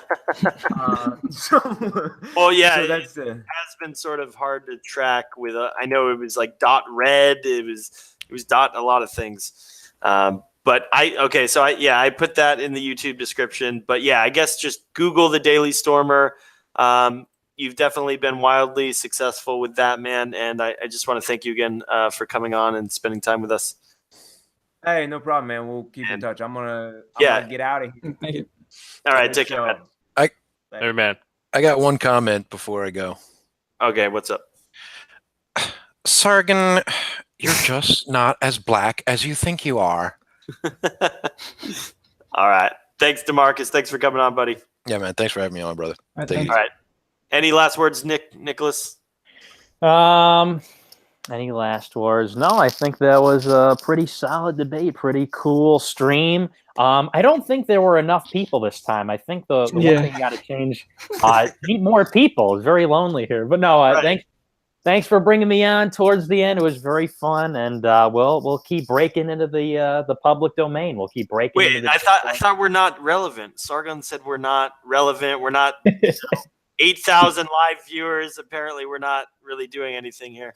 Yeah, we're all cucks to Sargon, so yeah, you're not an unironic extermination. If you're not an unironic neo-Nazi skinhead, you're pretty much a cuck. And a coward too. Remember, those are the real heroes. Those are the brave ones. Yeah, Hitler had courage, and he was a pretty good guy. Sargon of Akkad, 2018. All right, Nick. Always great to have you on. Thanks, man. Thanks, man. Take it easy. Bye-bye. See you, Nick. All right, and then there were just a couple of us. So we got Paul Town here, Vince, Andy. Did you have any final comments? I think we lost Andy. He might be He just no, I was eating. Are you fiddling your diddle? Nah, just munching some food. I was on munching. Are you munching some wet bread, dude? Yeah. Oh, don't make me sick, please. Enough for that fucking. When are we having Warski versus Loomer? Is that gonna happen? I tried DM. Actually, yeah, I DM'd her, and then she was tweeting about me. I think if you brought Loomer on Warski Live and just went at it, I would definitely pay for that, man. Yeah, I'll ask her. I'm like, hey, Loomy, you want to get your wet bread in there? Pay-per-view. Hey, so Andy, have you gone you've kind of censored some of the super chats on your stream? Did you run into not, because you haven't been reading some of the more vile ones? Is there a reason for that? Or you just don't want to get demonetized? I just don't want to get banned. Right. Like I'll show it on the screen and I'll be like, I think you should guess the Yeah, Andy, I actually have something about that. The last stream, I forget which one it was, but I was basically I called Brittany Venti my mud queen, and you said that you read my comment, but you only called her my queen, not my mud queen. So I was kind of upset about that. Oh man, JF has a habit of doing that. Well, why don't you say it now, Andy, and then that'll make. Don't cuck on us here. She's your mud queen. Thank you. Would not say mud queen. The only ones I don't read if it's like kill all the blank or anything like that. Like that's the only ones. JF, he says he'll skip the words. He'll be like, it'll be like, something Jew king, and it'll be like something king. And he also won't say nigger at all, ever. He goes, N-word. Dude, yeah. You got pretty lucky with JF. He's really a great co-host. He's really. Oh yeah, he is. I don't know where you found that guy, but he's amazing. Yeah, no, he's great. But as per like, I won't lie, it was some funny ass blood sports. I just think the juggling between is he gonna debate, what's he not gonna debate, what's his plan, what's the secret plan? That sort of ruined it, dude. Like, how the fuck do you show up to a planned debate that was planned for a month and then say, I'm not here to debate? Like, that doesn't make any. And then he said, I'm here for a conversation, and then he's like, I don't want to discuss that. I'm not going to discuss that. Okay, so you're not here for a debate. You're not here for a discussion. Like, what the fuck are you here for? I mean, I don't think me or Andy or anyone's being disingenuous with that. Like, it's not even about his positions. Like V will go and he'll take the shit and he'll be in the shit storm and he'll take it and he'll be able to bounce back and laugh about it. And Sargon just cannot do that. Yeah. Oh, no, I also want to say one thing, because people were sort of trying to call me out in the chat when I was saying, he sticks to the SJW stuff, and people were like, Andy, you did that for years. And yeah, a lot of us did that for years, but I think it's gotten a little bit stale and old, and not saying that there aren't important subjects to cover. For example, there was that high school that had the black actress playing one of the lead roles in a play, and then she dropped out of the play, and the second in lead was a white actress, so they got complaints and they closed down the play. So that's actually affecting real world things, and I think that's important to talk about. And SJW stuff should be important to talk about. It's important to talk about, like, when it's very important. But I was doing it every day for a few years, and it's sort of like we have to, have to change it up. I was getting bored for like 6 months, Yeah, totally. I mean, we all have our progression of what we used to make content about. I see this a lot in the chat too. Someone says Andy is a fucking poodle of the alt-right and a snake. So I don't know if these are liberalists. Oh my god! But they keep saying these are Sargon fans. You're this like secret alt-right shill that's like controlling. I don't know, but I see that what they think is. And I know in the chat someone said Northern Monkey have serious institutional power. Yeah, and I think it's important to dismantle that.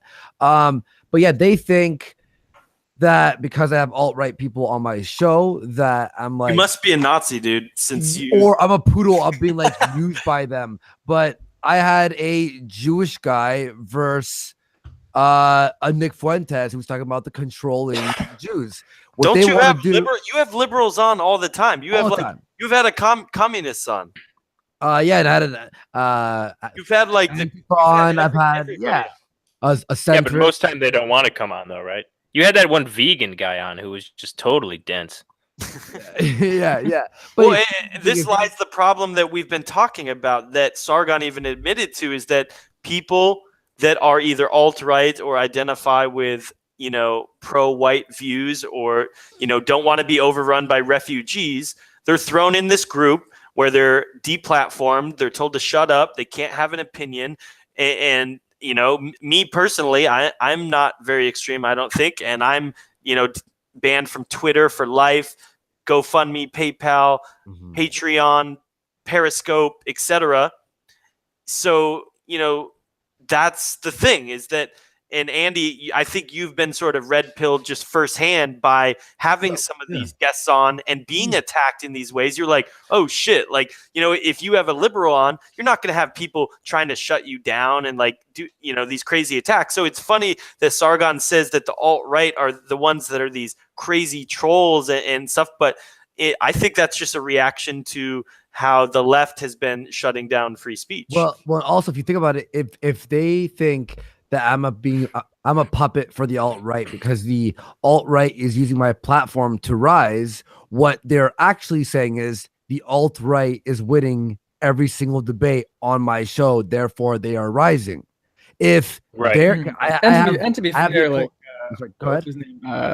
Andy and Sargon, to be fair, are literal Nazis. So I mean, there is some truth to the critique, Well, the roller thing coaster is, into the oven. If I only had alt-right people on, and then people said that, I would understand. But I don't. I literally have people who oppose some of their viewpoints on, and they still say I'm an alt-right puppet. What they don't want to see is the alt-right being platformed and all. And the reason I started the show that I started recently was because I just started seeing the center and like the light conservatives doing the same thing to the alt-right that they were complaining that the SJWs were doing to them. So I was like, and if the alt-right is so like irrelevant and stupid like they say, then the alt-right would just lose every debate and it wouldn't even be interesting content. Yeah, and also the alt-right makes a lot of good points with the anti-white narrative. This is something that we should, like, for example, when Sargon came on to verse Spencer, he was like trying to say, what is white? What is white? Meanwhile, he says he has like a black, like his grandfather is like half black. I'm like, wait, then how do you know about half black if you don't even know what white is? Like, don't act like you don't know what race is. Like, and people who are, who don't believe race is real. I'm like, look, I'm not even alt-right, but I can fucking see that race is real. Any children can see that, okay? And then, and like, there's so much points that, like, yeah, the red pilling. I've been taking an OD of red pills. I need to take a little fucking break before You know, don't OD, man. You're already on the SPLC hate list. So you would consider yourself at least a race realist, then, Andy, or like at least you understand that there's biological differences at birth between races. 100%, yeah, 100%. Yeah. And I mean, because it's so easy to tell these people. So then, I mean, if you're not called a sexist, and I kind of said this before, if you're not called a sexist for saying that men are more likely to commit crimes than women for known scientific and biological reasons, being serum testosterone, an inability to defer gratification less than women, things like that. If you're not called a sexist for saying that, why are you called a racist, quote unquote, for saying that there's definitely biological differences between races, which cause blacks to commit more crimes than whites? And also, people said I'm strawmanning. Where did I strawman? Said all black women are horrible. And Andy, by the way, did I strawman at all? A ton of the chat too has been the whole time been saying, Baked, you suck as a host. You need get better, like Andy and JF. So I mean, I will admit, I think you guys are probably better hosts. But you've only had a few debates. I'm learning. So I guess I need to watch some more Worski Live or something. I mean, do you know what I mean? It gets hard. Like I'm new to this today, dude. Last debate with Tariq, that was my new record. I keep and then this debate we had over 8,000 live viewers. Yeah, 500. So 2 worldwide, man. You were second place worldwide. Oh, I thought it would first. Okay, I thought you were first. Well, there was like League of Legends World Finals or something, so you can't really beat the Asians. White power isn't superior to Asian power. Yeah. Oh, so you're saying that Asians would win this merit-based immigration system? Yeah. So in the chat here, yeah, essentially, people are saying probably better. LMAO, you suck as a moderator, dude. So Andy, chew me out. What do I need to work on? I'm trying to get better. Apparently, I fucking suck. Did you say Jew you out or chew you out? No. What's the difference? Chew me out, dude. Bro. I think you were good. I think. What can I do better? I'm trying to do better.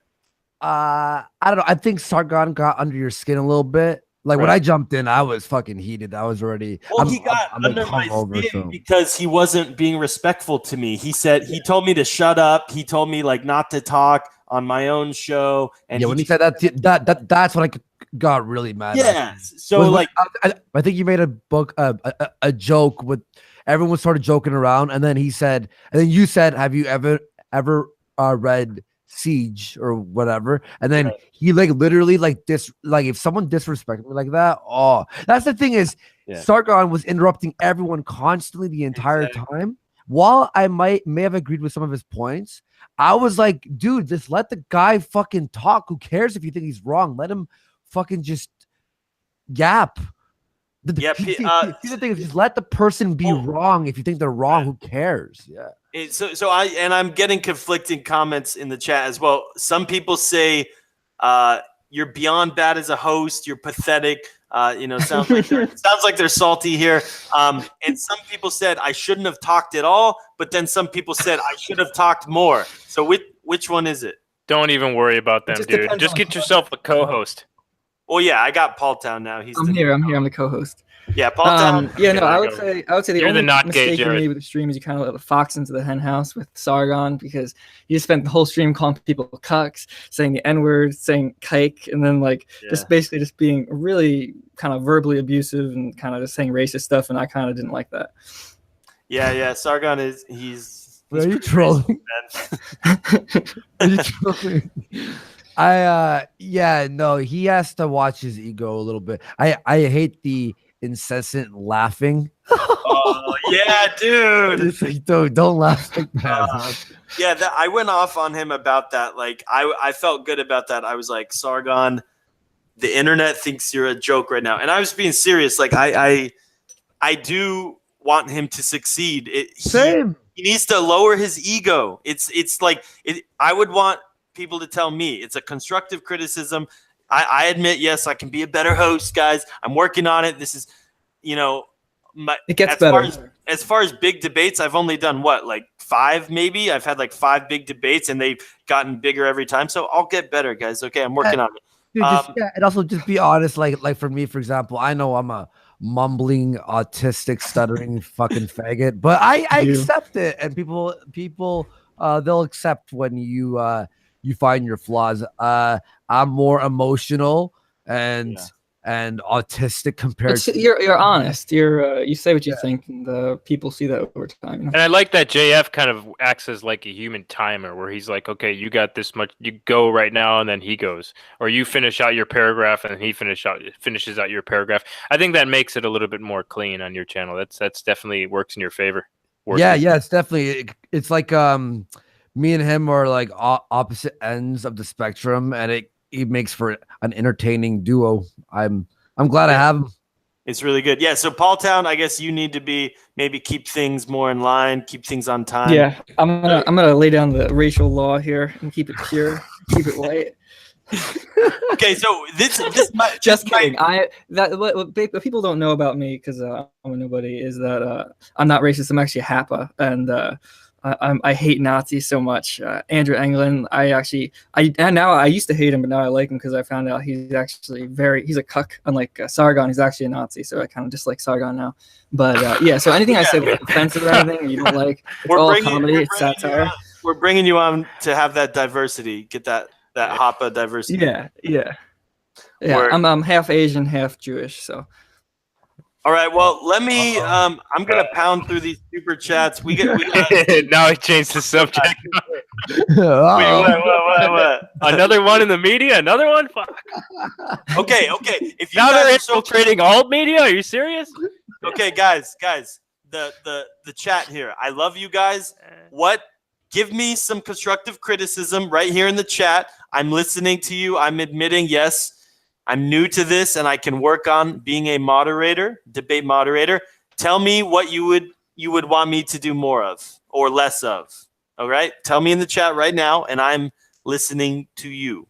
You do know they're gonna say some of the most horrific shit right now. Stop putting racism on. They said, please. Suck a dick, baked, kick Paul Town, gas yourself. Wow, guys, you're hurting our feelings. Don't talk. Okay, it was fine, baked, legit. Okay, so gas. The Jews. Oh my God!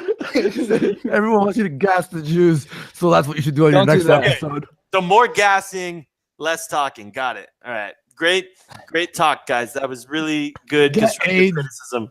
Someone said get AIDS.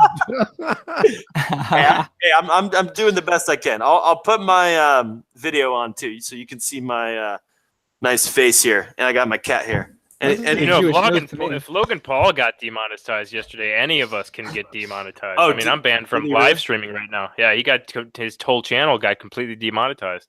Oh, for what? No, fucking tasing a dead rat.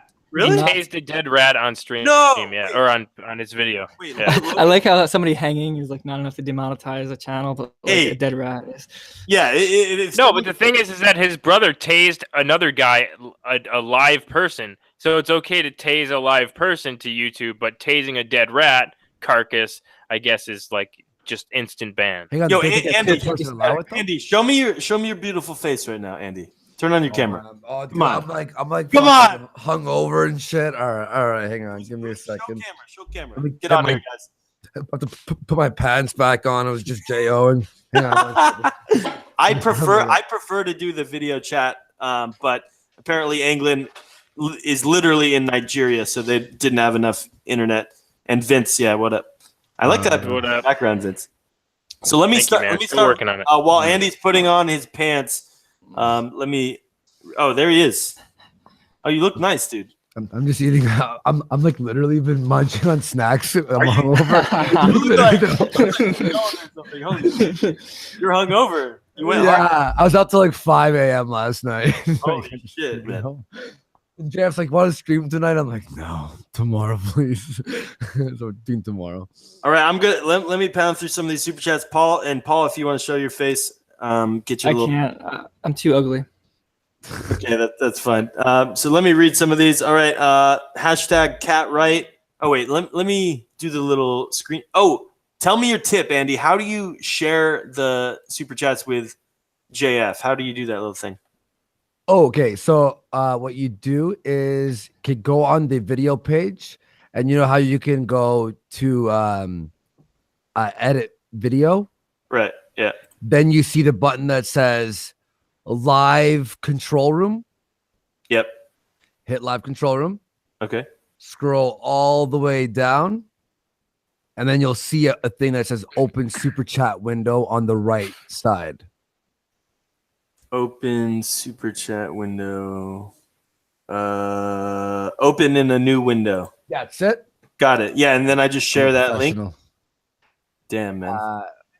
Wait, who are you sharing that link with? I don't know, but is that what you do? You just share that link? No, he probably has access. No, I just open it and then I share screen.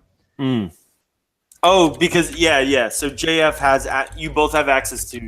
Yeah. So I share screen when I have that window open, and then I have it, and then you could feature people when you click a picture of the person on the bottom there. Yeah.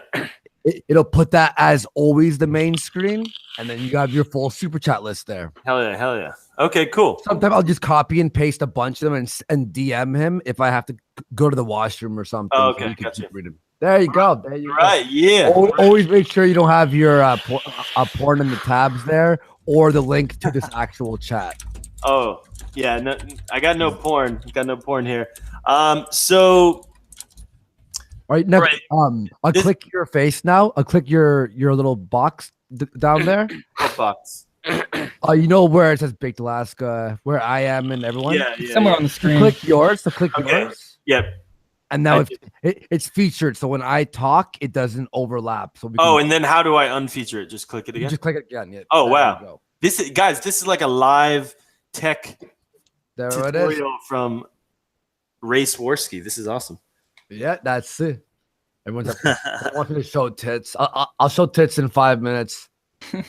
Someone throw a $20 super chat and I'll show my tits. All right. Yeah. Every man has a price, and Andy's isn't particularly high. All right. It's not for me either. It's for the baked. All right. So let me pound through these super chats. Andy Worski, IT specialist. Baked is fucking retarded. Thank you. Yeah, I'm getting a lot of shit today, guys. But you're getting money too, so it works out. Yeah. They're paying to shit on me. So here we go. Dragon's Temple with $10. I'm legitimately starting to hate Sargon. Take away feminists, and he can't have a single conversation. This is his full-time job and has been for years, and this is the best he can be. Fucking pathetic. Gary Backus with $5. The Jews are the aggressors. Hitler did nothing wrong. Hitler was not a cuck. Thank you. Garm93, 50 pounds. Or euros. Sargon desperately wants to branch out into the mainstream. He's concerned about alt-right influence being detrimental to his shekel farming. All right. Gary Backus with the $10. Adolf Hitler was a good man of honor. Nazis refused to be taken over by Jewish communism and Jewish central banking. Search on YouTube. Joseph Goebbels' Total War. I'm pro-Nazi and atheist apostate. That's screwed up. Caesar did nothing wrong. $2. Ray Swirsky for the kill shot. The fix $10. If the absolute culture and technological domination of the world in the last 500 years didn't work, why would it work now? This is the height of fucking stupidity. I have to show my boobs, by the way.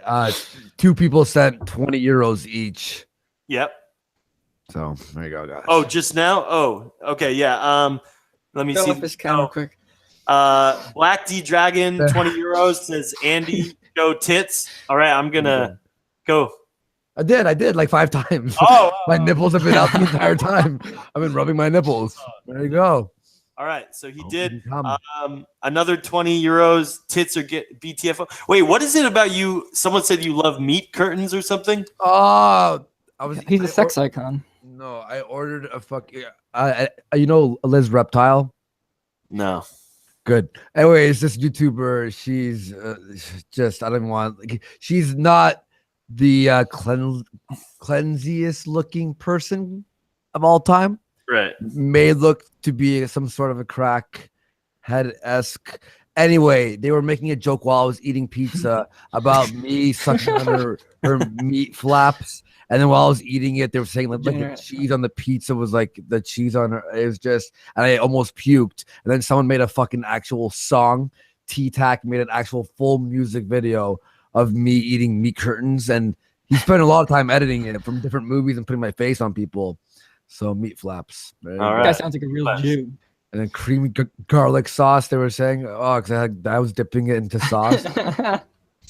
All right. All right. Here's another super chat from Joe Sakana with the $10. Constructive criticism for Baked. You were seriously dogpiling on Sargon when you are supposed to be a mod. That's why he yelled at you. I'm donating a lot because I'm a free speech advocate and I like you. Oh, Joe, sounds like a real cuck. You sound like a cuck, Joe. Well, it's my show. I mean, the thing I have to say about that is if you think I was dogpiling, I mean, Sargon came on in the beginning and said this is not a debate. So he already dodged the whole premise of this, what was supposed to be this show. And we've obviously had, he's had similar things with Andy and other people. Like, I think Andy would prefer he just say, no, I don't want to be on your show. Instead, it's like wasting your time. Like, I think that's the thing that's annoying us. Well, and also now I'm at the point where it's like, not what you think he's gonna message me and go, I'm ready for that show. You can set it up now. I have people already debating Spencer, and that's gonna be a lot more entertaining. I think I've had enough of his whining voice. I offered, he said yes, you backed out. I'm not gonna go on Sargon time. You're on my time. And that's right. Yeah, I mean, we're not gonna sit around waiting for like any guest. I don't care who it is. If someone's like stringing us along and making us, I don't know. It's weird. Yeah, it's this like is serious business. This isn't a game, guys. Yeah, this is not serious. a game. This is a YouTube thing. Take us seriously. Respect this. All right. Either come on and do blood sports or don't. Like, there's no in between. I mean, respects. He stayed. Yes, someone in the chat said he did stay for 3 hours here. Yeah, respects to that. Sure. But well, he's black. He's not like he has anywhere to go. Yeah. Not to work or anything. Maybe a basketball game. Am I right? Andy, that's a bit far, don't you think? That's a bit racist. Okay. You did a drink, guys. All right. Let me keep pounding. Brandon Wallace with the 2,000 yen. I don't even know what that is. Ask your co-host. Yeah. You're a hoppa. What is that? He said, Joe Sakana. To Joe Sakana, he kept asking, what is white? And now after Spencer, he's starting to act like he thinks race is a legitimate thing. He's going to start saying race is real and act like he believed it the whole time. We also got one here. Move Idaho, Montana. We are taking over. Buy cheap land. Thank you, Rusty Shackelford. All right. Let me get back on these. Come on, Andy. Not all SJWs called you Nazis. Jeez. Yeah, not all. Who cares? They call us racist and blah, blah, blah. Like, fucking calm down. They don't like us. Okay, is that okay? Right. Wait, by the way, Sargon even said, oh, SCWs always call me Nazi. And I pop on and I say Nazi. He goes, they didn't call me Nazi. Yeah, but they fucking hate you. You fucking, now I'm angry. Now I'm actually pissed.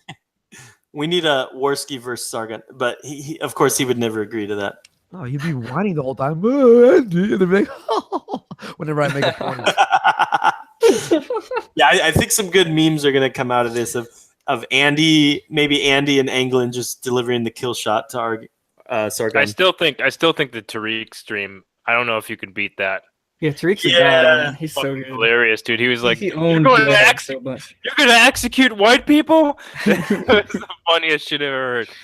Yeah, it's I'm excited because we have we have some good shows coming up. We have on Wednesday, I forgot to tell you guys, Wednesday we have Richard Spencer versus Mike Tokes on Wednesday. Oh, Mike. Yeah, that's gonna Mike be is such a cunt, dude. It's gonna be a crazy stream. It's gonna be the level 22 paladin versus the chat. I can't wait to get our live streaming back. Yeah, it's gonna be good. So, and the premise of it is basically the new right versus the alt right. So, We'll probably have some people come on the post show. Hopefully not as many. Dude, everyone was hitting me up. Let me come on, bro. You owe me one. Let me come on. So I sort of let too many people on at the end there. My apologies. But yeah, let me get back to these. All right. Dude, Sargon is such a fag. LOL. Recovering neat. $2. Thank you. Garm93. Sargon is too obsolete to not engage the alt-right further. He will backpedal on this in no time. Russian colluder, $2. How many people is multiculturalism killing? Not enough. Caesar did nothing wrong, $5. Sophist of Akkad. Recovering neat, $2. Ask Anglin about kissing Negro boys. All right. That's disgusting. First off, homosexuality is illegal and pedophilia is wrong. All right. Oliver Bowman with the $2. Yes, get Sam Hyde on. Same for Worski. Yeah, I talked to Sam Hyde. He said he'll eventually come on, but he said he's busy right now. So I'm just waiting for Sam. And we need to find, maybe you guys could come up with a appropriate opponent for him that would make sense, and maybe he'll come on. Doobie with the $20. Why are you cuck-spurging in the comment section of YouTube? No one can read your shit, I promise. When you could be debating in the largest fucking political server on Discord, get in here. Discord link. Thank you. Divine Voice with the 20. Daily Stormer, the world's #1 Sargon fan site. Fucky Sucky Jam Tits with 5 pounds. Love you, Sargon. Daily Stormer, #1 Sargon fan site. Secret Genius, $10. Sargon has zero moral authority to complain about the alt-right after mocking the concept of white genocide for years. Diamond News. Hey, Baked, please invite Mr. Medicare to postgame. We did that. Christopher Paulson. He doesn't want to tell you. I think he's referring to Sargon's secret plan. What? Okay, that's it. I'm done with this guy. Recovering Neat, $2. Next Level Delusion. You Nazi scared. Michigan Wave, $8. Thanks, Baked. Interesting times. Garm93, 2 pounds. Or I don't know these currencies, dude. Against SJW, but ignores the root of the problems. That's Mike, Euro. Okay, cool. Mike with the $5. SJWs and Civic Cucks both support race, blind immigration, and protected racial minorities. That's a threat. Russian colluder, $5. I look forward to the day when some Muslim chops off Sargon's and V's head. None of that, guys. Come on. I don't recommend that. That's disgusting. See, I avoid those. I avoid those super chats as well. Is someone going to clip that now? Yeah, that's why I avoid those. I'm like, Okay, live coaching here. My bad. Kuin, Sargon's solution is to make 4 years of videos complaining about blue-haired women. He's outright admitting to not having any sort of plan. Blue-haired women are hot, though. They I don't know about that, dude. Not anymore. SJWs have ruined that. Now I see them and go, oh, they probably hate me because I'm not black enough. All right, Alexandros. We are the jackboots, faggot. Rusty Shackelford. Sam Hyde debates cuck Sam Hyde, argues both sides. Ooh, that's a pretty good idea. Maybe. Chuck Finks with the $5. Is Sargon going to complete the system of German idealism? Oh, wait, he hates the Germans. Never mind. Recovering Neat, $2. Sargon, sorry, but I think you're a dumb shit. Recovery Anonymous, $2. Alt-right is pressuring Trump to deport dreamers. Justin Mackey, 10 pounds. Sargon, you are not like Robute Gulliman, who took over his city by using strategy. You're a fat, lazy English boy who lies about your own grandparents' heritage. It's fair enough. Tough but true. Garm93, bring in Arenheimer. Recovery Anonymous, $5. The alt-right is pressuring Trump GOP to deport dreamers. What are the liberalists doing besides trying to undermine the alt-right? Risky McDanger, question for Sargon. Are children or benefactors of a person who committed a crime of fraud or theft entitled to the spoils of that crime? I hope so. My kids are going to be poor otherwise. Sargon is bleeding out subs right now. Are you? Wait. Share your screen. Share your screen. Watch. Let me. No way. Okay, watch. Feature my screen. White genocide. Feature my screen for a second. Click on Naworski. Click my screen for a second. Okay, I'm clicking on your screen. Yeah. Oh, yeah. Wait. So he lost 87 yesterday. He's at 80 today, right? Plus. Wow. Then when you look at the live, so it's 80 minus. Oh, it's going down. I think I may know. Right there. I think I may know why he's not wanting to debate the alt-right anymore. right? Whoa, what? Oh dude. No! Who just subscribed? You can't. Yeah, who you can't stop. There it goes. We can just do a whole live stream of this. Yeah, no, this is amazing. I could watch this go down. Wait. Andy, this is amazing that you found this because Sargon was literally just saying, "Oh, it's not like I'm losing subs or anything." Oh, yeah, no, he's not. Sargon, you need to join. I don't know whoa! I don't know what you're talking about. The mass. Sargon, if you want to come on my channel, this Baked Alaska guy's kind of like a cuck. But if you want to come on mine, we can. Imagine 24 hours of this. It's just sinking the entire time. Imagine 24 hours where he's going to be at. A lot of people who were Sargon fans in your chat were now Yo, he's gonna have 0 subs by the end of this stream. Yeah. Bro. So people were bashing me, right? I'm actually curious. Hang on. I'll return to this. Let me see. Okay. If I've been hurt at all. Let's see. 124 today, not bad. Plus or minus. Oh! You're going up. Wait, check Baked Alaska. Check mine. Oh yeah. Since you're on it, let's check. This goes to show you. This just goes to show you that we are making an impact, especially in the youth. All right. Oh my God, yo, 1,000 yesterday. Yeah, congrats. Check the live. 312 plus. Holy shit! Bro, look at that. Hang on. Wait. Holy fuck. Hang on. 312 with 27,200. Yeah. Bro, you went up. Hang on. I went up a lot. You went up like a fucking 1,000 over the stream. Hell yeah. I went up 10K over the stream too, actually. There it goes. You went up 1,200 subs. Wait. Okay, go back to Sargon's. Oh no. Are you sure? Yeah, dude. It was at 63. It was at 63, I think. Oops, that's mine. Go back again. Shit! He lost 40. Wait! Look, it just keeps going. It's about to go down to 757,000, bro. Yo, and we're not telling anybody to do it. No. Everyone, please stop. Unsubscribe to Sargon. No. We are not. Baked Alaska, unsubscribe to Sargon. No, we are not endorsing anything like that. I can't believe you called him a nigger and told everyone to unsubscribe. No, I don't know. I don't know why you did that. Gas the kikes and gas Sargon's YouTube account. Whoa, guys, whoa! Everyone pretend his YouTube is a Jew. Oh my God! Well, Andy, come on, that was a bit far, don't you think, Andy? You know, it is pretty interesting though.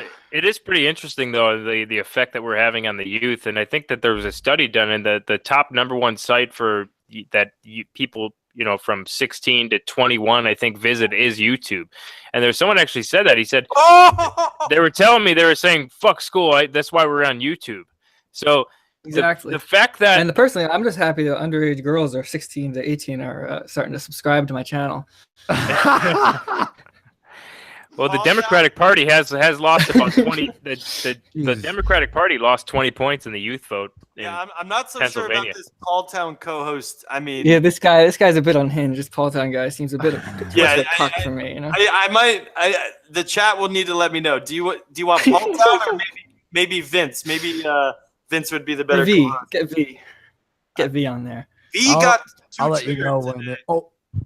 Yeah, V's a whine. He's a woman. That's what he is. He argues like a woman. So like when you target his like insecurity and I feel bad about this, it's like he doesn't have anything to do, so he just leaves. Well, we're still banned from live streaming on my channel until April. So I'm happy to come on this stream anytime. Paul Town. Okay, I guess a lot of people like Paul Town. I'm seeing a lot of kick Paul Town. I gotta say the chat seems pretty smart. Okay. And then Andy, Vince, could you throw your email in the chat to Andy? Yeah, I sent you. Okay, cool. Are you alt right, by the way, Vince? I don't know. I'd let someone else describe me. Well, we have tomorrow. We got a brown chick named Brownie Girl is her username. Who's actually questioning the ethno state and and she's gonna be on. So we're looking for someone to challenge her. Yeah, tomorrow's Sunday. What time? 6:30 p.m. Eastern. 543. I think I should be good for that. Cool. Yeah, man. Cool. Sure. Hell yeah. There's my email. I just put it in the chat there. So perfect. All right, that'll be a good stream. We have so many more super chats. One second, I'm gonna throw a pizza in the oven. Oh, what do you mean by pizza? What do you mean by pizza in 3 what do you mean parentheses? You mean a kosher pizza or what? No, you gotta put it on there. You gotta put it on a roller coaster. To put a pizza on a. We know all about your dog whistles, Andy. Don't even try it, man. This is Andy, swear to God. I was talking to Annika about you, Andy. I was talking to Annika yesterday. I was talking to Annika yesterday about you, and I said that he's coming to our side eventually, sooner or later. I'm just gonna make that pizza. I'm glad Annika's around because Annika is making that the older woman's home. She can do that outreach to those ladies, the ones who are kind of sterile. All right, back to the super chats. All right. So also send $5. Sargon cries out as he attacks you. Burger Lord $5. Alt-right is irrelevant, yet Hillary Clinton mentioned them. Sargon, you're just some asshole who makes videos. You do nothing. I actually, real quick, wanted to let Vince, are you here? Yeah, I'm here. Yeah. Yeah, Sorry, actually, trying to fix my mic. No, it's okay. Yeah, could you respond to that super chat real quick? I think that's a good. We don't have time to respond to all these. There's so many, but that is a good point from Burger Lord. He said alt-right is irrelevant. Yet Hillary Clinton mentioned them and did that whole, presentation about them. Sargon, you're just some asshole who makes videos. You do nothing. That's a good point. Fair, harsh but true. Are you with us, Vince? I think Vince is frozen. It was too true. He couldn't handle the truth. Oh, sorry. We're back. Yeah. Did you hear the super chat I read? You said that the alt-right is irrelevant. He was being sarcastic because he said that Hillary Clinton mentioned them, right? No. Okay, no. Let me read it again. Sorry, you cut out for a second. Yeah. No, Burger Lord said a super chat that Sargon was saying the alt-right was irrelevant, and he said alt-right is irrelevant, yet Hillary Clinton mentioned them and had this whole presentation about them. Do you have any thoughts on that? Well, it's definitely not irrelevant. Like I was just alluding to before, I said that we're gaining a lot of youth. I mean, we're pulling in the attention of the youth. Like I said, YouTube #1 site for youth visits. Include I think it's second or even #1 over the Google. I think, and as a matter of fact, if I remember the study correctly, in Ohio, Pennsylvania, and Wisconsin, the Democratic Party has lost 20 points in the youth vote. And the youth vote is already leaning Republican, is already leaning right wing, and this is only including 1/3 of Generation Z. So just wait until Generation Z includes half of the youth vote about 2024, and we're pulling in their attention. I mean, you saw your stream, 8,500 live viewers. I think it topped. These are all young kids.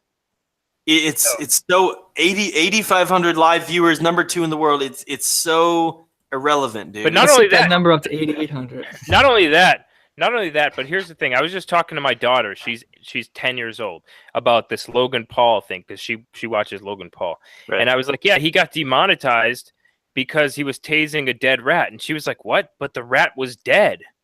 And she told me this story about his brother tasing another guy on stream, like a live human. She was like, 10-year-old girl. She's like, his brother tased a person, but he can't tase a dead rat. This is what our youth is becoming. Our youth is becoming anti-political correctness. I think your daughter might be a serial killer, honestly.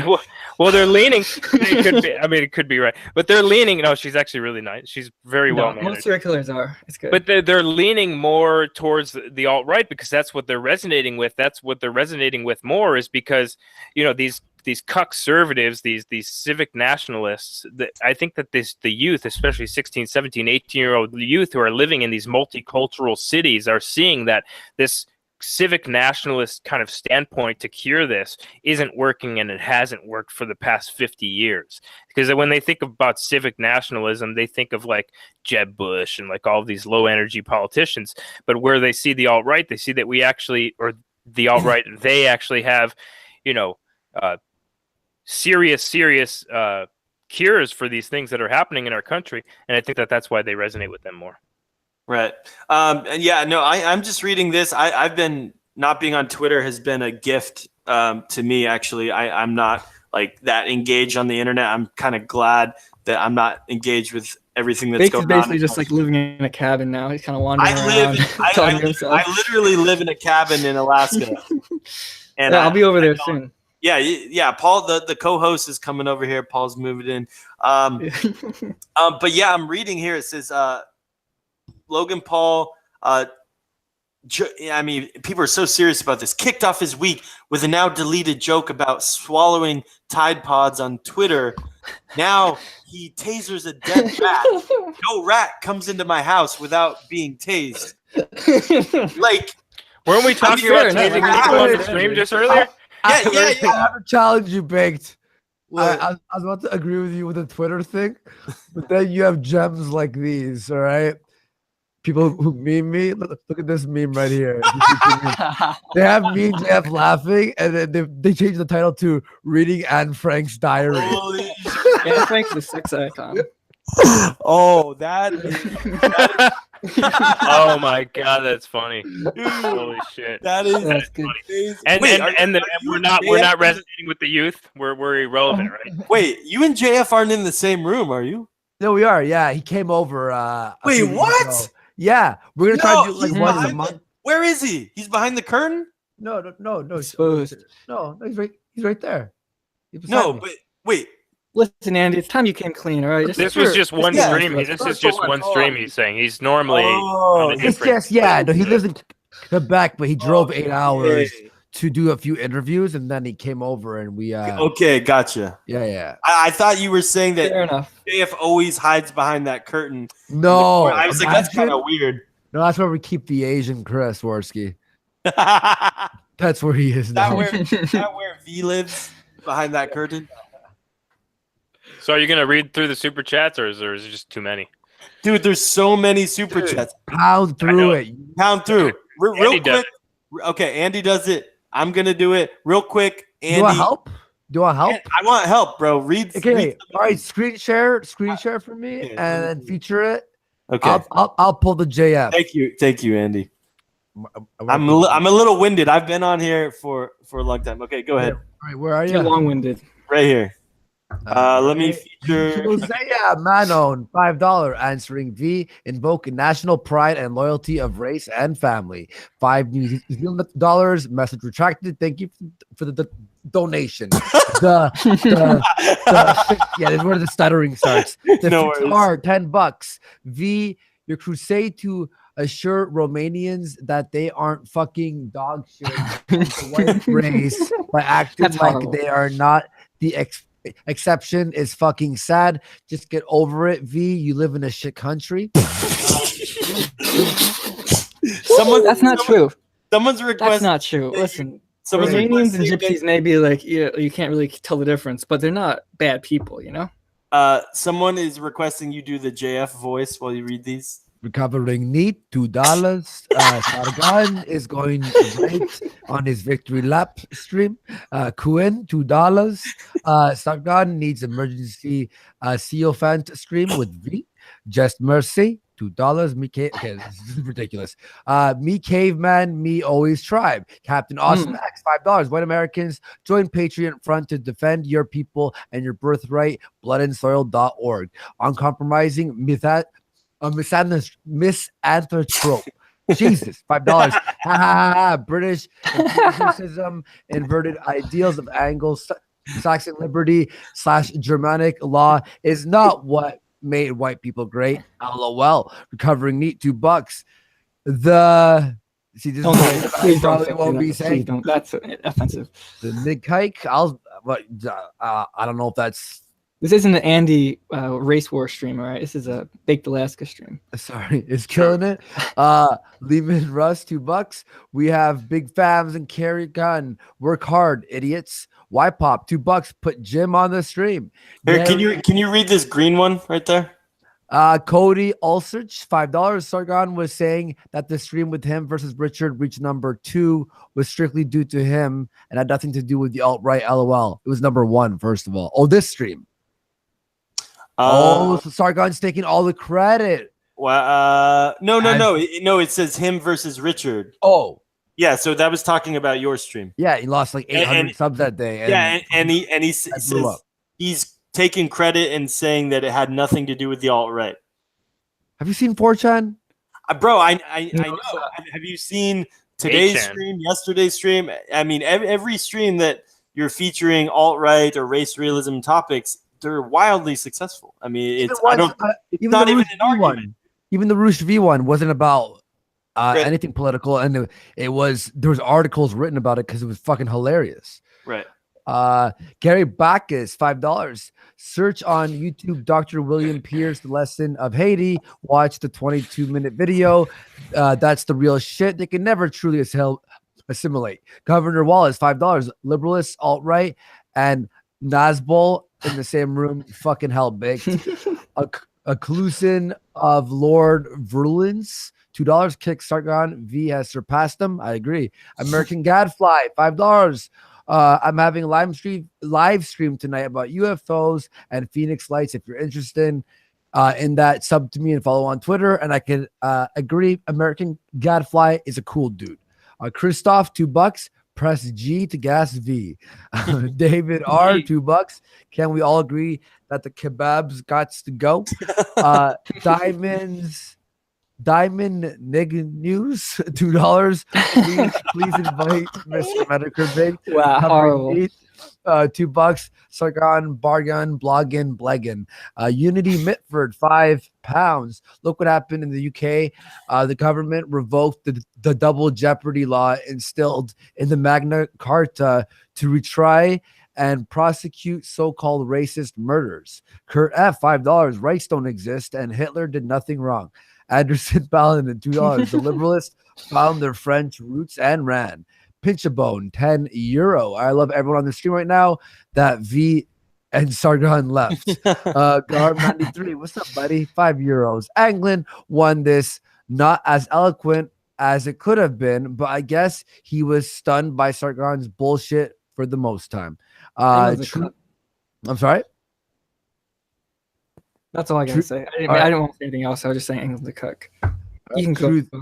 A truth demon, $5. Get the alternative hypothesis. He can give you a scientific definition for the white race, and he's not alt-right. So Sargon can talk to him, and I do recommend him. He's a cool dude. Recovering neat, $2. Nick, man, that shit up. A tear in my eye, nigga. Joe Sakana, $10. Baked, you are mad at Sargon for straw manning and dodging questions. The alt-right does nothing but straw man Sargon and dodge questions. You have double standards. Sargon won. Yep, 100% true. You think they straw man all the time? Yep, that's pretty much all they do. How? I think he's being sarcastic. Yeah. Oh, sorry. Pat Chone. I saw that. Sorry, Pat Chone. I apologize. What's his name? He's like, for fuck's sake, it's not. Wait, we got you read this green Pete Dragon, €5. Bake tell Andy he's a fag. Hey, that's one of my patrons. I'm supposed to have a chat with you soon. Cancelled. Oh, thanks for your money on Patreon, you fucking cunt. Yeah. I'm just joking. All right, Andy Willpower Worski. Yeah. Josea Manon, $5. Joe Sakana can't see the woods from the trees. The alt-right will Quinn win the culture war. Politics is downstream from culture. TikTok. Kurt F, $5. Sargon is a pseudo-intellectual faggot who is too retarded to explain what he believes well enough to make sense. Also, rights don't exist. Recovering neat, $2, 1488. Recovering neat, $2. Hey, yo, anyone, sir, where I left my keys at, yo? Problematic White Knight 2, $5. Second most used language in Nashville, Tennessee is Arabic. Bert Bobain, $5. The CDC brought Ebola here, not immigration, you fucking idiot. John Smith, $5. Thank you for the donation. Kurt F, $20. Press 1 to remove every in the South. Recovering Neat, $2. Press 1 for 488. Solvis, $5. Let's just only bring in Middle Easterns and North Africans. They are white under the Census Bureau. Oliver Bowman, $5. You start with the Federal Reserve. Hey, Dohanity. Sorry, it's really blurry right now. My computer. Hey, Duhanity. Duhanity. Yeah, it's a little bit blurry right now. $2. We are not Nazis. Stop the LARPing. Joe Sakina, $20. Baked, you say Sargon. The initial question, in my opinion, he answered it. He dodged initially because it is a leading question. Sorry, it's blurry. My answer, yes, whites do have the right to exist. I agree with everything Sargon said. Newton's law, 5 pounds. It's not Andy's fault that he left. That the left are such cowards. Get in the fucking ring, Vadim, you fucking cunt. Running your mouth on Twitter is easy.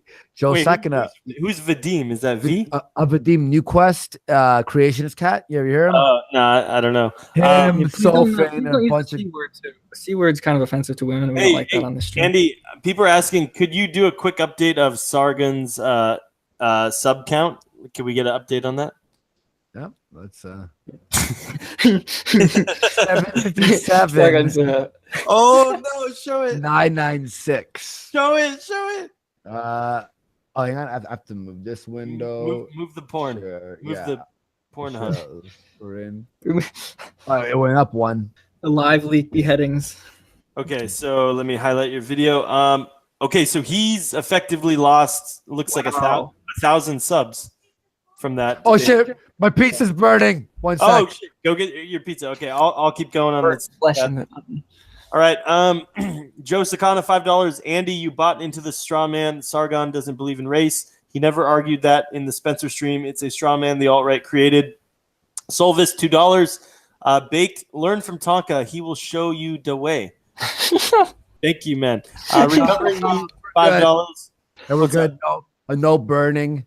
Obviously. Wait. Is it going down still? Yeah, it went down 2 more, but my pizza's not burning because you know me. I know how to use an oven. All right. Recovering me, $5.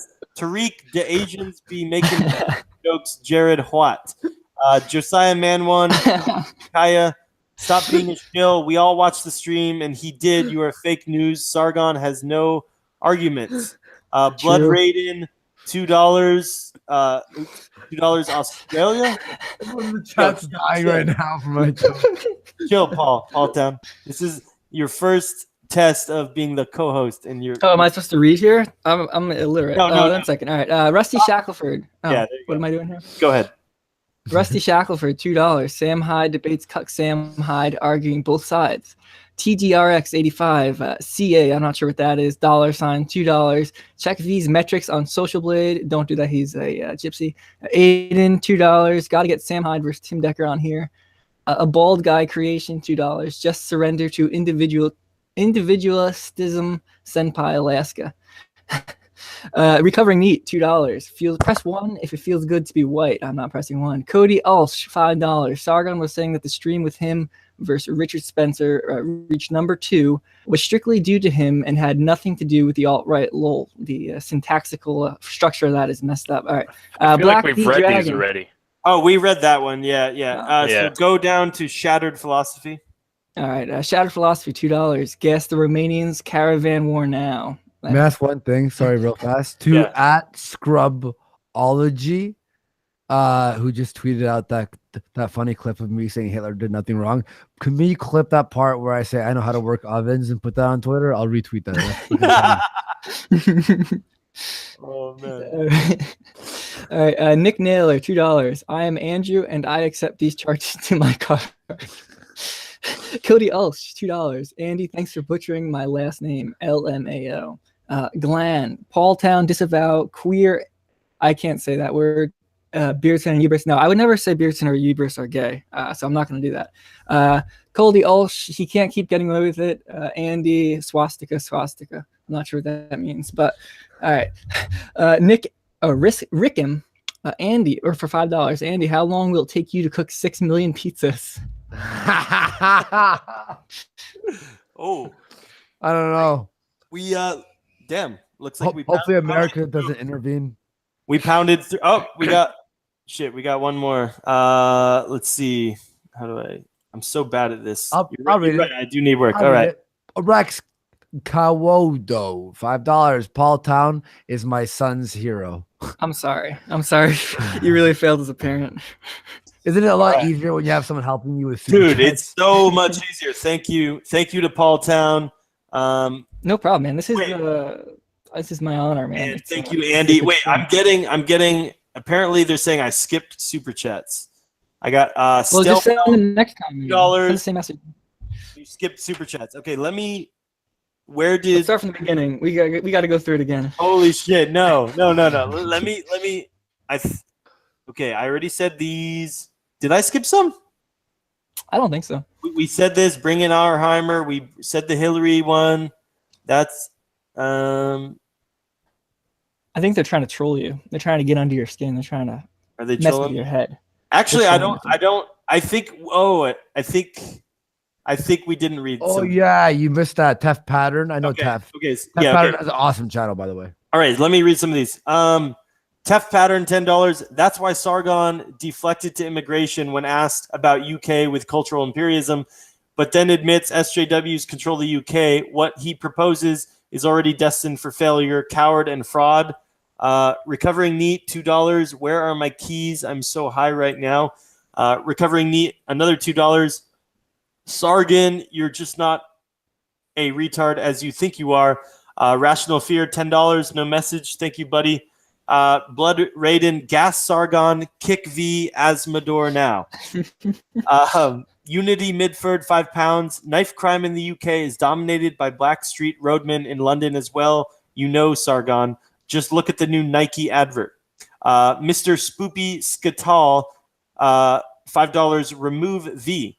Bloody Pelican, $5. To many people in the stream, I want to hear Anglin and Sargon. LM, $2. Romanians are seeking money, not brown people. V. LOL. Josiah Manon, $5. Answering V. Invoke national pride and loyalty of race and family. $5. Anonymous. Retracted. Thank you. The Fixer. Wait. We read that, yeah. I think we. That's where we read from. Yeah. Okay, we missed a couple there. Sorry about that, guys. I wasn't trying to. Scroll down slowly. We got a few. We got like one or two more when you were reading those. Oh, okay. All right. So let's see. At the bottom, we got BBQ Beers, $2. Hashtag Dingo Twitter. Hail victory. Recovering Neat, $2. Where are my keys? I'm so high right now. Check your car. I'm too long or $2. Did the debate already happen or what? Yeah, you missed it. Whoa, we're getting more. Stat Bell. Just keep on sending the money, guys. Super Jazz, Recovering Neat, Baked. Are you my dad? No, this is what I always do. I stop sharing screen, and then anything else that's donated, I go sorry, and I just move on. Yeah. Nicholas Dalheim, $2. Wow, I love these streams. Josh the Remover, $1. Unity Mitford said that I missed her declaration of love, and I didn't miss it. I just didn't say it because I wanted to keep it secret, between us. Oh, DM, send those dudes. All right, wow. How long was this stream? I think this was like 5 hours or something. 3.5, 4. Not long enough. 5 hours. 5 hours. Okay, we got more. We keep getting more when I. Don't read it. Okay. Last one. Oliver Keg, $5. Bring on Pastor Anderson to discuss the JQ. You want All right. Pastor Anderson. Thank you. Who's Pastor Anderson and what's the JQ? We don't know about that stuff. So yeah. Thank you, Powder Keg. Viewers are not. I'm so winded. They want me to do a 24-hour stream. Your viewers are throwing money at you, so you know what kind of people they aren't. What do you mean, Andy? Yeah, what do you mean by that? Andy, what are you talking about? Speaking of which, my pizza's still in the oven. No. What? Wait. Okay. Andy, it's time to grow up. Please, we're adults here. Wait, I do need to show this. Okay, we got another one. Wait, this is we got two more actually. And dude, thank you everyone, by the way. You guys are super nice. This is how I make my income, so I do appreciate you guys a lot. Stelbell, $2. You still skipped my previous one. It was super serious. Okay, I'll go look up for your other one. And Nicholas Dalhelm, another $5 with no message. Thank you so much, Nicholas. I appreciate it. All right, Stelbell, you skipped super chats. Andy, bro, what the fuck, man? This is, when Andy goes on the stream, all of a sudden the Jewish stars got posted in the chat and the race war stuff. I gotta find Stelbell. Okay, here we go. Here we go. Stelbell, $5. Are you hiding a double chin under your beard, baked? LOL, JK, you're pretty cool. I just like making fun of beards. Fair enough. Thank you. No, I'm not hiding anything under the beard. If you don't know about Alaska, it's fucking cold here. It's actually like it's been like -4 degrees, so that's why. Oh wait, I do see some. I missed here too. Don't worry about them. Next stream, they can send more money next stream. No, real quick. Paul Town, don't deny our love from Unity Midford. Okay, I won't. Andy Show Tits, Big Spaghetti, $2. Peon Jason Eastman, 20-second Nomad. Please, Alaska Warski, look at Oxford debate format.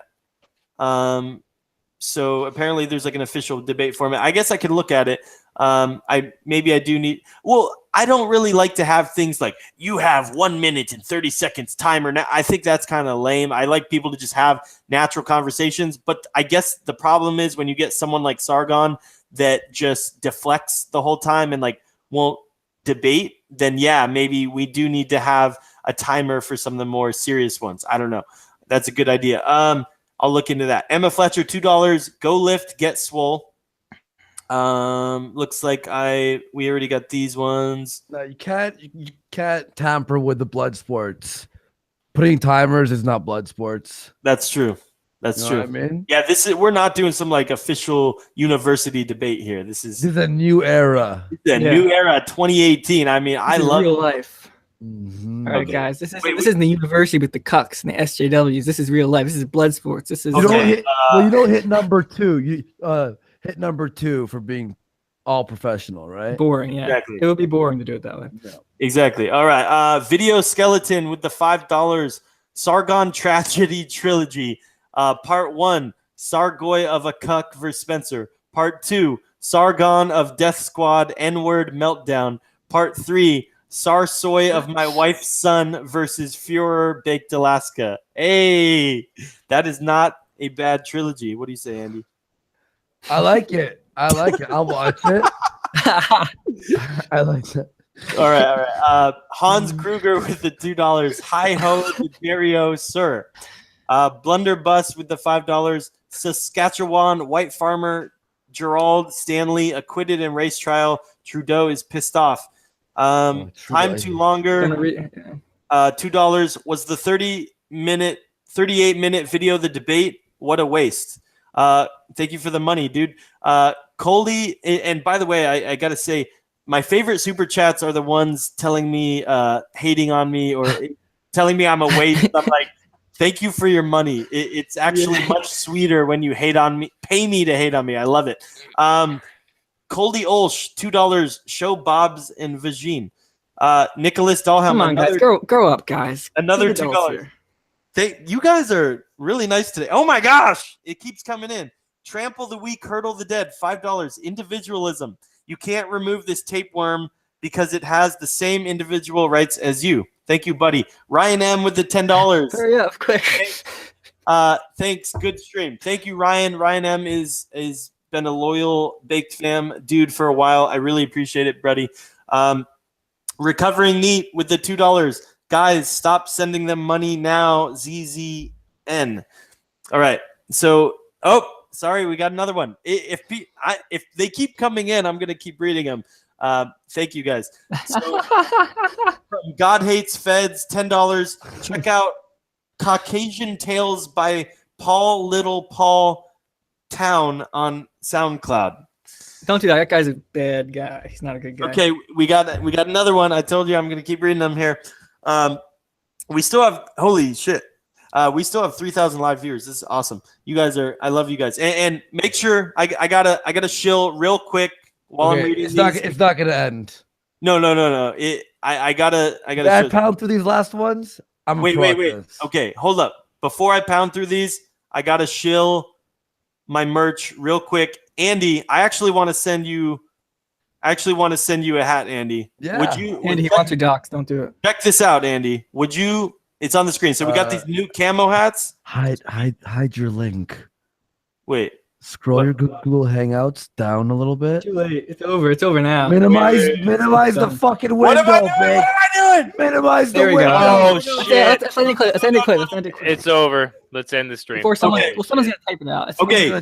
Someone's gonna jump the. Wait. I hope no one saw that. Well, let's wrap it up here. Stream and pause it. All right. So as Okay, I'm wrapping up here, go I'm dealing with the high stress situation with my cold-blooded analysis. BakedAlaska.tv and okay, Andy, pound through these stats. Please get us out of here, Andy. Please. It starts right here. You ready for this? Yeah. Phantom, a Groiper, $2. Without African migration, Israel will not survive. Carl M, $2.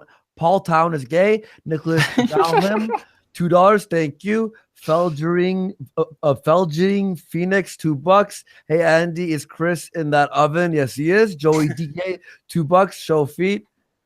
Hi Dahani, $5. You can never leave baked. Garm 93, 20 euros. Hail victory, LOL. Todd McKinley, what's up, you piece of garbage? Stop the white niggers from burning down Blatemore. Read super chats. Josiah Manon, $2. Shills in the chat, get the ovens first. Melissa, $5. Do you think Anglin is single? Recovering neat, $2. Word the women at. Totally not troll. 10 PLN. Paul Town with hearts around it. Gabriel Lopez, $5. Thank you. Got Gabriel Lopez. I wasn't stuttering there. That was what he wrote.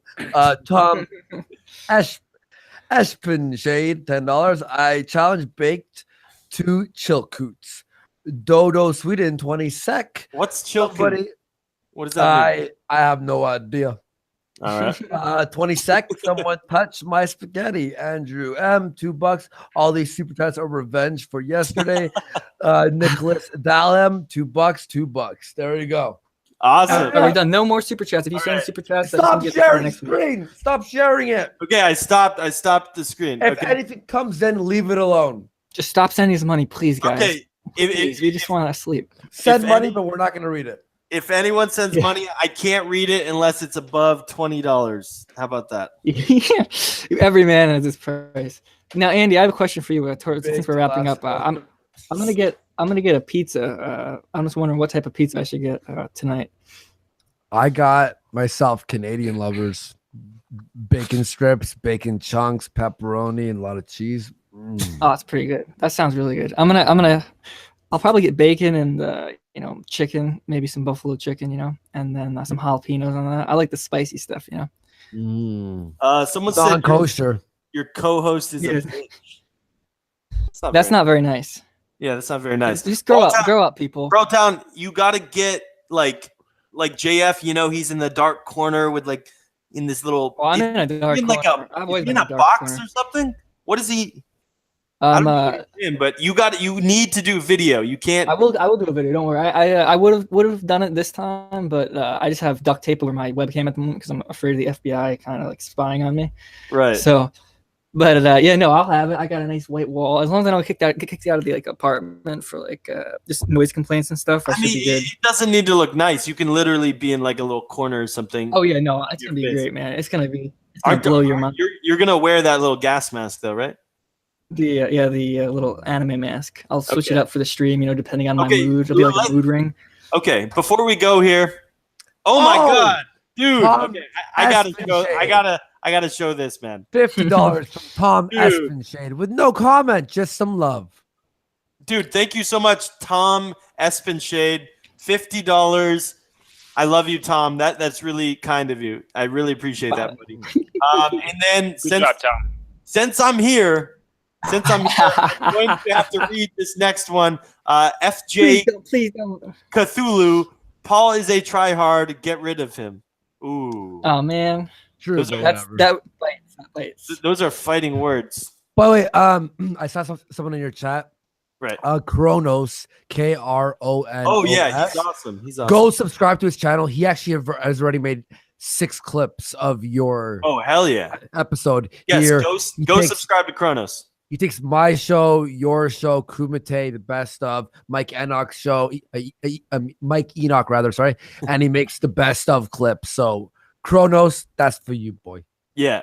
One more super chat. Andrew M says, "Fuck you for yesterday baked. Great stream." So okay, Andy, I'm sorry to my fans. I forgot to read the super chats on the last. Sickening. Is it really sickening? You texted me. I was like drunk when I saw it. I felt bad. I didn't read super chats and everyone's yelling at me, Andy. What do I do? I'm like, nothing. Just fucking live in your ridiculousness. Dude, okay, so here's the thing. I sort of forgot, and then also I was like, it was Jared Taylor versus Tariq, and it was such a good. No. What? You did not forget. Me and Mr. Mediker were sitting in here, and you're like, all right, guys, see you later. I'm going to read some super chats. And then 5 minutes later, I'm getting DMs from people like, fucking big without reading any super chats. I'm like, shit. How do you forget? He literally just told me to read super chats live. I forgot. Dude. I know you panicked. Sorry. It's okay, man. I panicked. It was such a good show. I didn't want to ruin anything. People are saying I skipped earlier ones from today. What? Don't worry about it. Wait. Okay. One more. Dan Benji for $2 baked. Are you ready for Paul to ruin the show? All right. Okay. I think So to make up for yesterday, we got one. Garm 93, Hail Victory. To make up for yesterday, we spent extra time on the super chats today. Okay, are we even, guys? Can you forgive me? I will never do it again.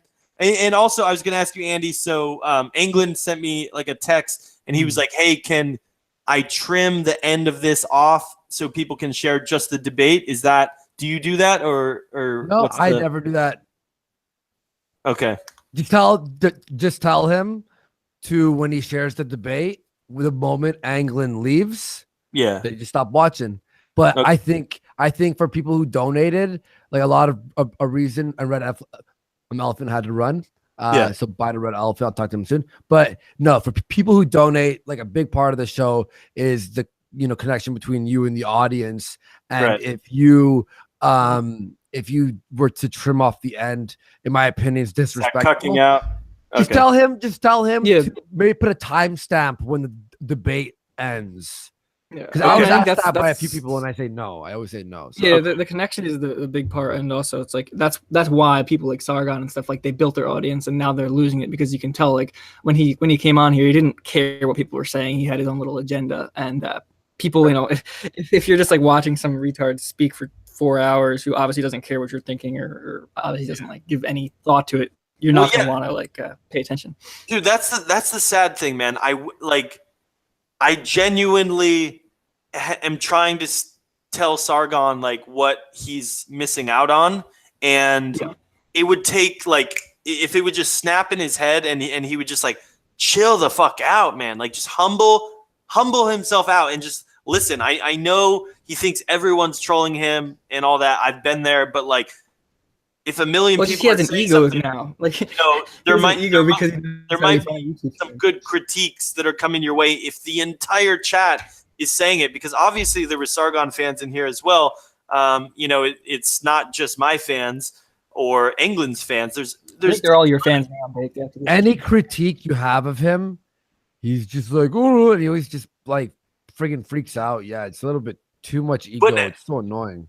But yeah, that's why I was saying before. That's why I brought up that he's making $8,000 on Patreon, not because I'm like jealous or anything like that. I'm just saying when you're making that level of money, you have a responsibility to your fan base to just be real with them and to be, like you said before, like admit your faults. Like I admit, I didn't read the super chats yesterday. I'm sorry. And I'm not the best moderator all the time, but I'm working on it. And I've been booking really good shows that I think my audience will enjoy.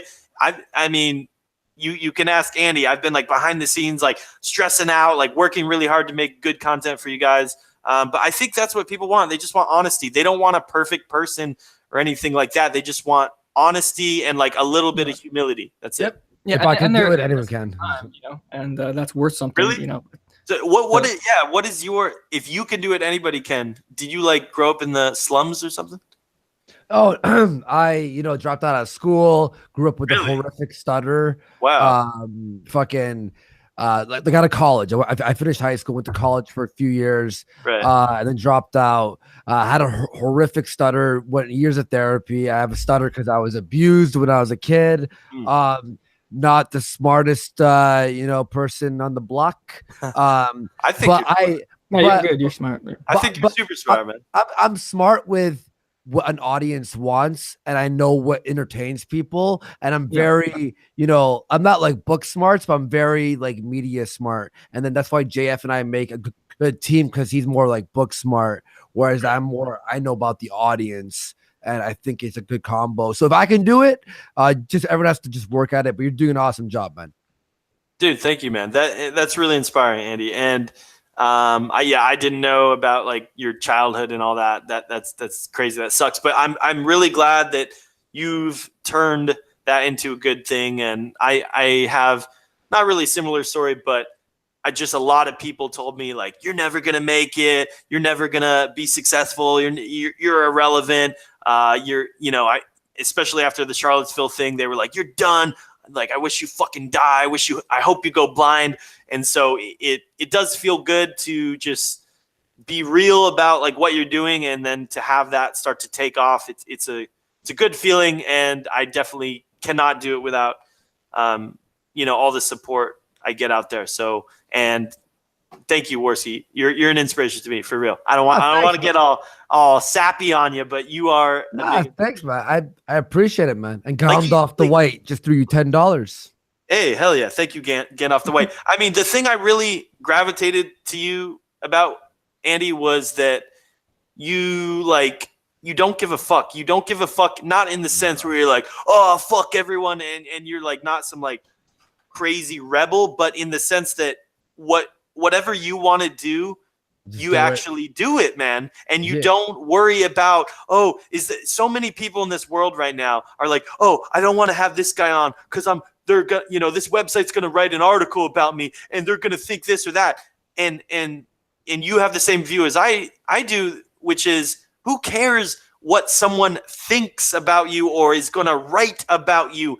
If you have the intention in your heart that you want to do something, you want to talk to somebody, you want to have a conversation, you want to have a blood sports or whatever it is, if your intentions are pure, if you're have a race war, right, then that's all that matters, dude. And that's the thing is, dude, you have to like, I mean, I bitched about people complaining about me, but I'm never like, oh, I'm gonna stop doing what I do. I've said some things like, oh, fuck off or whatever. But I'll never snap to the point where I'm going to bend over and take it. At a certain point on Twitter, someone's just like, why are you even debating the alt-right? And there's a buddy of mine, and I'm like, dude, people find it entertaining. He's like, I don't find it entertaining. I'm like, the 8,000 people watching beg to differ. Anyway. Yeah, I mean, like, back to the show. I've had people say that to me too, and I'm like, well, you're not my target audience. You're not even one of my fans. So if you don't like it, don't watch. It's that simple. Couple more super chats, then we're gonna wrap this thing up.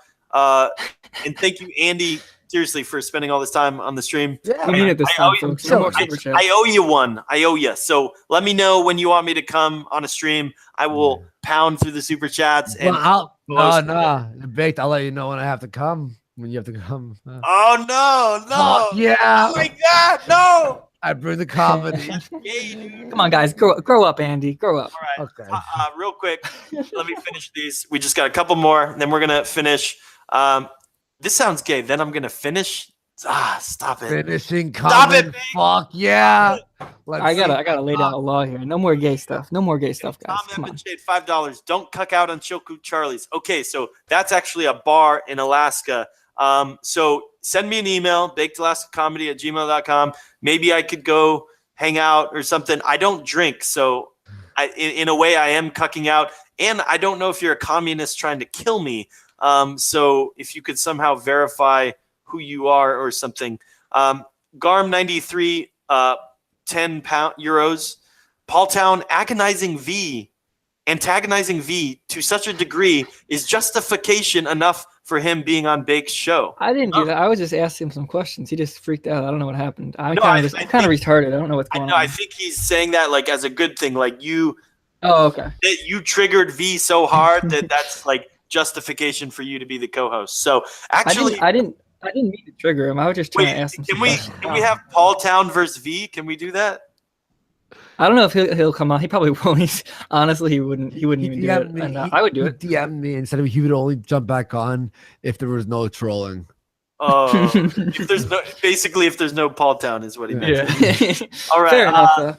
Gandalf the White, $10. Carl Kenner, $5 Australian. Really great stream, Baked. I love these debates. Thank you. Meme Brule 2 with the $5. I missed the stream. Fuck. Gandalf the White with another $2. Be warriors for truth and free and open debate. All right, so that concludes the super chat pounding for the evening. I would like to thank my co-hosts, Paul Town and Mr. Andy Worski for helping out with the super chats and for everything. It was truly an amazing evening. Thank you very much, Baked. Anything else you have to add, gentlemen? Fire up that moment. Brittany Venti, DM me. Brittany Venti, you're my queen, my mud queen. DM me. I love you.